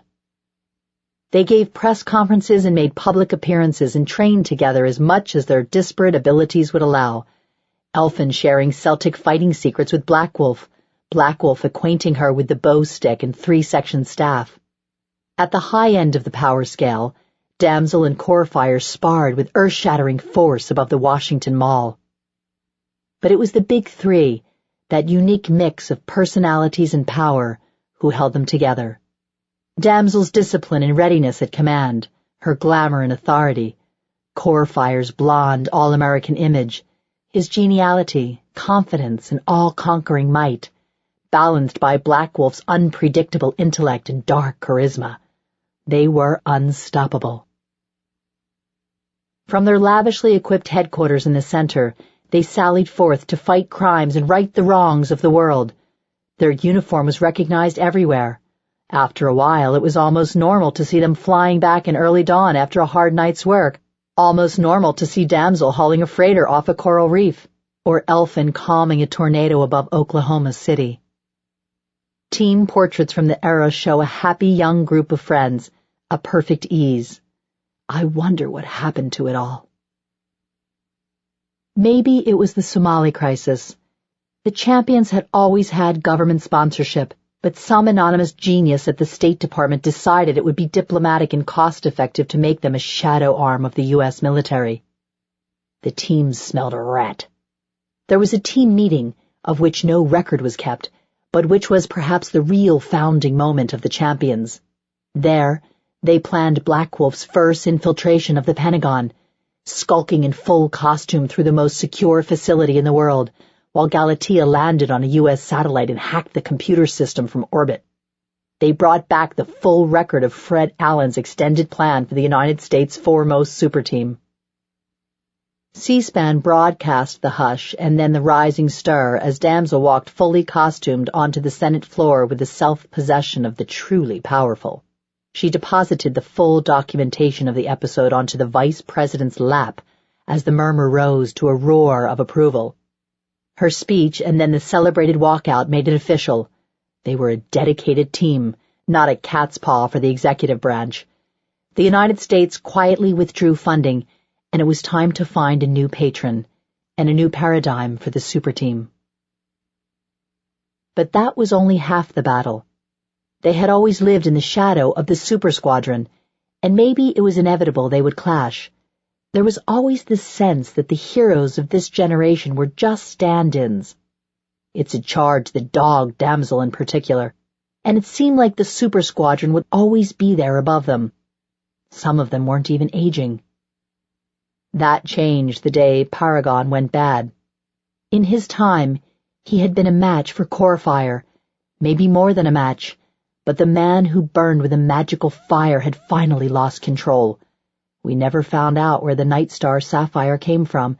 It was the kind of thing that might have been looted from any museum in Europe, but something in it had gone wrong. He'd gone into semi-retirement a decade ago, but there were disturbing rumors. His powers had changed, fermented within him, curdling in their long disuse. His force field used to be invincible, clean, but now it was visible as a blue flicker.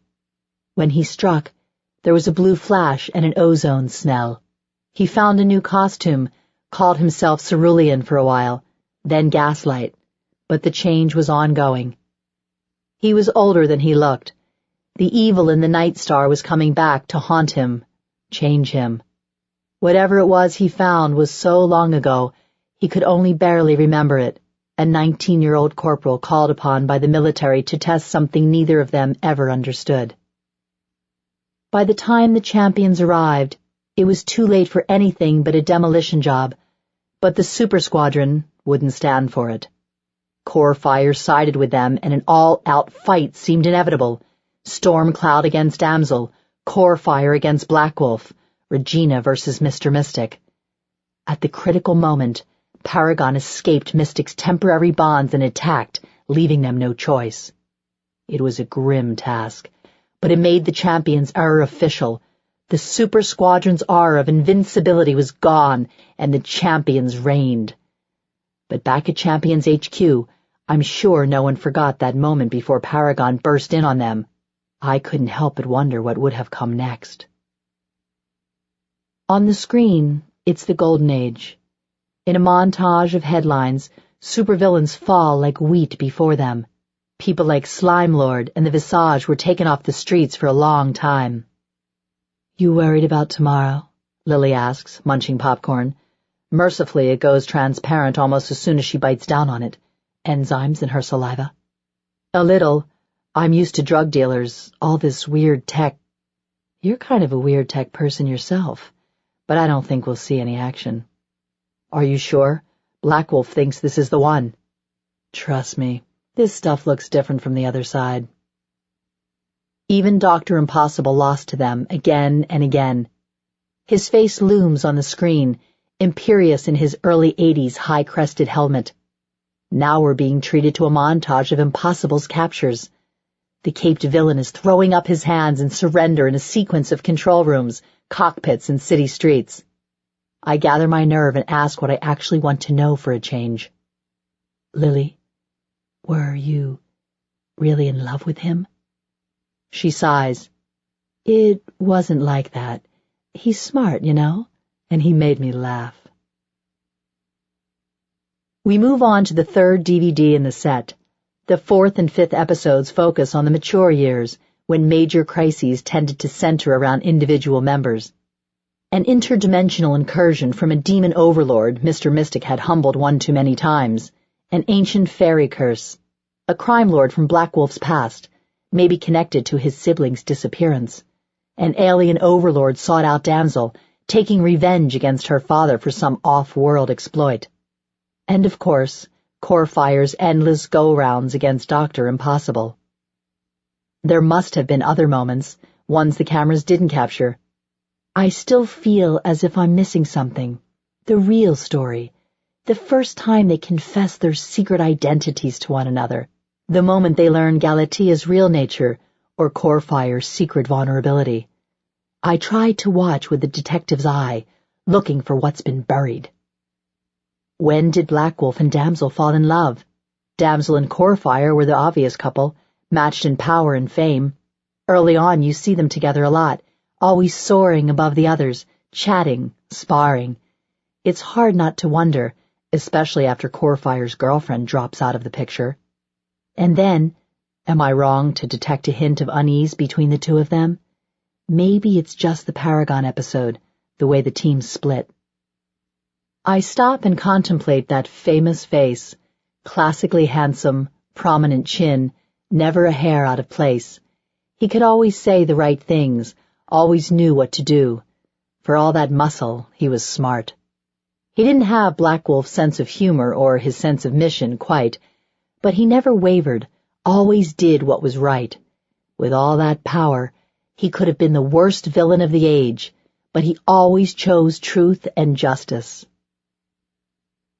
Damsel crosses through the computer room from the roof deck. Are you really watching that thing? God, look at my 80s hair. But she doesn't hang around. I wouldn't either, knowing what was coming.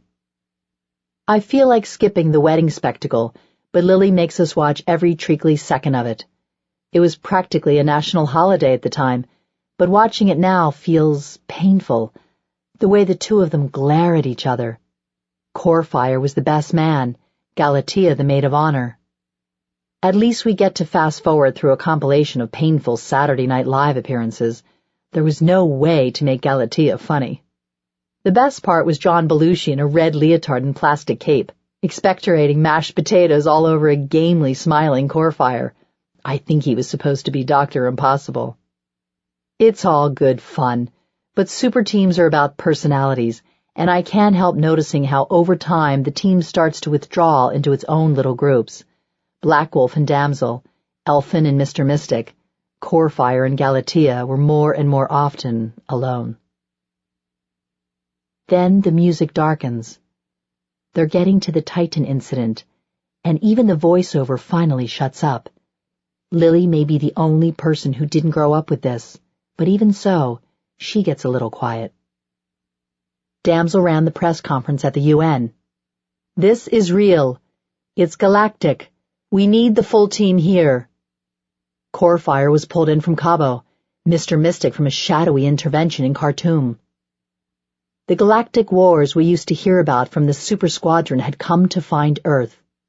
The Pangeans and the Indiri together ruled about 15% of the Milky Way, but they were locked together in a slow, incomprehensible alien war. In the past, heroes from Earth had served on one side or the other, but never with Earth in the balance. Apparently, the Indiri had decided to take us out of the equation. Damsel showed slides in the Situation Room, shots from the space probe that had caught a dark mass out by Saturn, where no such mass should be. Magnification and spectrum analysis gave out results too bizarre to believe at first, but confirmation came from off-planet sources, courtesy of old SS contacts. By the time the champions got there, the Indiri fleet had massed for days, shadowed by the massive planet. They arrived under a diplomatic flag, and there was an audience with the Andiri overlord. The champions were our planetary ambassadors. Damsel's legendary self-possession held up well, perhaps one benefit of her off-planetary lineage. But it was Black Wolf who discovered and invoked an obscure section of their martial code and demanded a trial by combat. He was probably the first to guess what it would mean. The 6 active champions set down on Saturn's largest moon to face the assembled Andiri ground force. They had a force field that ensured atmosphere and warmth as they stood to watch what had to be their final opponents assemble on the frozen plain. No one can forget that moment as the 5 Andiri troop carriers disgorged their entire elite occupation force to face them. One of Black Wolf's remote bugs recorded the event, sending a frame back once every second or two. In the first few images, the heroes can only watch as the alien horror encircles them. The camera pans across a single panoramic frame of Damsel, the powerhouse, squaring up against an army of 10,000 alien warfighters. She stands back to back with Black Wolf, who is grimly readying his special forces moves to haul the first miscreant out of the crowd. Corefire's smug air of invincibility is for once checked, those movie star cheekbones tinted red in the light of the fleet's fusion engines. Elphin, the consummate warrior, utterly unfazed, raises her spear against aliens in powered space armor. Mr. Mystic is readying himself for the performance of a lifetime. Galatia's face, unreadable, gives no hint of what is coming next. The battle lasted only 41 seconds, but the filmmaker plays the frames back one by one. The Andiri warriors were each 8 feet high, seemingly part insect, part machine. There was no way to hold a perimeter against numbers like these. The group was swallowed up instantly, 6 fighting points in a sea of green and black. The footage shows Damsel and Corefire sending the first wave flying back into the crowd, but it barely makes a dent.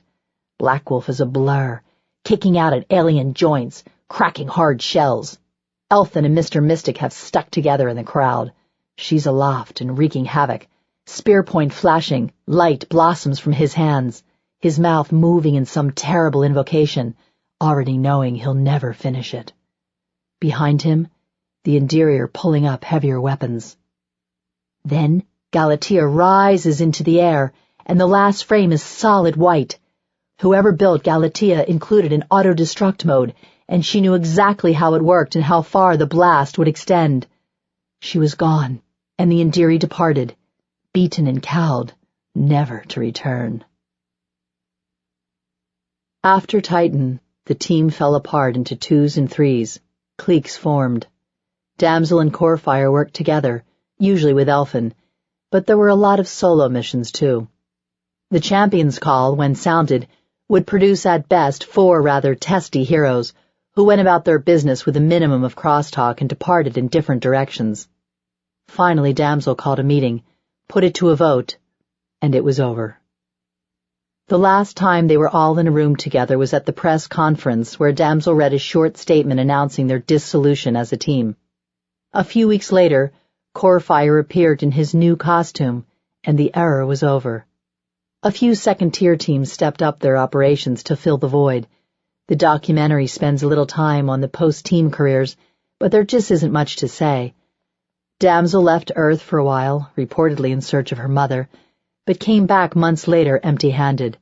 She joined up for a while with the Reformers, while the rest went on to solo careers. Black Wolf went back to solo crime fighting, and Elphin enjoyed a brief vogue as the figurehead for a New Age movement. The divorce was made public 5 months later, reaching the public as a kind of aftershock. A year later, Elphin, Corefire, and Damsel reformed very briefly to take down Anatron 4, but there was never serious talk of a new team.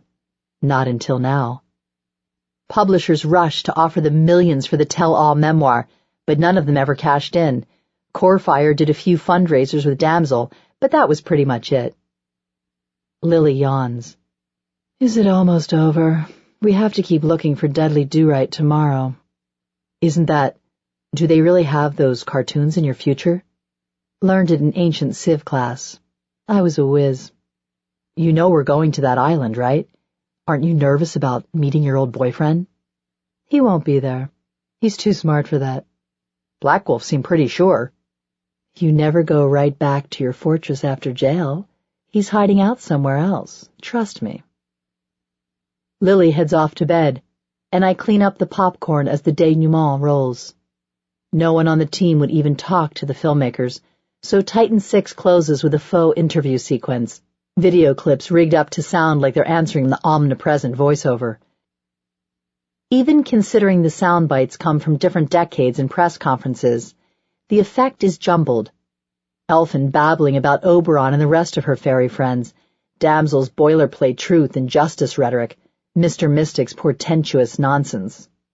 Black Wolf comes off the scariest. They must have caught him right after the divorce. It makes you wonder how these people ever spend 10 minutes together, let alone 10 years, or how they can ever hope to beat the smartest man in the world without core fire. Afterward, I go back and watch a few sequences again, and this time the breakup seems to begin earlier. Well before Titan, they had stopped grinning at one another the same giddy way. On second hearing, some of that banter looks awfully strained. I keep coming back to that handsome, enigmatic face, smiling in team photographs, serious and statesmanlike in an address to the UN, grim and determined in battle, clobbering Dr. Impossible or whomever. That unshakable confidence that saved the team time and again. No one ever lost faith in him. The polls prove it. So whatever happened to the perfect superhero?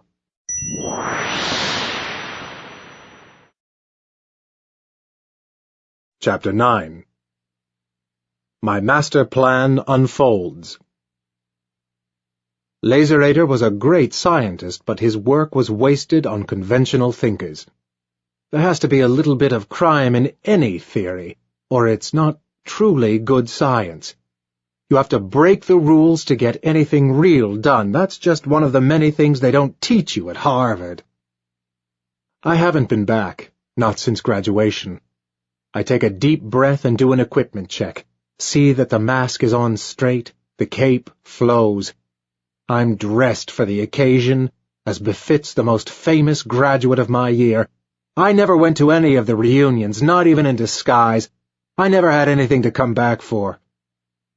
The first phase of my world takeover begins tonight, but you have to do these things slowly, or you get caught. Security is tight around the Institute for Advanced Thought. I wait in the alley across the street for security guards to change shifts. I wait for the moon to rise, for the tide to go out and expose outflow channels on the Charles. Then I tense, spring, and catch the bottom rung of a fire escape ladder. Standing upright on the gravel surface of the roof, moonlight illuminates the whole city. Anyone looking up could see me, but although it's only 11, the world seems asleep. I recognize landmarks from years ago. Memorial Hall, Thayer Hall. The padlock on the skylight is the same as it was 25 years ago, and I reach for my utility belt. I manage to pick it silently, even in gloves. A campus guard passes below me, and he could see me if he looked up. I pause to wait, while a square of moonlight on the floor below travels a few feet to one side. I've been up here before. There used to be a way up from the computer lab. One of the senior CS majors showed it to me, his spot to think or smoke pot, unmolested. After he graduated, I would come up here late at night and listen to the sounds of drunken revelry coming up from the dorms on weekend nights, or just cool off during long summer nights of coding. If there's anyone at all like me reading this, take note. I'm breaking a self-set rule by returning to the scene of the crime. The first time I came here, I had a different mission in mind. When I was in 8th grade, my guidance counselor told me I was a genius. I wanted to know what that meant. If you think of a genius, well, you can picture Mozart or Einstein, someone who can do a thing better than anyone else. Not just anything, but a particular subject like math or music, a specific topic they seem to have been born for. I waited to find my subject, to see a thing, chess, physics, dance, a painting, and recognize it. I was a stranger in the world. I waited to see something and know it, to say, "This is me," and I would know that it was now, that one day in my life when the fumbling, the false starts, all the little trials and failures would stop. I pictured the moment, the rush of excitement, the sure-handed swiftness of apprehension, the stunned look on a teacher's face. There'd be silence, and I'd feel for 1 second that I was standing at the center of the universe. I read books, biographies of men and women in the past who had actually experienced this, and now I had learned it was going to happen to me. I waited for the moment when I would be picked. I was a shy, homely child. Unless something changed, I was going to grow up into a dumpy postdoc who never knew the touch of fire. I wondered what shape it would take, because I couldn't see it. But that woman said I was a genius. If only she'd known. A micro winch of my own design pays out cable at my belt. Above me, the rectangular skylight dwindles. Below, my red leather boots dangle, descending foot by foot to rest on either side of the sleeping guard's body, the only witness to my return. I used to fantasize about being asked back as a commencement speaker and returning, unmasked, to tell them all the truth. Parts of the Institute are open to the public. A sign in the lobby announces the current exhibit, The Genius of Leonardo, The Magic of Geodes, and What Makes the Weather.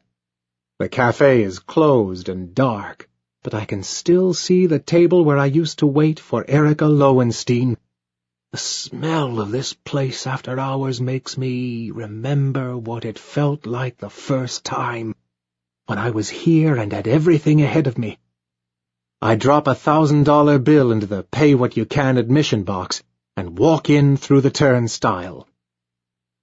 My first year was the year of an enormously cold winter.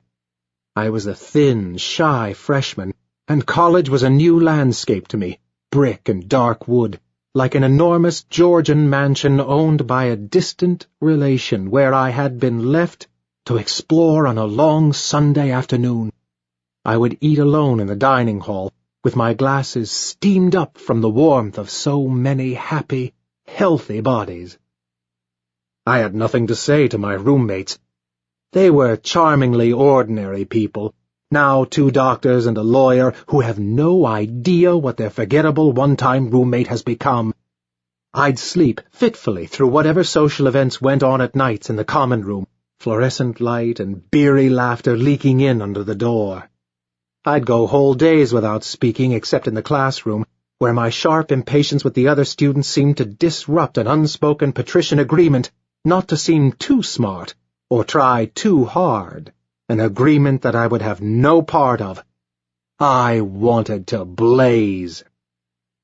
I sat in on graduate-level seminars and carried twice the normal course load, and there were ripples of awareness of my abilities running through several departments.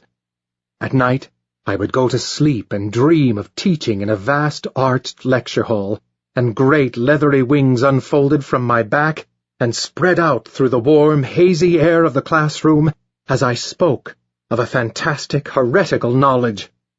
And I would wake, shivering to my own misplaced self, floundering among smug, knowing prep school students. Jason, I knew, was running a parallel track, only somewhat behind me, his conventional good looks and inexplicable confidence carrying him past the real complexities of the work. His all-embracing good nature even extended to me. The few times we passed in the quad, I was the recipient of his benevolent nod and smile, the not-quite-focused eyes never quite acknowledging the humiliations of the past. I won the Putnam Prize without straining. Jason, by some accident, took 3rd, but I still beat him by a respectable margin. I remember the day I took it, the first Saturday of December, having just that morning flunked the mandatory swimming test for the third time, the smell of chlorine still on me. My ideas on the Zeta dimension were still just a few random notes in a notebook, and as yet there was no shadow of my split with Professor Burke, only a sense of unguessable potential. Once I'm in the museum area, the security is a joke. The stuffed polar bear and oscilloscopes and obsolete models of the atom loom side by side in the darkness. Laserator's mirror is kept in the back, in the research section, the high-security wing. I met him once, a Midwesterner with a mild expression. He only wanted his theories to be given wider recognition. I'm taking a risk, but a piece like this is one of a kind. They're not going to figure out what I want it for until it's too late. Black Wolf has some technical training, but they don't have any real scientists, which is sad, because they'll never truly appreciate what I'm going to do. Even half-finished, the new power staff is a marvel, a magician's wand of solid circuitry, packed with unpleasant surprises. Da Vinci beams down at me from his life-size display, the very image of the well-adjusted, well-meaning scientist. The plaque goes on and on about his contributions to the welfare of humanity, his selfless devotion to knowledge. Sucker. At that time, I thought I knew everything that was going to happen to me. It didn't occur to me that I might fall in love. I don't know why Erica started talking to me. Something I said struck her as funny, I guess. She was a junior, and I was asked to speak in her economics seminar about the pure math ramifications of the game theory they were studying. We walked to her next class as I sweated profusely and expounded on the differences between Dutch and English-style auctions. She was a political science major with hazel eyes, a low, throaty voice, and a steady gaze that held mine. It may have been the first full-length conversation I had had since arriving at college. I read her columns in the Crimson and sat near her in the Cabot House dining hall.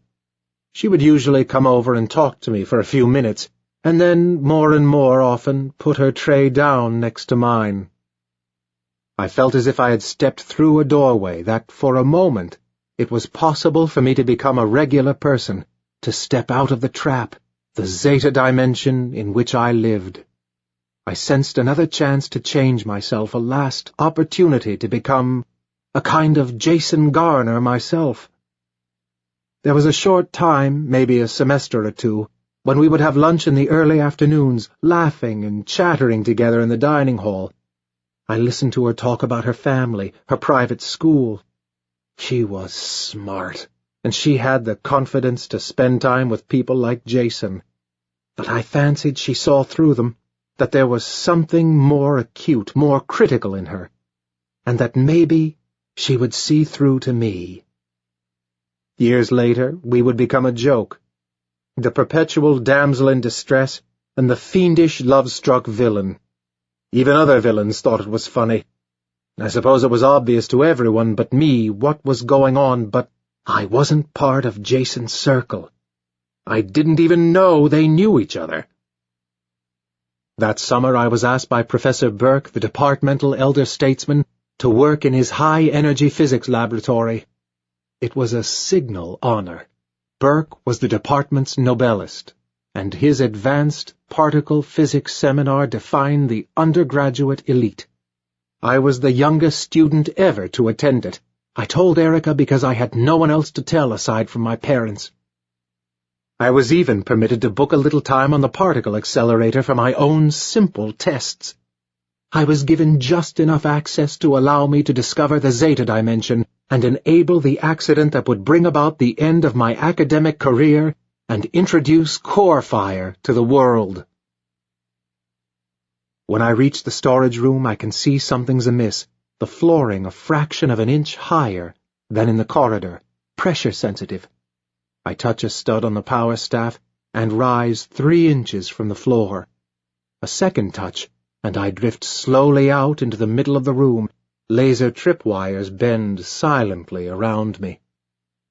Laserator's device glistens in a wire-fronted cabinet at the back of one of the laboratory rooms. The idiots have forgotten all about it. Light drips and runs off of it.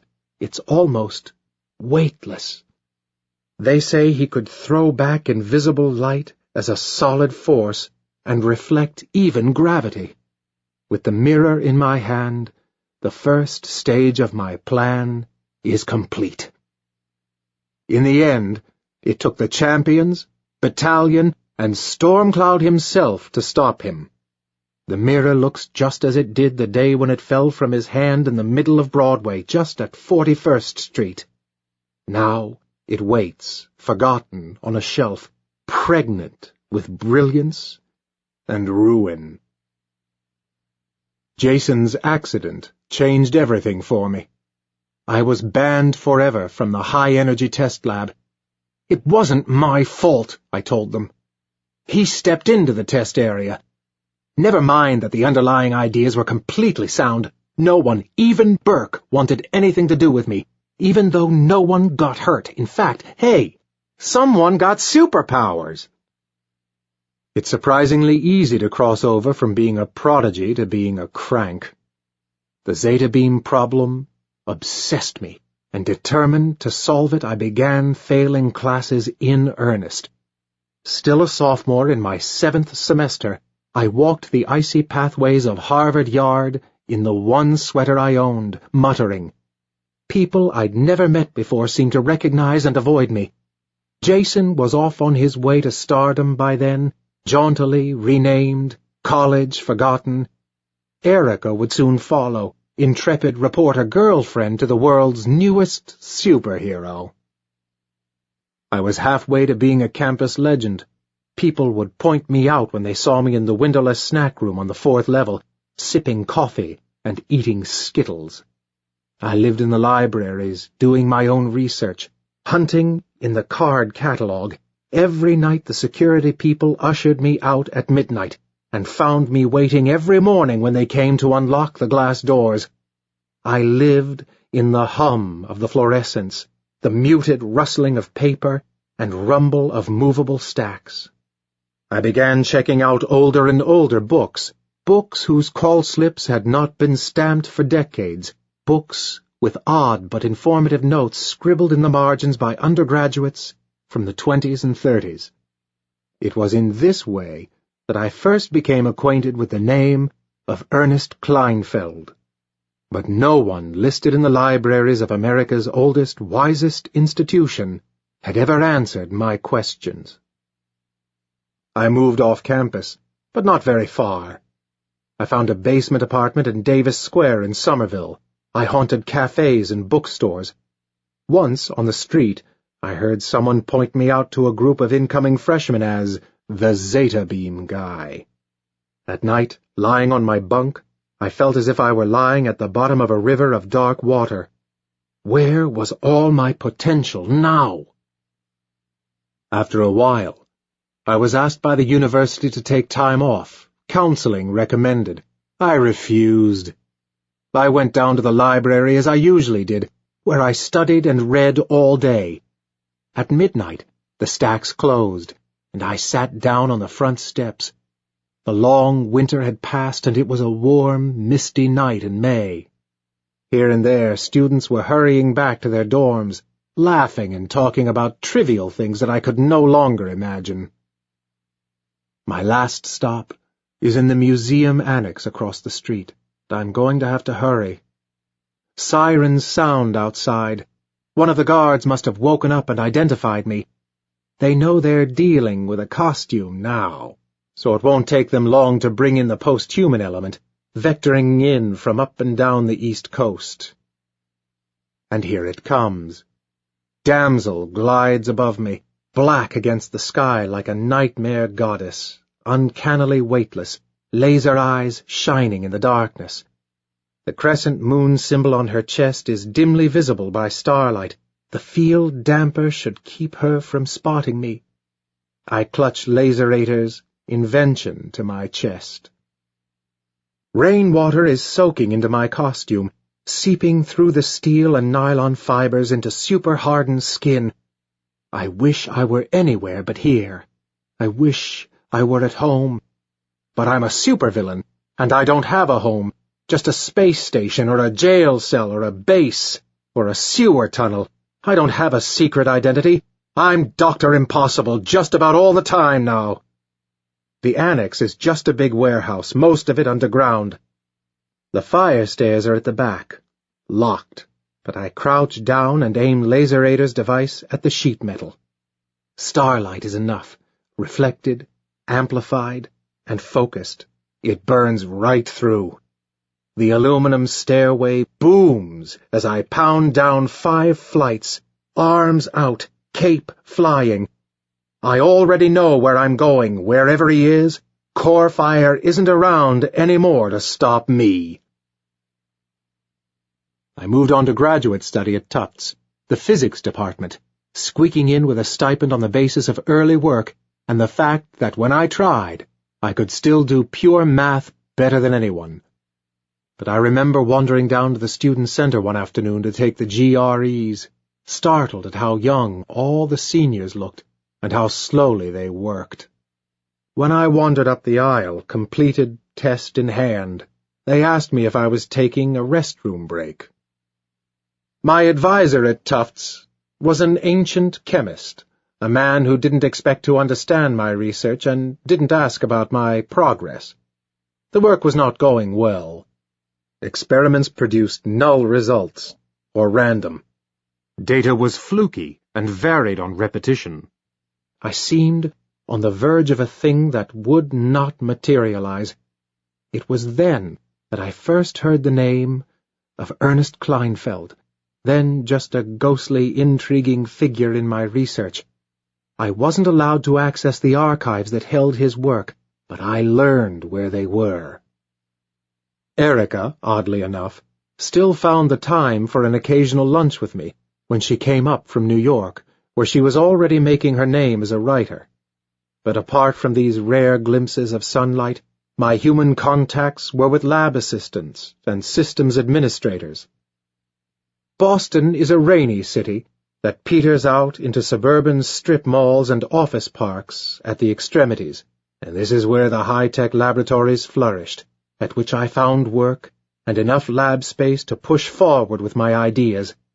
I daydreamed on the long bus rides to and from the suburbs, and no one knew what had been entrusted to me.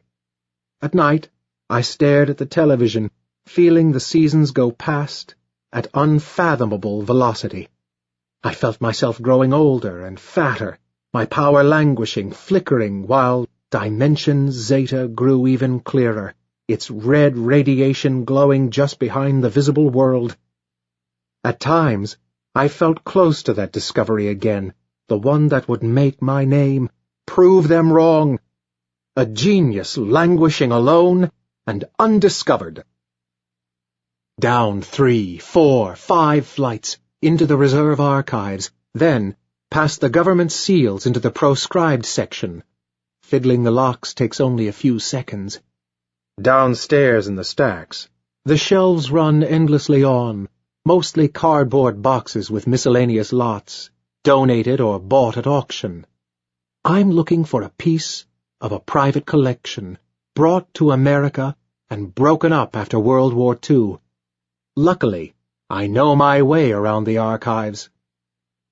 It's right where the catalog said it would be. Tactical Climatology, 1927 edition in 2 volumes. Neptune Press, copious illustrations, fair condition.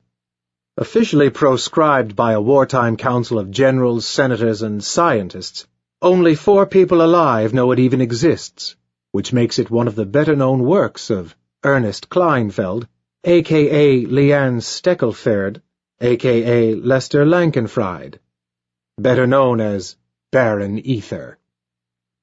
Inside, beautifully drawn diagrams illustrate what needs to happen. Columns of meticulous equations prove their effectiveness. What makes the weather? Indeed. I do now, and it's going to get a lot colder soon. The book goes in my satchel. 2 items in one night and I'm halfway there. It's almost too easy. I don't fight fair. Not hero fair anyway, but it's not like I cut corners. Anybody could do what I do. Anybody at all, if only they'd do the homework. By the end, even other graduate students were starting to avoid me. I was older than they were. Our first semester there was a welcoming party, and I was shocked at how young they seemed.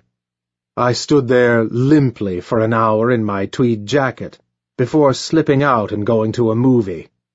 I thought that at graduate school I would finally meet people like myself, but my fellow students looked like ski instructors, drinking and dancing like people on MTV. A few of them even knew who I was, the screw-up, the Zeta Beam guy. My roommates in college had gone on to become entertainment lawyers, theater directors, physicians. I always thought that being smart would excuse everything. The $11,000 per year lifestyle, the walk-up apartment in dreary Somerville, the deferred hopes. Maybe there are no other people like me, even in the sciences.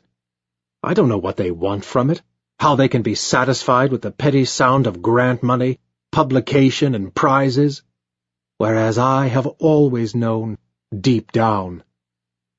I spent endless hours in the stacks, looking hopelessly for the one book that would show me the way forward, that would unlock Dimension Zeta. I wanted things I saw only dimly, fluids that glowed, and electricity that arced and danced like a living thing. I wanted science inside of me, changing me, my body as a generator, as a reactor, a crucible. Transformation, transcendence, and so, of course, they called me mad. They laughed at me, and that I would never forgive or forget. I would, to use the old phrase, show them. I would find it, and not for anyone else's sake. Save the world? I don't think so. I have my reasons. The world was lost a long time ago, and nothing's going to fix it. Maybe not even science.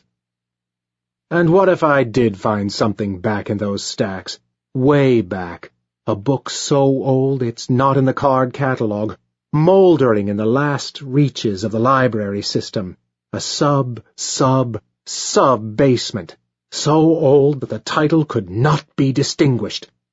I took it from the shelf and sat down on the floor and read. I found it. I looked where no one thought to look. I read a book no one else thought to read. No ordinary book. A book of leaves, a book of rain, a book of parking lots and college quadrangles, and all the long walks and lonely afternoons of my days and nights. What is a genius? I read and read and read, until I saw in that summer landscape of strip malls and parking lots and high school auditoriums a grand design laid out like a printed circuit in grass and asphalt, a strange rune of mysterious import, shining and telling the true story of the slow closing of the last great age. Getting out is easy. Never guessing my target, they didn't even follow me to the archives. Heroes don't concern themselves with things like libraries and research. Once they've had their origin, they don't try to think anymore. They just fly around. Books, inventions, discovery, they leave that to us. Damsel will be zooming south again to her luxury suite at the Champions. I steal a car out of a rental lot, my prizes on the passenger seat. The car has tinted windows, so I don't even have to change. It's another thing I used to do. Driving home from the laboratory late in the night, I would detour onto the highway just to feel like I was going somewhere. The drive takes 4 hours this time. I stay carefully under the speed limit for most of the way, racing the rising sun at the end, book and mirror on the passenger seat beside me. The master plan is well on its way to completion. They say you never forget your origin, but most of that evening is gone for me. No matter how many times I return to it, fragments of it come back to me at odd times. I'd been having dinner with Erica.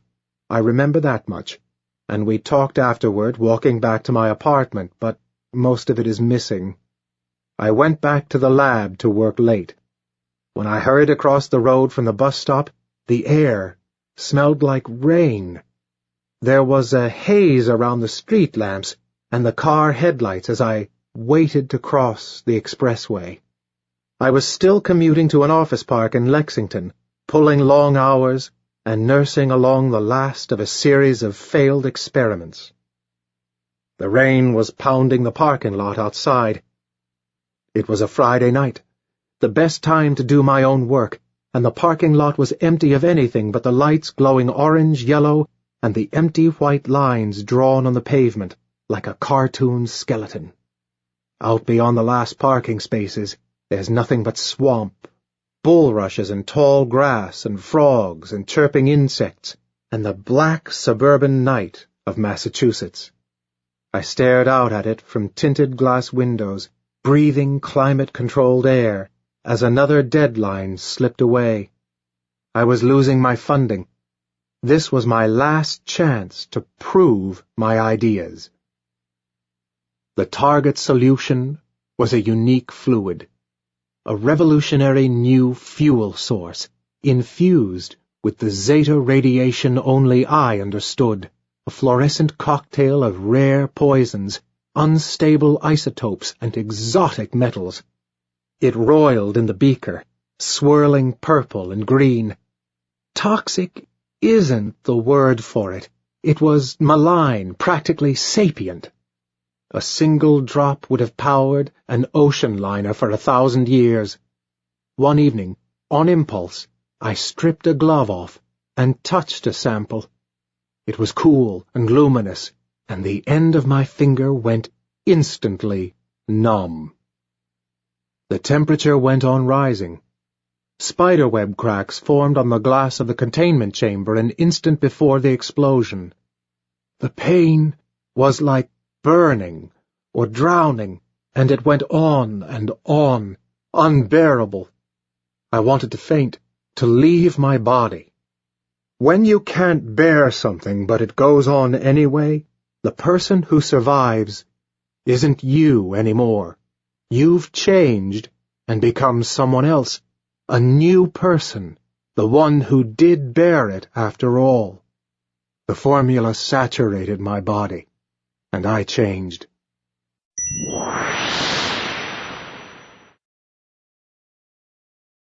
Chapter 10. Welcome to my island. Golden Age, then Silver Age, then Iron. There must be a Rust Age as well, an age when even the base metals we're made of now will have changed again. By what, into what, I don't know. All cyborgs have to think about rust, high-tech alloys or no. The metal parts of me will eventually oxidize.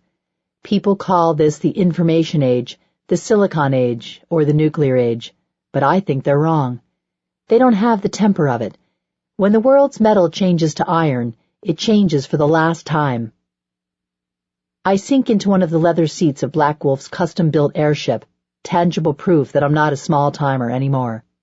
Below us, I can already see that Dr. Impossible's base has rusted. Coming in from the air, we see the remains of a shattered grandeur, skeletal arcs of decaying metals soaring into the sky, gesturing at what used to be. In its prime, the base held unsurpassed marvels. Now, metal and concrete lie rotting in the sun.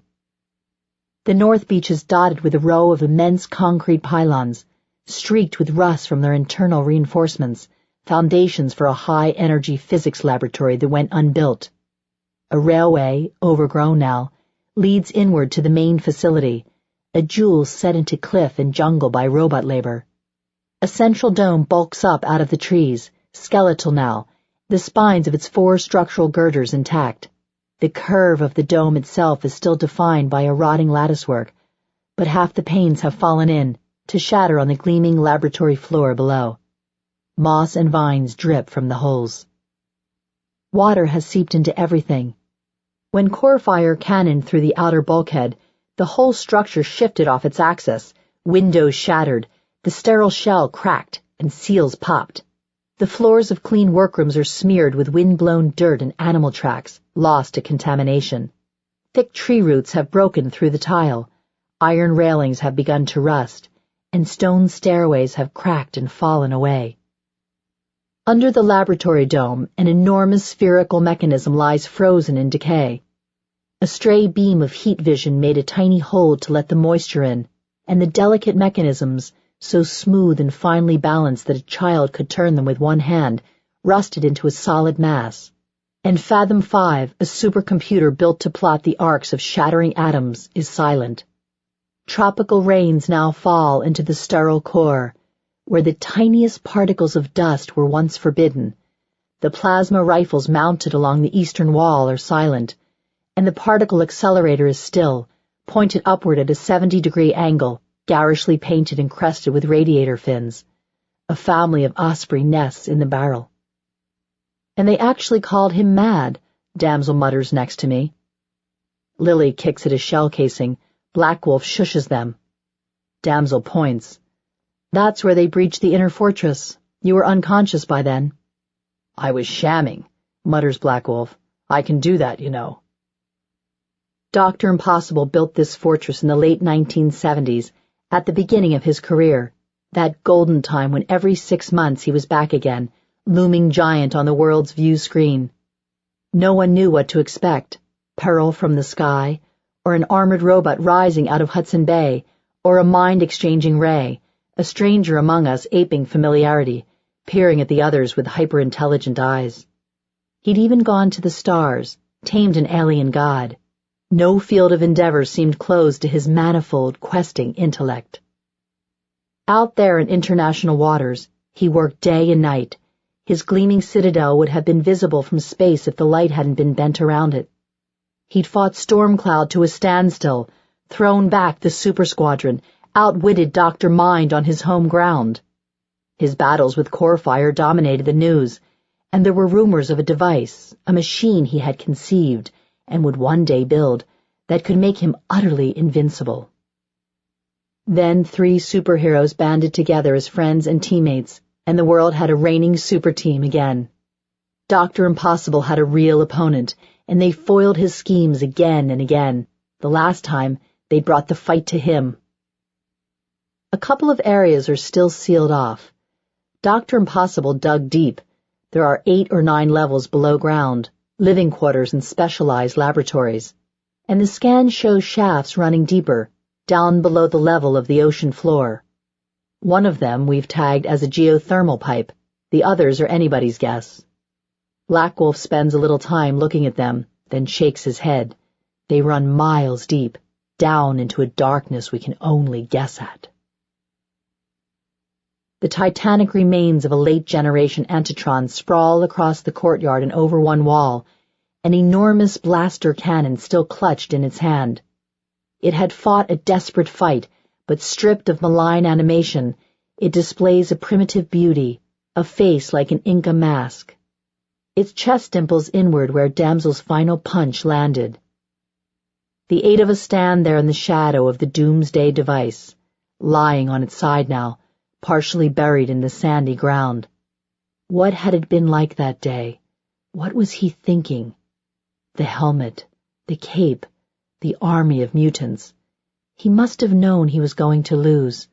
He was supposed to be smart, though. He was supposed to have been a scientist. I shuffle vision modes through infrared, ultraviolet, and a weird sonic ping that makes me nauseous. I can do a kind of ultrasound bounce, a limited X-ray vision. Everybody shows up different on that one. Black Wolf's a baseline normal, an ordinary man. A few bits of metal have lodged in him over the years, and one of his knees got rebuilt. Feril's all organic, flesh and bone, both much denser than normal. And of course, he's not human. His skeleton's a morph between human and a Bengal tiger. Damsel shows up all black. The sonics bounce off her skin, just like everything else.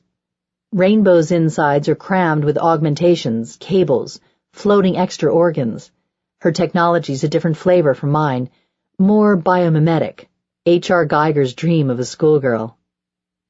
We're not sure exactly what the device was. A series of metal-plated globes, one inside the other, multiple shells now broken open and exposed to the air. Sand lies in the mechanism, fatally spoiling its polished smoothness. I remember Dr. Impossible on TV, swearing it would destroy the Earth if he turned it on. Mr. Mystic puts one hand to its side and shivers.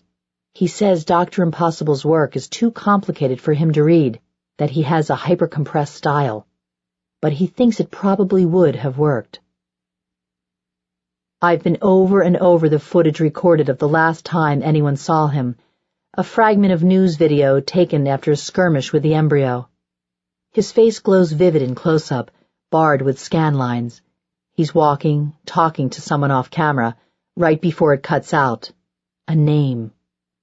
Mystic stands in the center of the chamber, arms out, fingers spread. He's reading energy traces out of the surrounding air.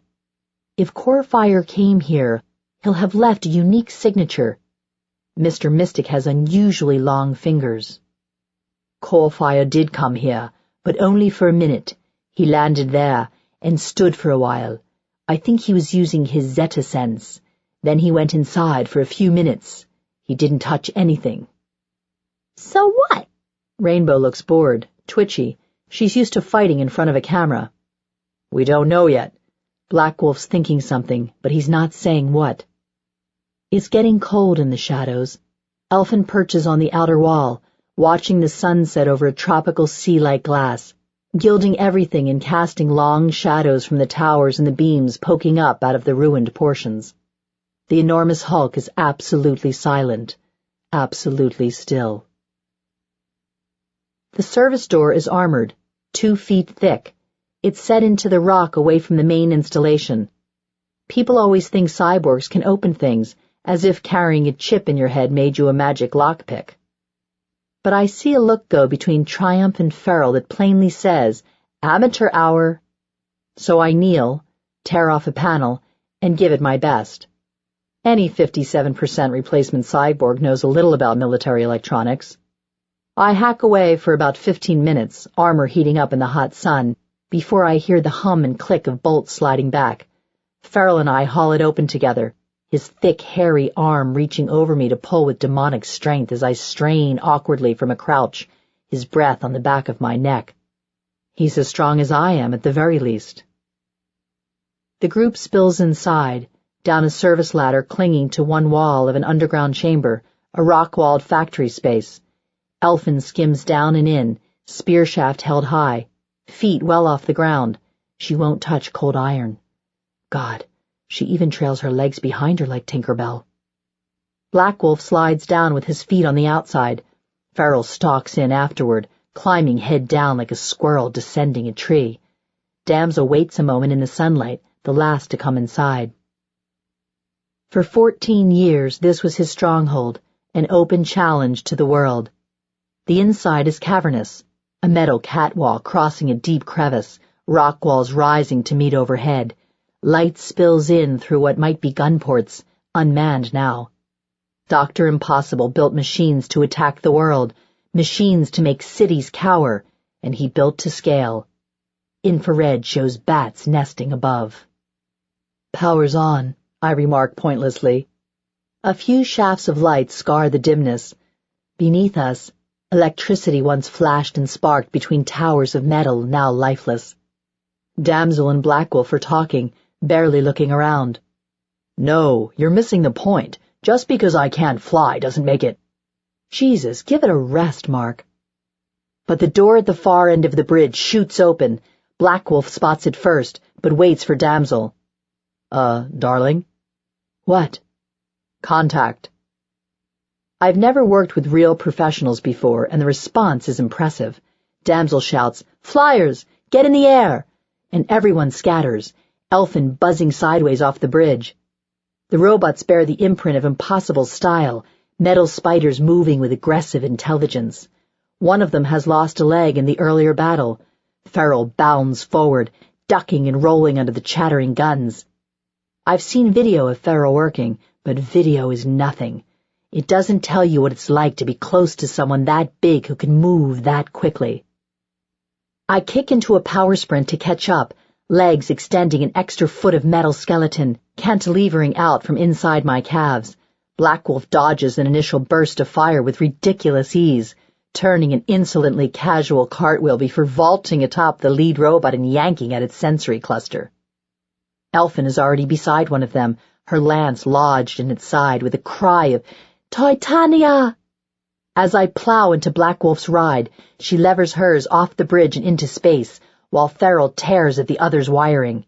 I'm too pissed off for subtlety, and by the time Damsel and Lily catch up, I've broken this one's back.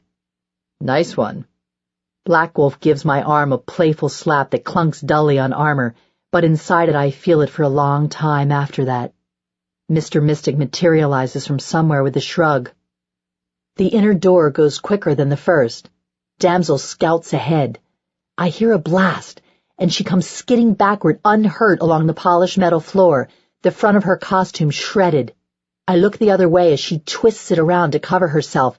I don't need that kind of trouble. Black Wolf stops to help her up, but she snaps at him.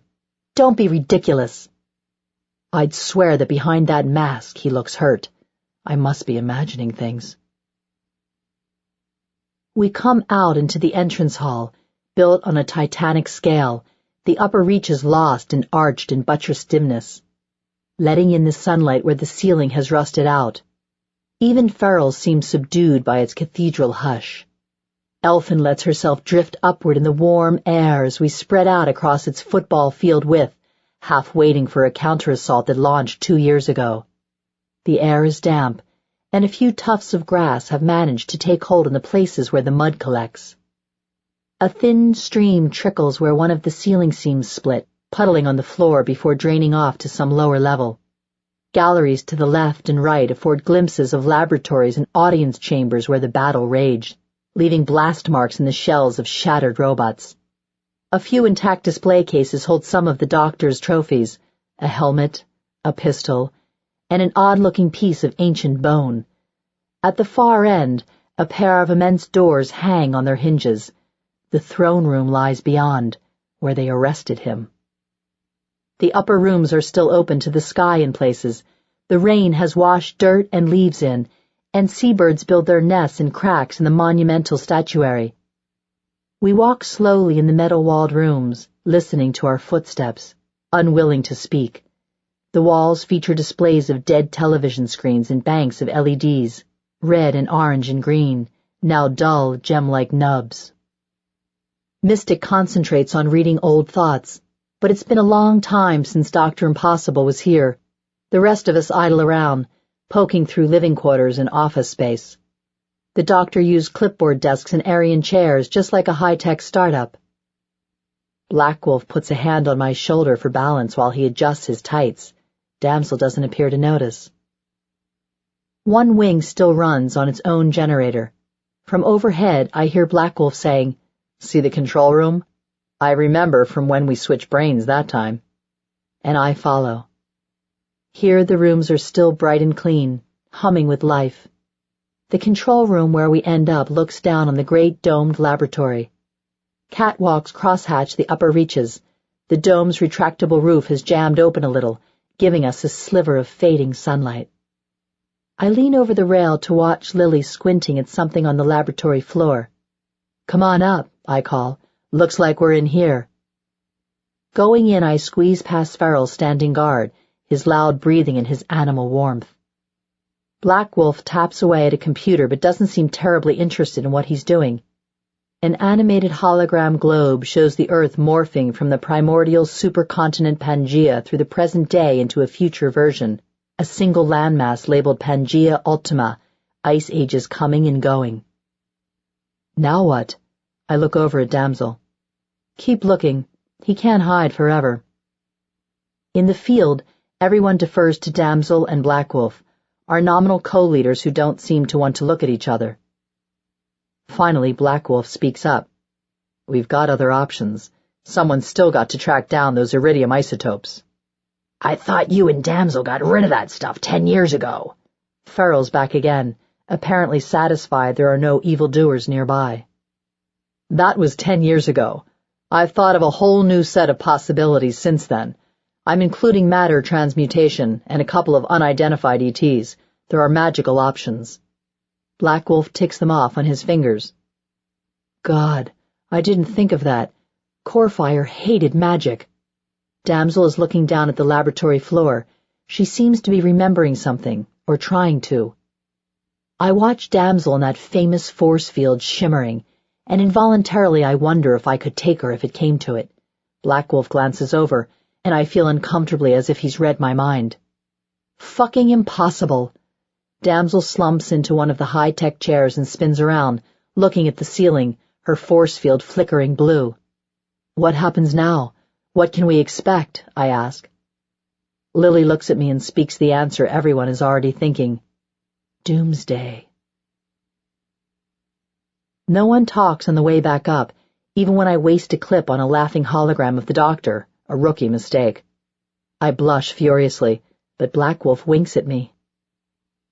Back in Black Wolf's high-tech airship, acceleration pushes me back into my seat, and the island recedes behind us, but I can't stop thinking about it. I used to have a real life. I used to be someone who went on vacation to Brazil. I used to be able to walk down a street without getting stared at, and lie on a bed, and talk to a man who would look at me in something approaching a normal way. Mentiac predicts that in the very far future, the stars will have cycled through all possible stages of their fusion reactions, from hydrogen to helium and so on down the periodic table to iron. And then there will be a true Iron Age, when every atom in the universe will have turned to iron, everything transmuted by inexorable centuries to basis metal, even high-tech alloys, even diamonds, everything. In my imagination, iron stars orbited by iron planets float through an iron galaxy in an iron void. But even then it won't be over. There's always a rust age.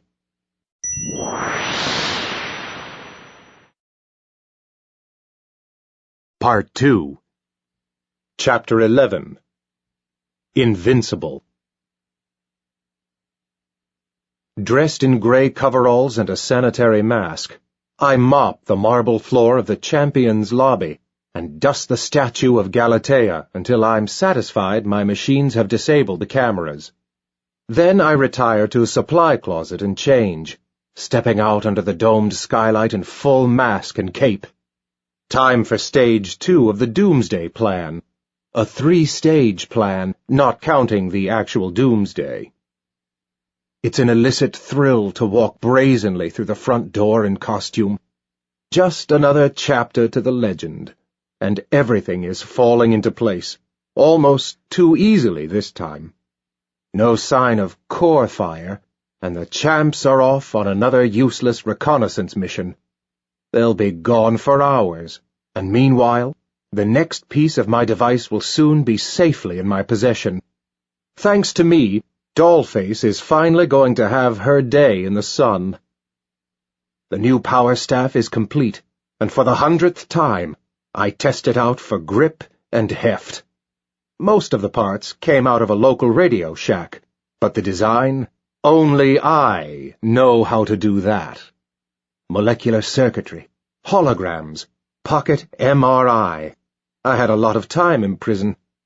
The power jewel glows a deep red, and I pad silently and invisibly through the corridors. No more than a drift of static on the monitors. I have the floor plans from the place memorized, details culled and inferred from blueprints, satellite photos, fan magazines, even that interminable documentary. It's my first time here in person, and I have to admit it's magnificent. Spinning in place, I gawk like a tourist at the profoundly vulgar piece of architecture. Guy Campbell, the Silver Sentinel, more or less bought his way into the team by refitting this place as the team headquarters after gutting the telecom giant that built it. He lasted about 6 weeks, and I think he was just too embarrassed to ask for it back. Splendid. But the place smells like they always do. Sweat and ozone and disinfectant, hospital smells. The ability to stretch your limbs or secrete acids can wreak havoc on the human metabolism. There's a fine line between a superpower and a chronic medical condition. The heroes left an hour ago, and there's time for a little sightseeing. The entrance lobby is a museum of superherodom, souvenirs from brighter days. The wedding of Damsel and Black Wolf was the brightest moment of 1980s superherodom, a union of the 2 founding members of the greatest super team in the world, at the height of its powers. The added fact that Damsel was Stormcloud's daughter made it a matter of superhero royalty. They were our Charles and Diana. When Stormcloud placed the Night Star sapphire around Damsel's neck, it was effectively a coronation for the champions, a passing of the torch. Both Peterson graduates, actually, to think I knew them when. Not that they'd remember me. The rest of us watched from the shadows, wondering what it meant. I was there myself, hidden in the crowd, waiting for my moment. Stormcloud stood in the background, looking almost statesmanlike. Corefire was the best man and gave a toast even I found funny. Someone must have written it for him. Probably Black Wolf. When they kissed, Damsel's shield glowed a deep red, then disappeared altogether as they rose into the air. I should have finished her right there. But I was still a little sentimental back then. The crisis room. This is where their shifting roster of robots, athletes, madmen, and gods used to get together and talk about me. A U-shaped table points its opened end toward a sprawling computer console and 3 enormous wall-mounted display screens. This is where my face must have looked out at them, threatening, leering, and demanding tribute. I hope they had a good sound system. To business. Their computer security isn't much to write home about. Probably Black Wolf's work. Clever, but not exactly genius, just self-confident. Heroes like these don't think very hard about security. They assume their own reputation is going to scare people off, and if someone does try to break in, they can just have a fight about it. Great office chairs, though. Picture window looks out over mid-town. The feng shui is immaculate. I spend a few minutes noodling around on the broad, flat console before diving in. I could break it, but I don't even have to. Toward the end of Titan 6, they show outtakes from a televised tour of the fortress, shortly after they came back from outer space. Damsel's talking to the camera, looking very, very tired. No one seems to be doing any work. It was their greatest triumph. But they seem to be suffering from a group depression, in fact. They're weeks from breaking up. In the background, Black Wolf is just sitting down at the computer. With the film slowed down and enhanced, you can see Black Wolf's arms moving at the keyboard as he logs himself in, and from there, it isn't too much work to figure out where his hands must have been, what he was typing. You only have to do your homework on these things. I key it in now. Galatea. Once I'm in the system, it's impossible not to start poking around a little. I flip through staff records, secret identities, powers. Damsel, Black Wolf, Elfin. I already know who they are. I remember some of them quite well, even if they would never remember me. And everyone knows who you are, Corefire. Jason. Activity logs. Black Wolf's been online recently, going back through the Corefire archives. He spent a little time in the media archives. File footage of Galatea aloft in action, wine-colored hair always floating away, on an intangible breeze, violet headband above her featureless green eyes. She projected silvery energy from her hands. Even I don't know what it was. It hurt like hell, though. Black Wolf's also been looking at me. Entry under Dr. Impossible is surprisingly inadequate. I've never given out much under interrogation, but even so, it's surprising how much I kept from them. The file gives age, estimated, place of birth, a short piece on my accent and regionalisms, estimated Stanford Binet, insultingly low, but then they haven't seen my best efforts yet. A couple 100 megabytes of shaky cam video footage, and some rather reductive psychological guesswork. They don't know me. There are 5 working theories as to my real identity, all of them dead wrong. 4 are missing persons cases dating from the 1960s.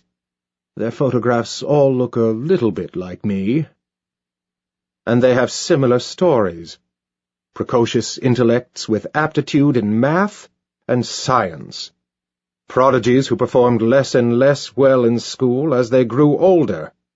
By 11 or 12, they'd all displayed antisocial behavior patterns.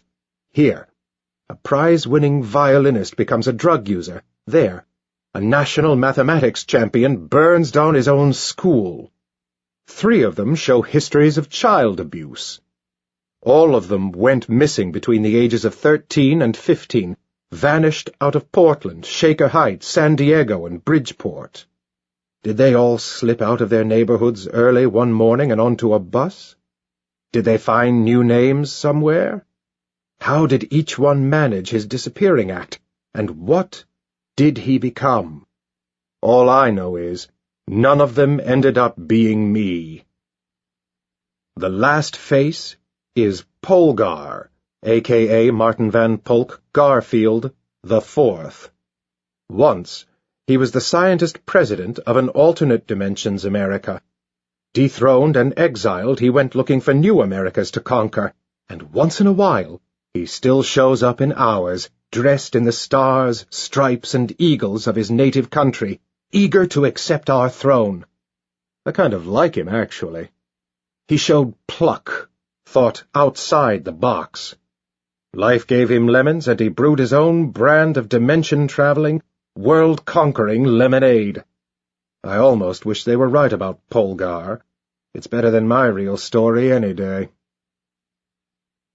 There wasn't any warning with me, not the kind they look for. My earliest dreams were about my own brain, a cloud lit by flashes of blue and purple lightning.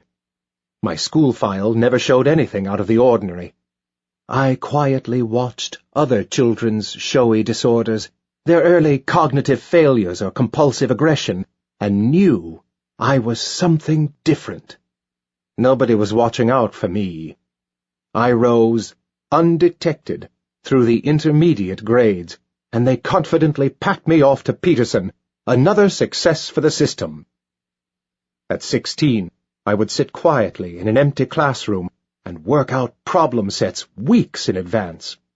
The work went as fast as I could write it. I had a system where I did the mental work 3 or 4 questions ahead of where my pen was. It was May already, almost the end of term. Outside, the hot Iowa sun was steaming off the previous night's rainfall. They knew I was smart. I would skip my junior year entirely and begin the senior curriculum in the fall. Another student with this kind of gift might have become popular, sold the answers or traded them, or at least let a hint drop every once in a while. I never talked in class, never helped people with their work, never pandered. This wasn't my real work anyway. I had a milk crate in my closet where I kept my real efforts, a mounting pile of spiral-bound notebooks that sizzled with my jagged ballpoint scribblings.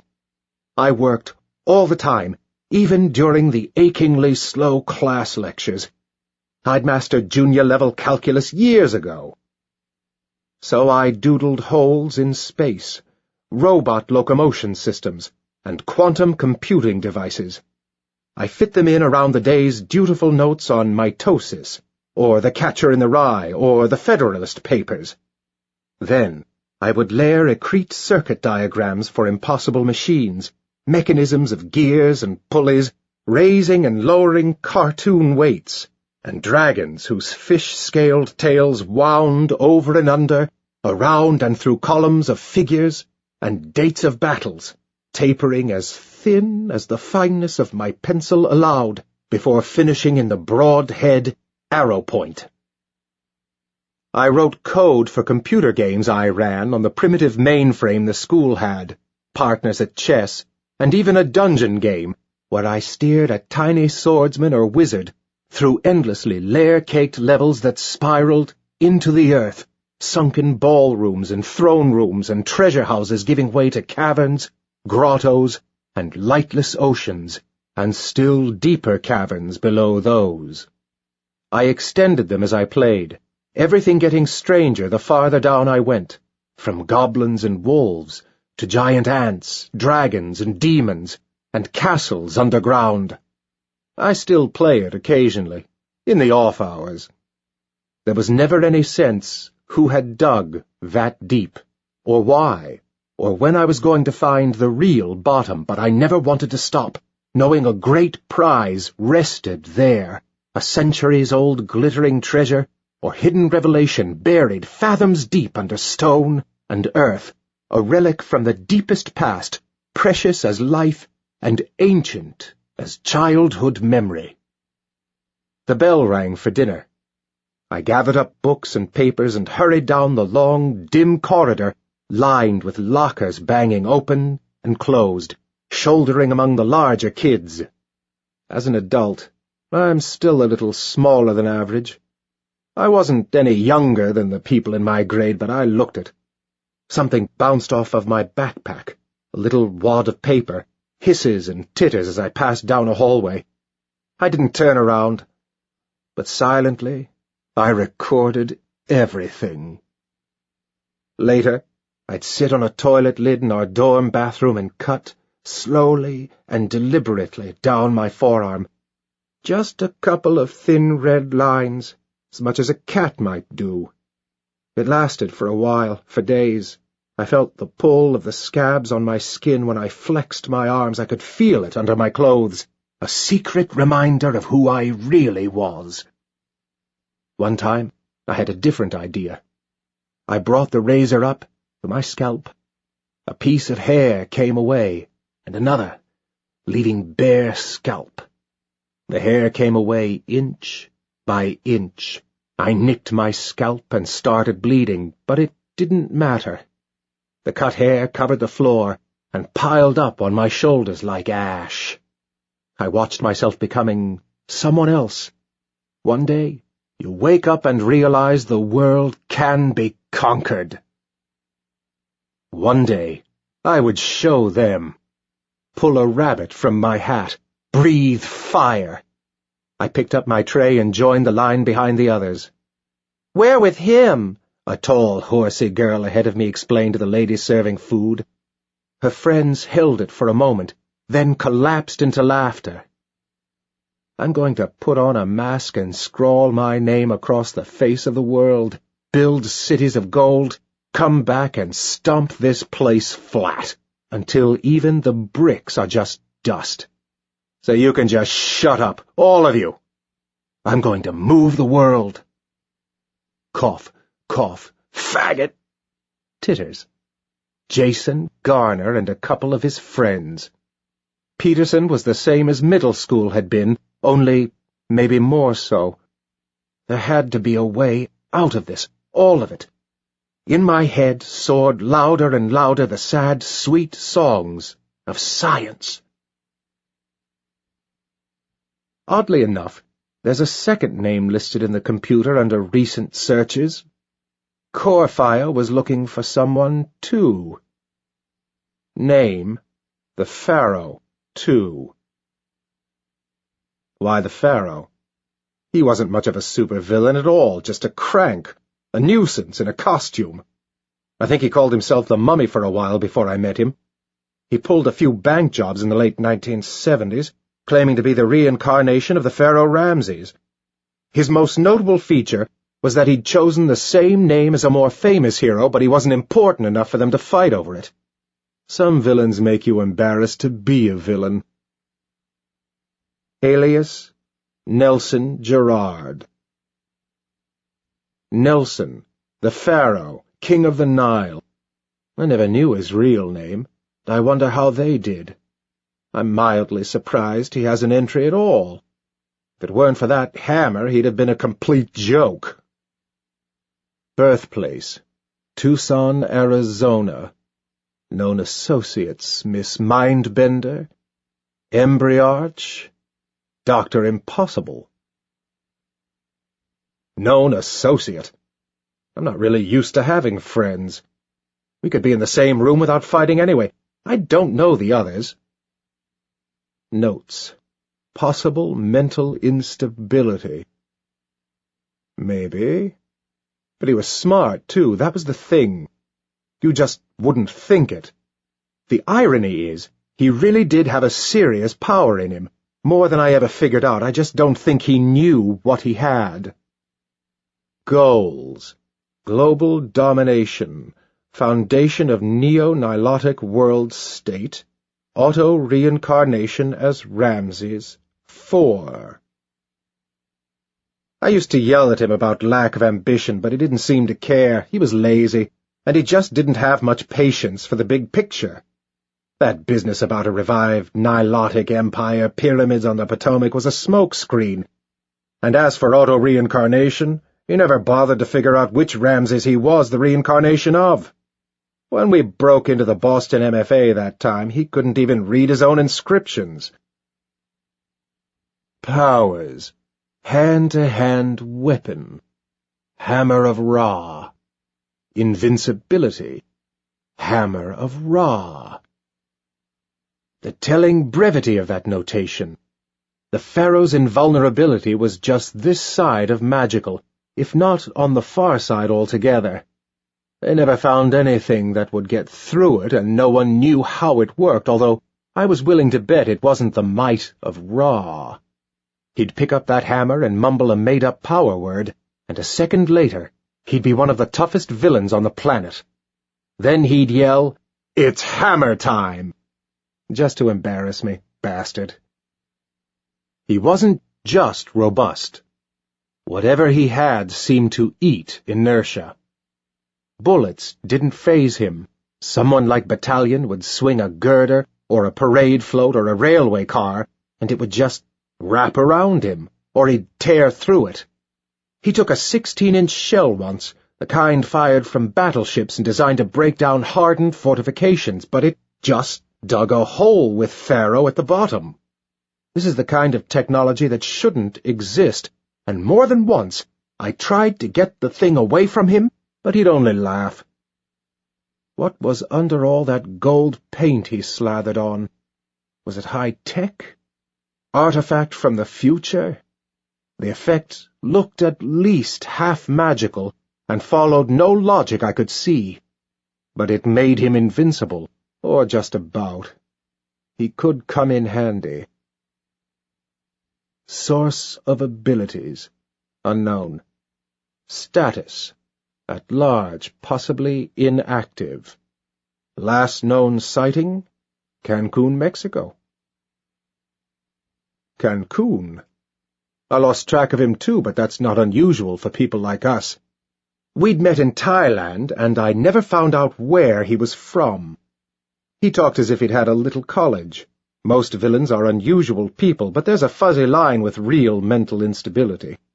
He disappeared into a demi-monde of junkies and outpatient care, wherever people like that go. But trust Black Wolf to keep track, even of the Pharaoh. The power staff chimes softly. The energy signature from Black Wolf's plane is closer than it should be. Enough kidding around. I do one last search to make sure I'm in the right place. I am. Dollface's effects are still on site. If the front lobby is a monument to heroism, the trophy hall is its opposite. I feel a hush fall inside me, when I perceive the majestic company I am in. The hall is crowded with display cases, trophy plaques, and force fields that hold souvenirs of the most twisted imaginations of the century run riot. The clockmaker's clocks, the oboist's oboe, the gentleman's gloves and monocle hang together across from a life-size mannequin wearing the abomination's armor. An ornate golden key hangs by itself, one section lifted away to reveal miniaturized circuitry of the 30th century. The workmanship here is priceless, and even I can't name it all. A fountain pen, a fedora, a painting whose lurid colors shift as I watch, a dress worn by Anne de Siècle, one of Sinistra's left-handed gloves.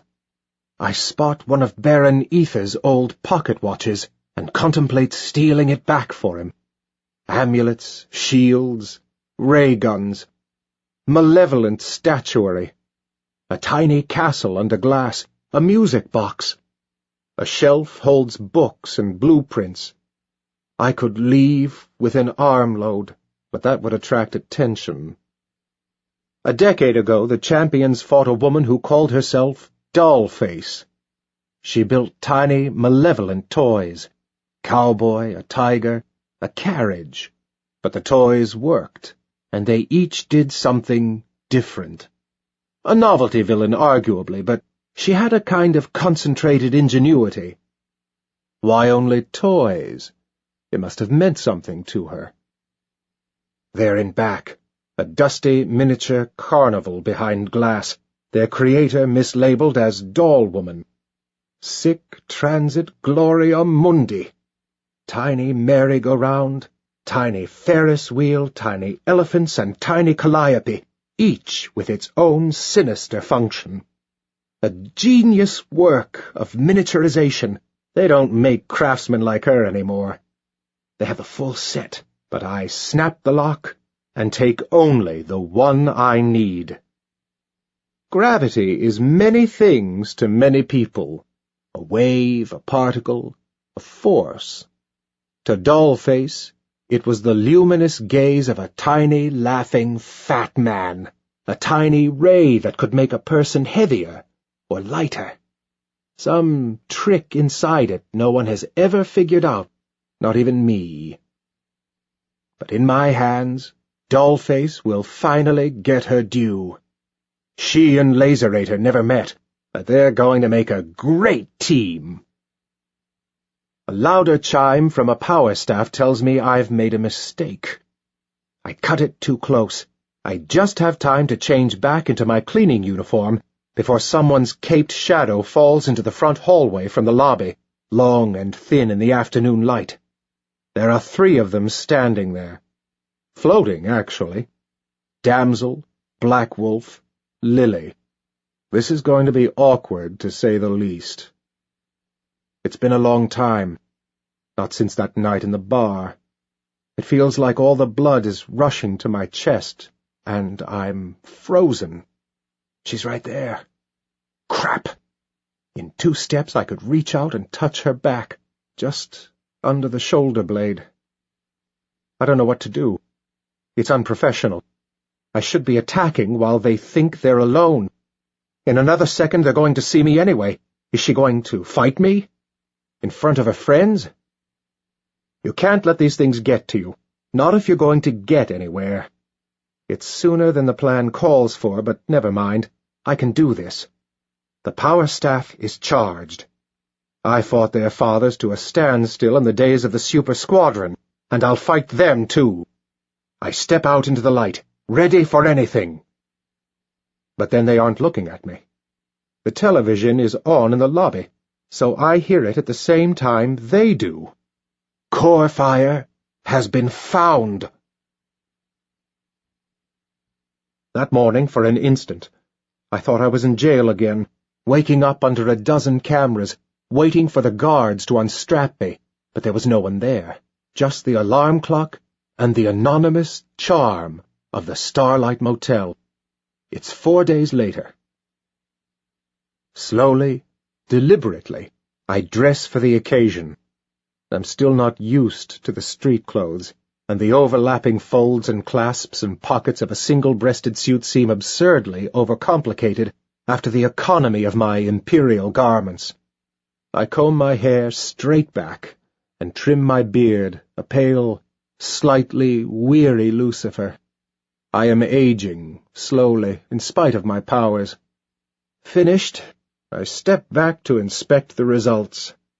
I look like a person I had forgotten about, the shabby postdoc I said goodbye to 25 years ago. I look like a civilian. I look like a loser. Outside in the street, my face feels naked, no sunglasses. I'm taking a serious risk here. It has been 11 years since I walked outdoors in public without a mask on. That long since I've been this close to a civilian who isn't cowering or calling the police. I take the subway across the river, where I once flew. Dr. Impossible comes to Manhattan. Emerging, I make slow progress up Amsterdam Avenue toward 112th Street.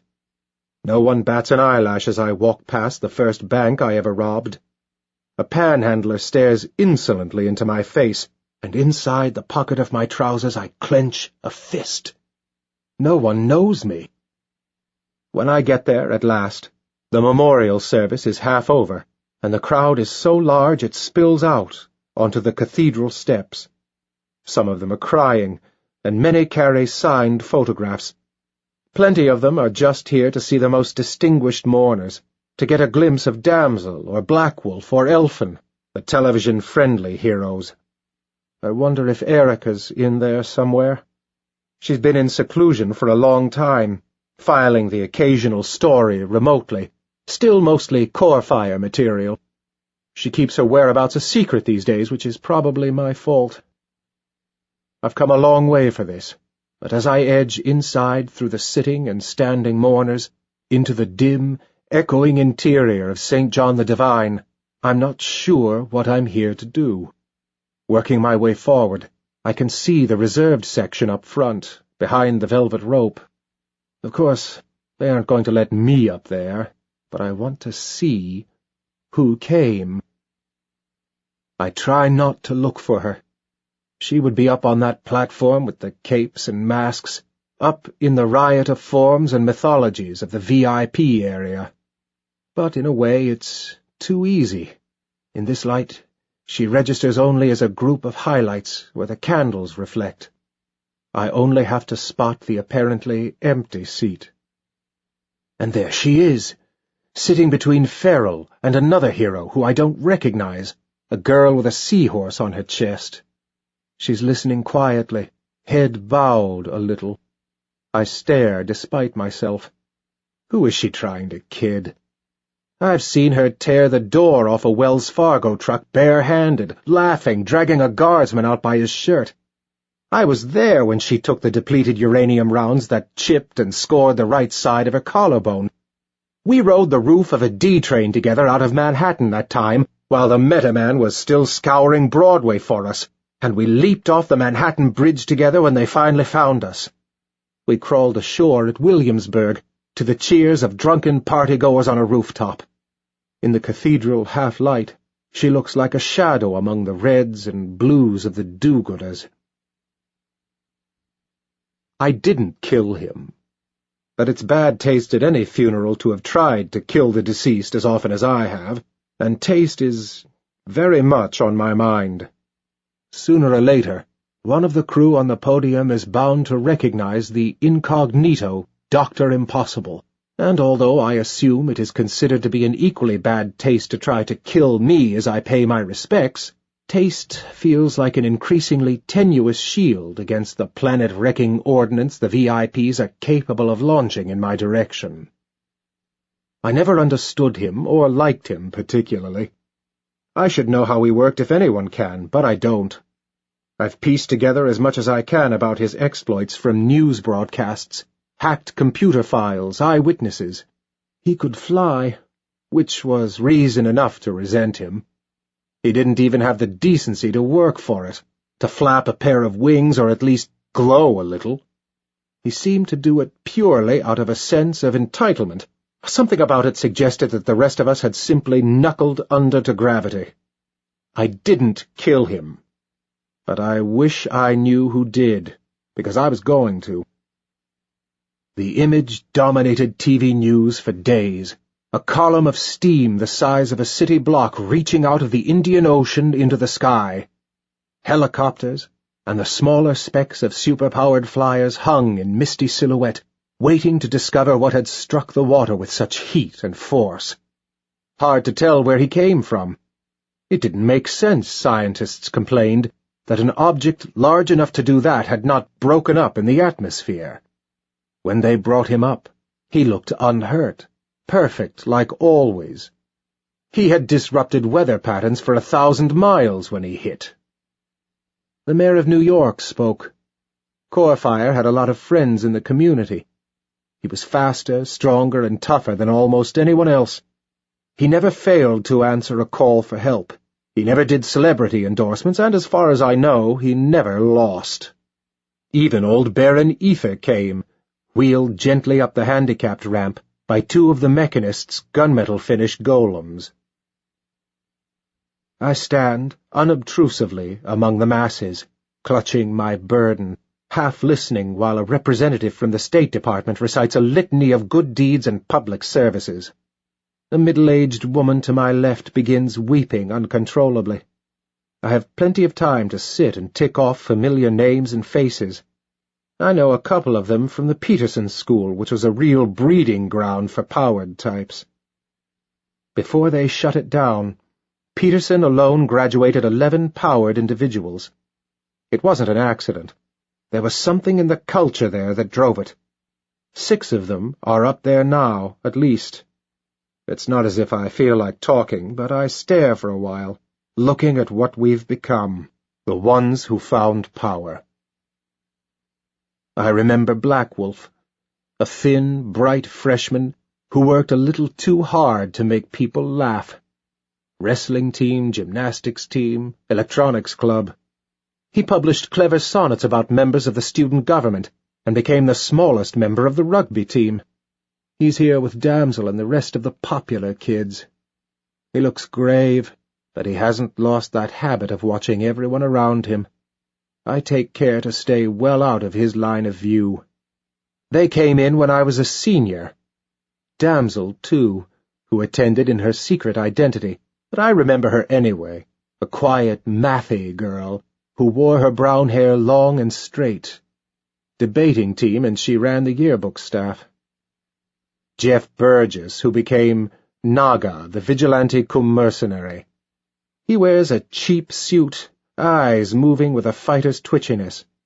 Rarity, tall, with curly hair, bright eyes, and a glassy, confident smile, who went to Africa on a Fulbright and found the mystical gemstone Nephalis and touched it. And Mecria, a freshman when I was a senior. I see her again, bent over the lathe in metal shop, her wide, froggy face always grinning over something. I knew so many of them, then and later, but we're all changed now, utterly, by industrial accidents, wild talents, gods. We've become psychics and knife-throwers, rogues and religious fanatics, and clowns and criminals. They wouldn't recognize me now, even if they remembered me, even if I wanted them to. When I think about it, I guess Corefire must have had a story, too. Something better than a smug, popular jock accidentally became a smug, popular superhero. No one could possibly be as boring as he seemed. At the end of the service, a line forms leading to a makeshift shrine. I join it in good order and leave my wreath with the rest. I'm threading my way out when Lily finds me. Hello, Lily. The crowd is flowing around us. People are noticing Lily, of course, but no one looks twice at me. You're looking well. Thanks. I don't want to think about this. It's not as if they were even together that long. People are leaving. I can see Blackwolf starting to look for her. Any second now he's going to see us, and all hell is going to break loose. Listen, I'm sorry. It's okay. It's okay, Jonathan. Go. I never really had a girlfriend before that, or afterward, obviously. We met around the time of the Legion of Evil fiasco that Mentiac had put together, which had seemed like such a good idea at the time. For a few months, the concept had been making its way through a grapevine made up of prison-yard gossip, chit-chat over the transfer of stolen goods, low-voiced exchanges in seedy underworld dives, stray psychical transmissions. The idea was attractive. You get sick of 7-on-1 battles that always turn bad, of getting the upper hand, just to have some teenage monkey wonder steal the keys to the weapons locker. I met the original villain team once, the Delinquent Five, when they traveled to the present day to learn the future of their villainy. Their methods were hopelessly outdated, but in their day they were geniuses. The sinister servant of Atlantis, the diabolical duplicate sun. Their schemes are legend now, if only for their scope, their vision, their outlandish expense. It humbles even my own undertakings. But they came here seeking aid from their future selves, the selves they assumed would be wealthy and powerful rulers of nations. When they found the world still ruled by governments and policed by heroes, they departed in silence, humbled. Maybe that was the beginning of the end for them. Mentiac was semi-legendary in the world of crime, a rogue supercomputer from the 1960s, built by a prescient trio of graduate students whose work went a little too far ahead of the curve. Mentiac got away from them, legend had it, suborned a forklift, and made his way into the labyrinthine sewer system underneath Chicago. He put down roots and has been growing ever since, stealthily manipulating criminal affairs through phone lines. There's a miniature cult of hackers and hardware enthusiasts that buy him cooling fans and RAM. Both Lily and I were contacted. I received a phone call over an extremely private line. Mentiac's circa 1977 speech synthesizer, quacking out the time and place for our meeting. It was held in rented office space in a downtown L.A. high-rise. It was a curious concatenation of the obscure powers of the world, a dozen maniacs, menaces, and underworld bosses, standing, sitting, or perching on bits and pieces of office furniture, left over from a defunct talent agency. Of course, nothing was agreed on, not even who had the right to speak first. No one bothered to offer a name. Two of them turned out to have the same villain epithet, the infamous, and violence threatened to break out. Mentiac's managerial skills were far from adequate, and the afternoon wound down as one crime lord after another stormed out. I kept staring at Lily. She stood with her back to a line of windows facing west, the L.A. skyline behind her, blue sky shading into gray and brown at the horizon. The colors deepened as the afternoon wore on, and the light grew orange and purple. It warped and rippled as it came through her face and body.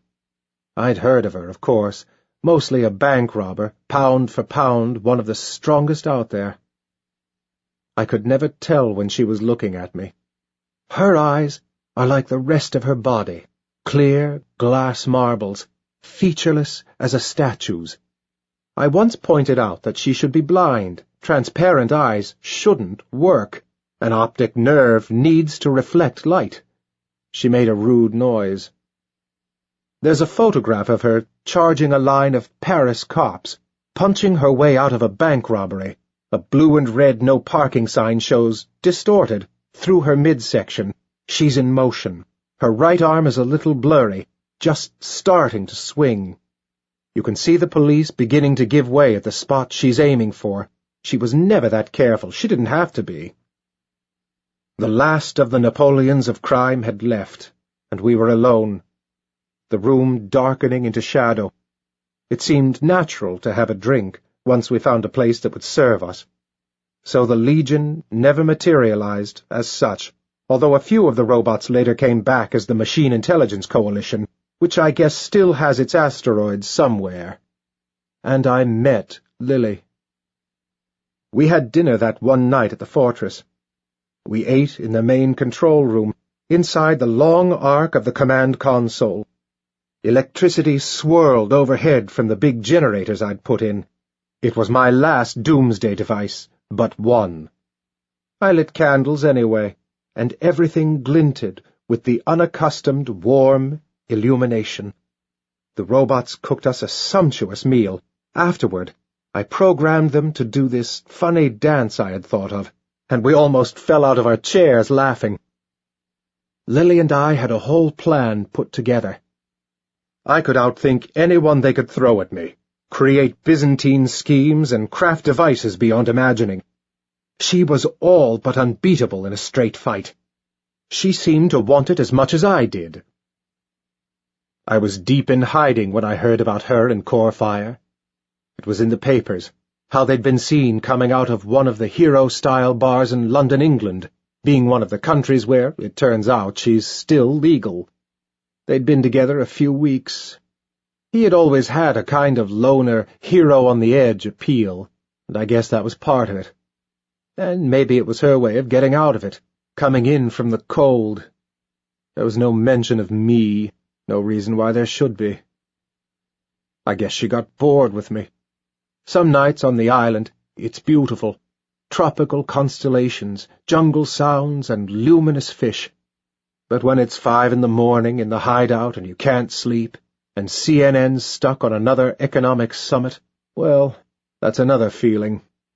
You're blacked out and can't work because some hero team is trolling the South Seas, the heat is unbearable, and it's an hour until dawn, the slow tropical sunrise over the lagoon, and you're thinking about how far you are from home, and that this whole thing was maybe not such a brilliant idea after all, but there's nothing you can do about it now. My style of work takes a lot of preparation. I build things and test them out. I have to order parts or cast them myself. I have to pull all-nighters to debug my robot's pathfinding routines before an invasion. It isn't that interesting to other people. I leave just as the trucks begin arriving.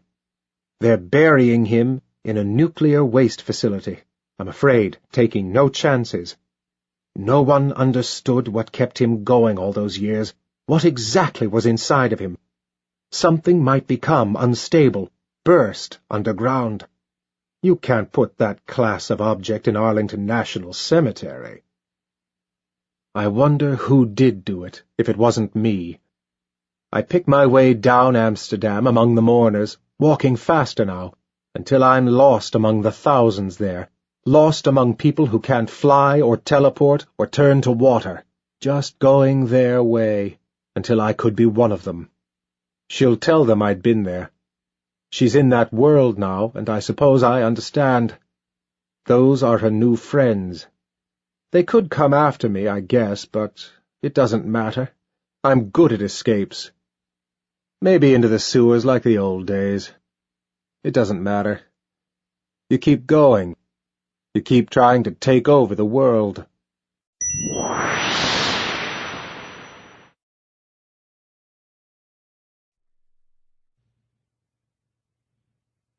This audiobook has been broken into multiple parts to make the download faster. You have reached the end of a part, but not the end of the complete audiobook. So please check your library for the next part of this audiobook. Audible hopes you have enjoyed this program.